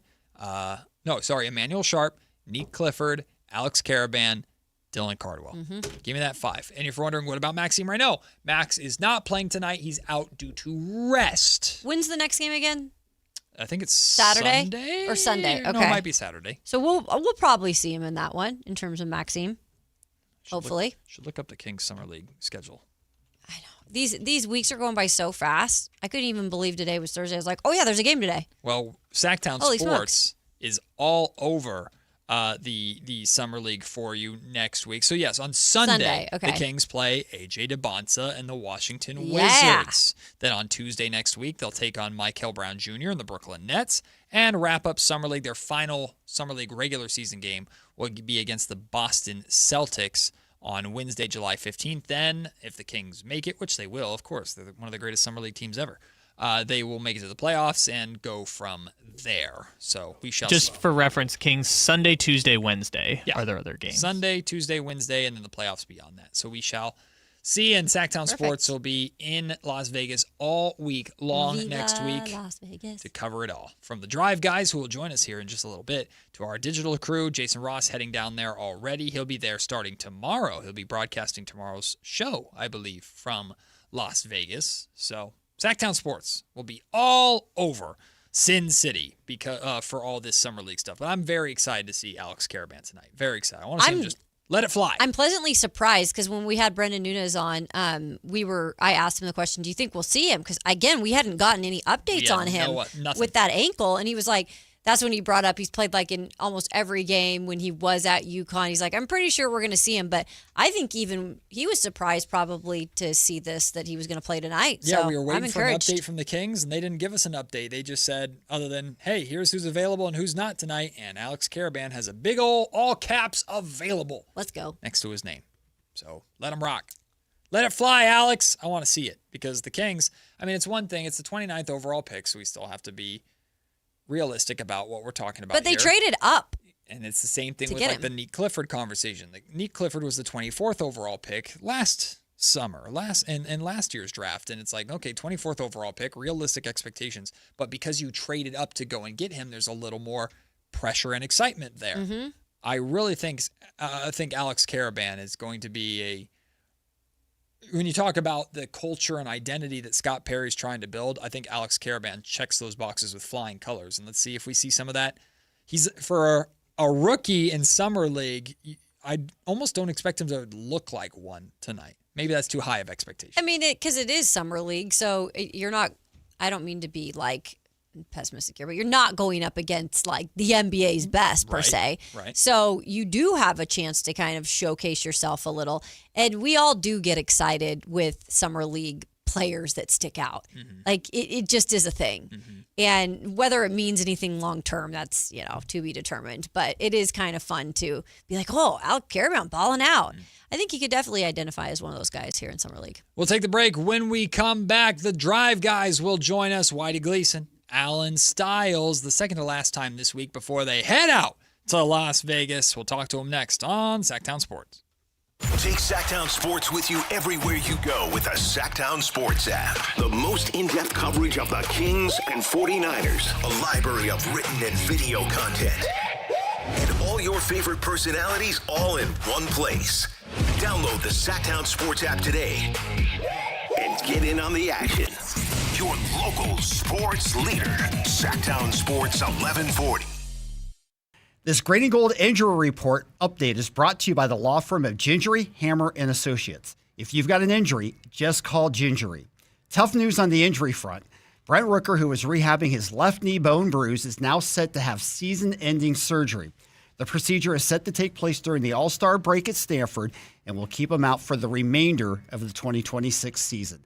Rooker hit 30 home runs last year and will be sorely missed in the lineup for the remainder of the year. Hi, I'm Justin Gingery. One of the most common questions I receive is, what makes us different from other law firms? At Gingery, Hammer, and Associates, we handle your case from beginning to the end. Whether your case reaches a settlement, whether it must go into litigation, or whether it has to go all the way to trial, we will be with you along the entire way. And because we are committed to your case, we are as invested as you are in making sure you get the outcome you deserve. When you get an injury, just call Gingery. Hi, this is Adam Johnson, owner of Golf Fitness Solutions. Exercise and golf have been two important activities in my life. I opened Golf Fitness Solutions in 2013 to help my fellow golf enthusiasts improve their posture, relieve their pain, gain strength and endurance, and most importantly, hit the ball farther. From beginners to professionals, I've had success working with all ages and all skill levels, and I can help you too. Located in Carmichael, call us at 916-802-5175 or go to golffitnesssolutions.com. Want the best movie experience in town? Join Sactown Sports IMAX Pass by visiting SactownSports.com. Sign up today. You can win tickets to see this week's films at the Esquire IMAX Theater. With Progressive's Name Your Price tool, you can choose the best coverage option for you. Because you know you. Like, you know that hiking isn't for you. Sure, it sounds nice to be in nature while exercising, but that's what a gym and houseplants are for. I mean, you don't even like walking upstairs. So why would you walk up a hill for miles? To what, end up high in the air? Come Come on, you know you're scared of heights. Only you know you. So get coverage options within your budget with Progressive's Name Your Price tool. Progressive Casualty Insurance Company affiliates. Price and coverage match limited by state law. Tired of hearing scary radio ads about the IRS? Tax Relief Advocates is different. TRA is here to tell you that if you owe money to the IRS, whether it's $5,000 or $500,000, we have a solution. TRA can eliminate or reduce what you owe to the IRS with zero risk to you. We have over 1,000 5-star reviews on Google and an A+ with a BBB. End your tax nightmare today by visiting TRA.com or call 800-583-6681. That's 800-583-6681. Remember when a driving range was just a driving range? Yeah, Hagen Oaks doesn't remember either. Reserve one of 3 top Tracer bays from 6 to 11 p.m. at HagenOaks.com. Only 3 bays are reservable, while the rest of the range remains open for walk-ups. Play virtual golf, then grab food, drinks, and a seat in front of the TVs at the hangout. Throw in live music, and suddenly your quick stop at the range turns into hours of fun. Hagen Oaks Golf Complex. Side effects may include laughter, bragging rights, and one friend insisting he would have won if the wind wasn't blowing. Lots of places can expose you to identity theft. Oh no. That's why LifeLock monitors hundreds of millions of data points a second for threats to your identity, which is way more than anyone can do on their own. If we find anything suspicious, like new loans or changes to your financial accounts, we alert you right away, all through text, phone, email, or the LifeLock app. Get the alerts that could make all the difference. Save up to 30% with promo code NEWS at LifeLock.com. Terms apply. Rock fans, this one's for you. The Rolling Stones are back with the brand new album Foreign Tongues out July 10th. Experience powerful new songs, timeless rock and roll, and the unmistakable sound that has defined generations. From the band that helped shape rock history, don't miss your chance to pre-order today. Visit therollingstoneshop.com now and secure your copy of Foreign Tongues before the official release.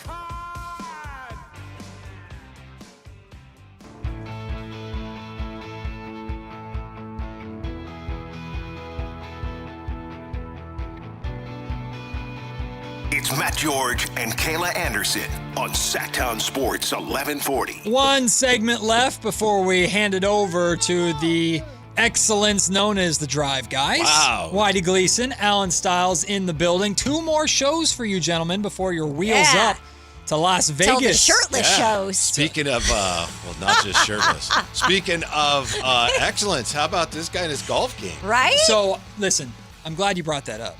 Because our good friend Frank LaRosa gave me a responsibility today. He told me I had to do this on the air. I would not do this if Frank LaRosa didn't tell me. But he told me I have to give Alan crap because I shot 40 yesterday in our league. And Frank specifically said because he listens to your guys' show all the time, and he always has opinions on Alan's golf rules or lack thereof that he brings to the table. So I didn't want to do it, but he said I had to mention to you how. So you shot a 40. I shot a 40. Which means you shot a 9. Or it was a not. You played 9 holes. We played, just 9. Just out, yeah. Cool. Yeah. Yeah. Well, next time, hopefully it counts. Yeah. What do you mean? 9. I knew that was coming. What do you mean? Somehow back in. I won money last night. That's great. Very little. And he's 4th in the league. That's awesome. 4th place. That's really cool. And they immediately dropped my handicap because they accused me of sandbagging, which is fair. Good. Which is good. Fair. Which is fair. You got to put it all together for 18. You know, from the one round that we've played together, you know that I'm not good at that because 9 was good, the other 9 was disastrous. That's awesome. That's awesome. I love how we all are just waiting for something else. There's nothing else. No gimmies, no breakfast balls. Oh, well, play a 9, you don't really, you get 1 breakfast. There we go. There it is. You get 1. I can't wait to golf with you again. I know. Yeah, you'll probably shoot an 80 with me at this rate. In 9. Yeah. Maybe. No. Have you been practicing at all, by the way? I went on Father's Day, and then I went on 4th or the 3rd of July. Oh, okay. You shot well, I haven't really. On Father's Day, yes. On the 4th, God bless America, no. It was not. It was a lot of fireworks. Yeah. Definitely. That even blew with up the breakfast balls and everything. Tried it all. And all the gimmies. I tried it all. It still wasn't working. It wasn't working. But good for you, Matt. I'm thanks. happy Yeah. for you. It was because of Frank. Frank LaRosa told me to do it. I wouldn't have done another one. No, No, I'm never. happy to. You tell Frank. I will have. He will listen to your show. Get on there for a whole 18, and let's get out there, and then we'll see. Sounds you good tell to me. Frank there. Sounds good to me. You I've know. seen Frank golf. He's a good golfer. I'm sure he yeah. is. No, Oh, yeah. He's got all the tips and Annoyingly tricks. consistent. yeah. He's Mr. Golf. Yeah. Mr. Golf. Annoyingly consistent. And Matt's the next Mr. Golf. Yeah, he is. He's. Yeah. I said he needs to go on tour. I had one good You know, this round reminds ever. me of when Dave said he got a hole in one. What was that? No, on he Twitter? was a hole in got a hole in one, but on his second shot because his first shot was a penalty, so he had to re-hit and then Right. got a hole in one on his See, second but that's shot. a breakfast. Right, that's No. like a 3, right? So he Isn't got that a par? 3. Yeah, He got that's a par. He Yeah. holed out for par. That's not a hole in one. If you shoot it out of bounds. Yes. 3 off the tee. Oh, yeah, instead of being your second So you shot, drop it's your third 2 and shot. you hit your third. Yeah. Only so he, Dave. He holed out for Wow. par on a par 3. Nah, that's breakfast ball. Yeah, Allen Styles No. 1,000%. No, No. Allen. If Allen did that, he's 100% taking a hole in one. And you know what? I'd give it to you. Thank you. I think you It'd be a deserve it. breakfast hole in one. But would you want your first hole in one to be on a No, breakfast but ball? I'll take it. It's like having say- oatmeal. Ugh. I like oatmeal. If it has brown sugar and all the stuff in it. Yeah. Oatmeal's good. If it has brown Oatmeal, sugar and all cream the stuff of in wheat. I like it all. Do you know Cream of wheat. Lumberjacks, I ate which that is on growing up. Madison? It's a restaurant. Yeah, I drive by it every I day. went there dude with the once, and axe. I just was in a thing where I was eating a lot of oatmeal, and I went and I said, I've heard good things about your oatmeal. All of that. And the waitress said, really? Oh, that's awesome. You have? Is that a good place too, by the way? To eat? I like it. What's I it haven't been there in a called? while. It's Lumberjacks. Lumberjacks. Yeah. Lumberjacks? Is it better or worse than Black Bear Diner? Oh, I I've was never wondering been. about that too. Black Bear Diner, yeah. Never been to Okay. either. Good breakfast both good. joint. A lot of Potential food. sponsors here, you I guys. know. They're all Okay, good. call I know. us. Yeah, Call I think us. They're both great. There I you would go. listen. We like them both. Yeah. Ding. Mm-hmm. I know you guys are, I'm sure, going to talk about it on the show today, but we talked in the first hour about everything that went down with the San Francisco Giants. Just, I wouldn't call it a new low, but just more mess at the bottom, at rock bottom. And unfortunately, it involves someone that we really, really like here and support here and root here for here in Logan Webb, local guy from Rockland.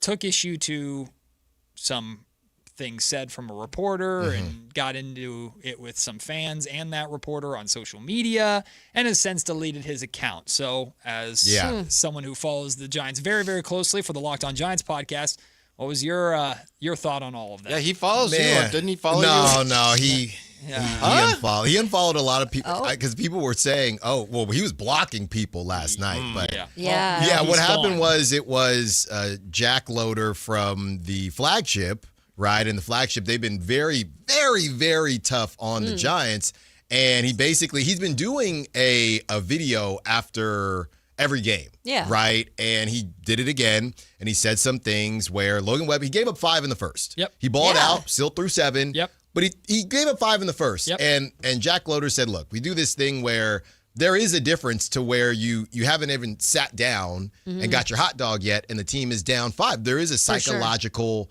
thing to that. But Logan Webb was really good in, June. He was outstanding. He got hit up. He went 3 innings.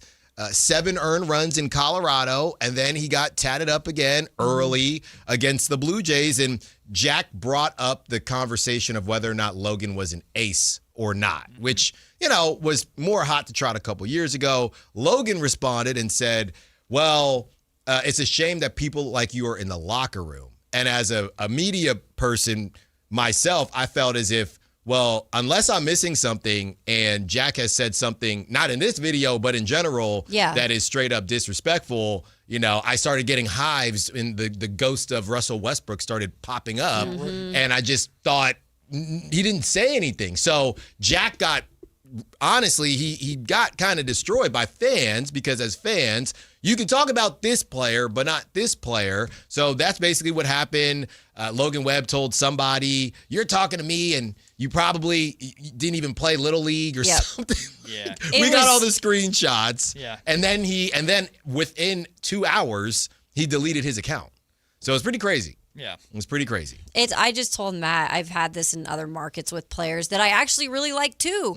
And I'm just like, y'all are not doing yourself a favor. And I know it's hard not to look on social, but when you're in a season, man, and you're not doing well, Yeah. it's just the worst place you could go. Yeah, but then it always turns into, like I said, fans are going to – a lot of people were saying everything that Logan has done for this organization, but are we talking about that or are we talking about where the team is right now? Yeah. You know, and Jack said multiple times, Logan is great, but there have been moments. There was that big the big Dodgers game last season when they were trying to fight to get into that playoff, and Logan, you know, he didn't show up, you know, and then I think he pitched really well his next outing after the Giants were kind of out of it. So those types of things have always been a bit of a bugaboo.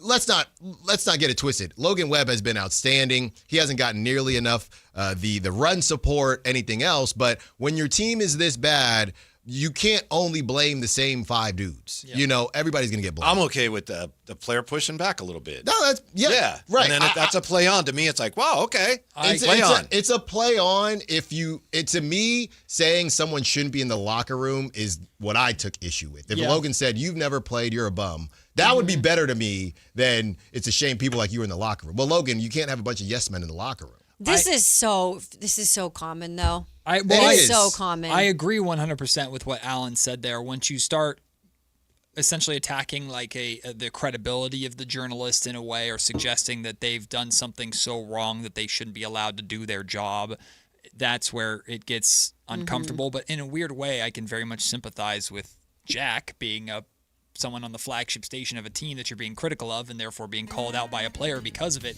But Kayla and I were discussing this earlier. I almost sympathize with the player to an extent, to your point, Whitey, of why it's kind of play on for me, is when you get beat over the head with negative stuff over and over again, when you're going through a season like the Kings went through, a season like the Giants are going through right now, I can imagine it gets to a breaking point. The problem is, when you break, even if you are justified in responding, more often than not, it's don't punch down is the fans are always going to have his back. It just never feels good. And so then this dude Jack, and I don't know him very well, but I think he's fairly new, right? He's not one of these guys. Seems young. Yeah, that's what he seems that. So now all these fans are telling this dude that he doesn't deserve his job, and maybe Logan just meant it as if that's my version of calling you a bum. Maybe he didn't actually mean it like you don't deserve to have your job, but once you get a mob, right, like any fan base, it's going to go night-night. So I've been fighting with Giants fans because I felt as if, you know, to your point, Whitey, it was a both sides play on. I didn't love what Logan said, but I didn't think Jack was disrespectful to the point where fans were telling him, oh, well, you shouldn't have this or that. So, yeah, we'll get into all of it. You'll talk more about that, plus your preview of the Kings Summer League action tonight. Alex Caravan playing tonight. No Maxime right now. Yeah. 8 I know. I got to take a nap, man. Friday night or Thursday night lights. You're going to Vegas where you're going to be up. You're going to be up all night anyway, bro. Get used to it. Well, when I'm in Vegas, you know, no kiddos. And he's got his glasses. I got about 3 different pairs of glasses. He's going to be going to bed at 8 a.m. Whitey Gleason, Alan Stiles taking over at 2 p.m. until 6 p.m. Kayla and I will be back tomorrow morning at 8 a.m. to break down whatever happens in the Summer League tonight, and then some. Enjoy 4 hours of the Drive Guys coming up next right here on Sactown Sports. Peace.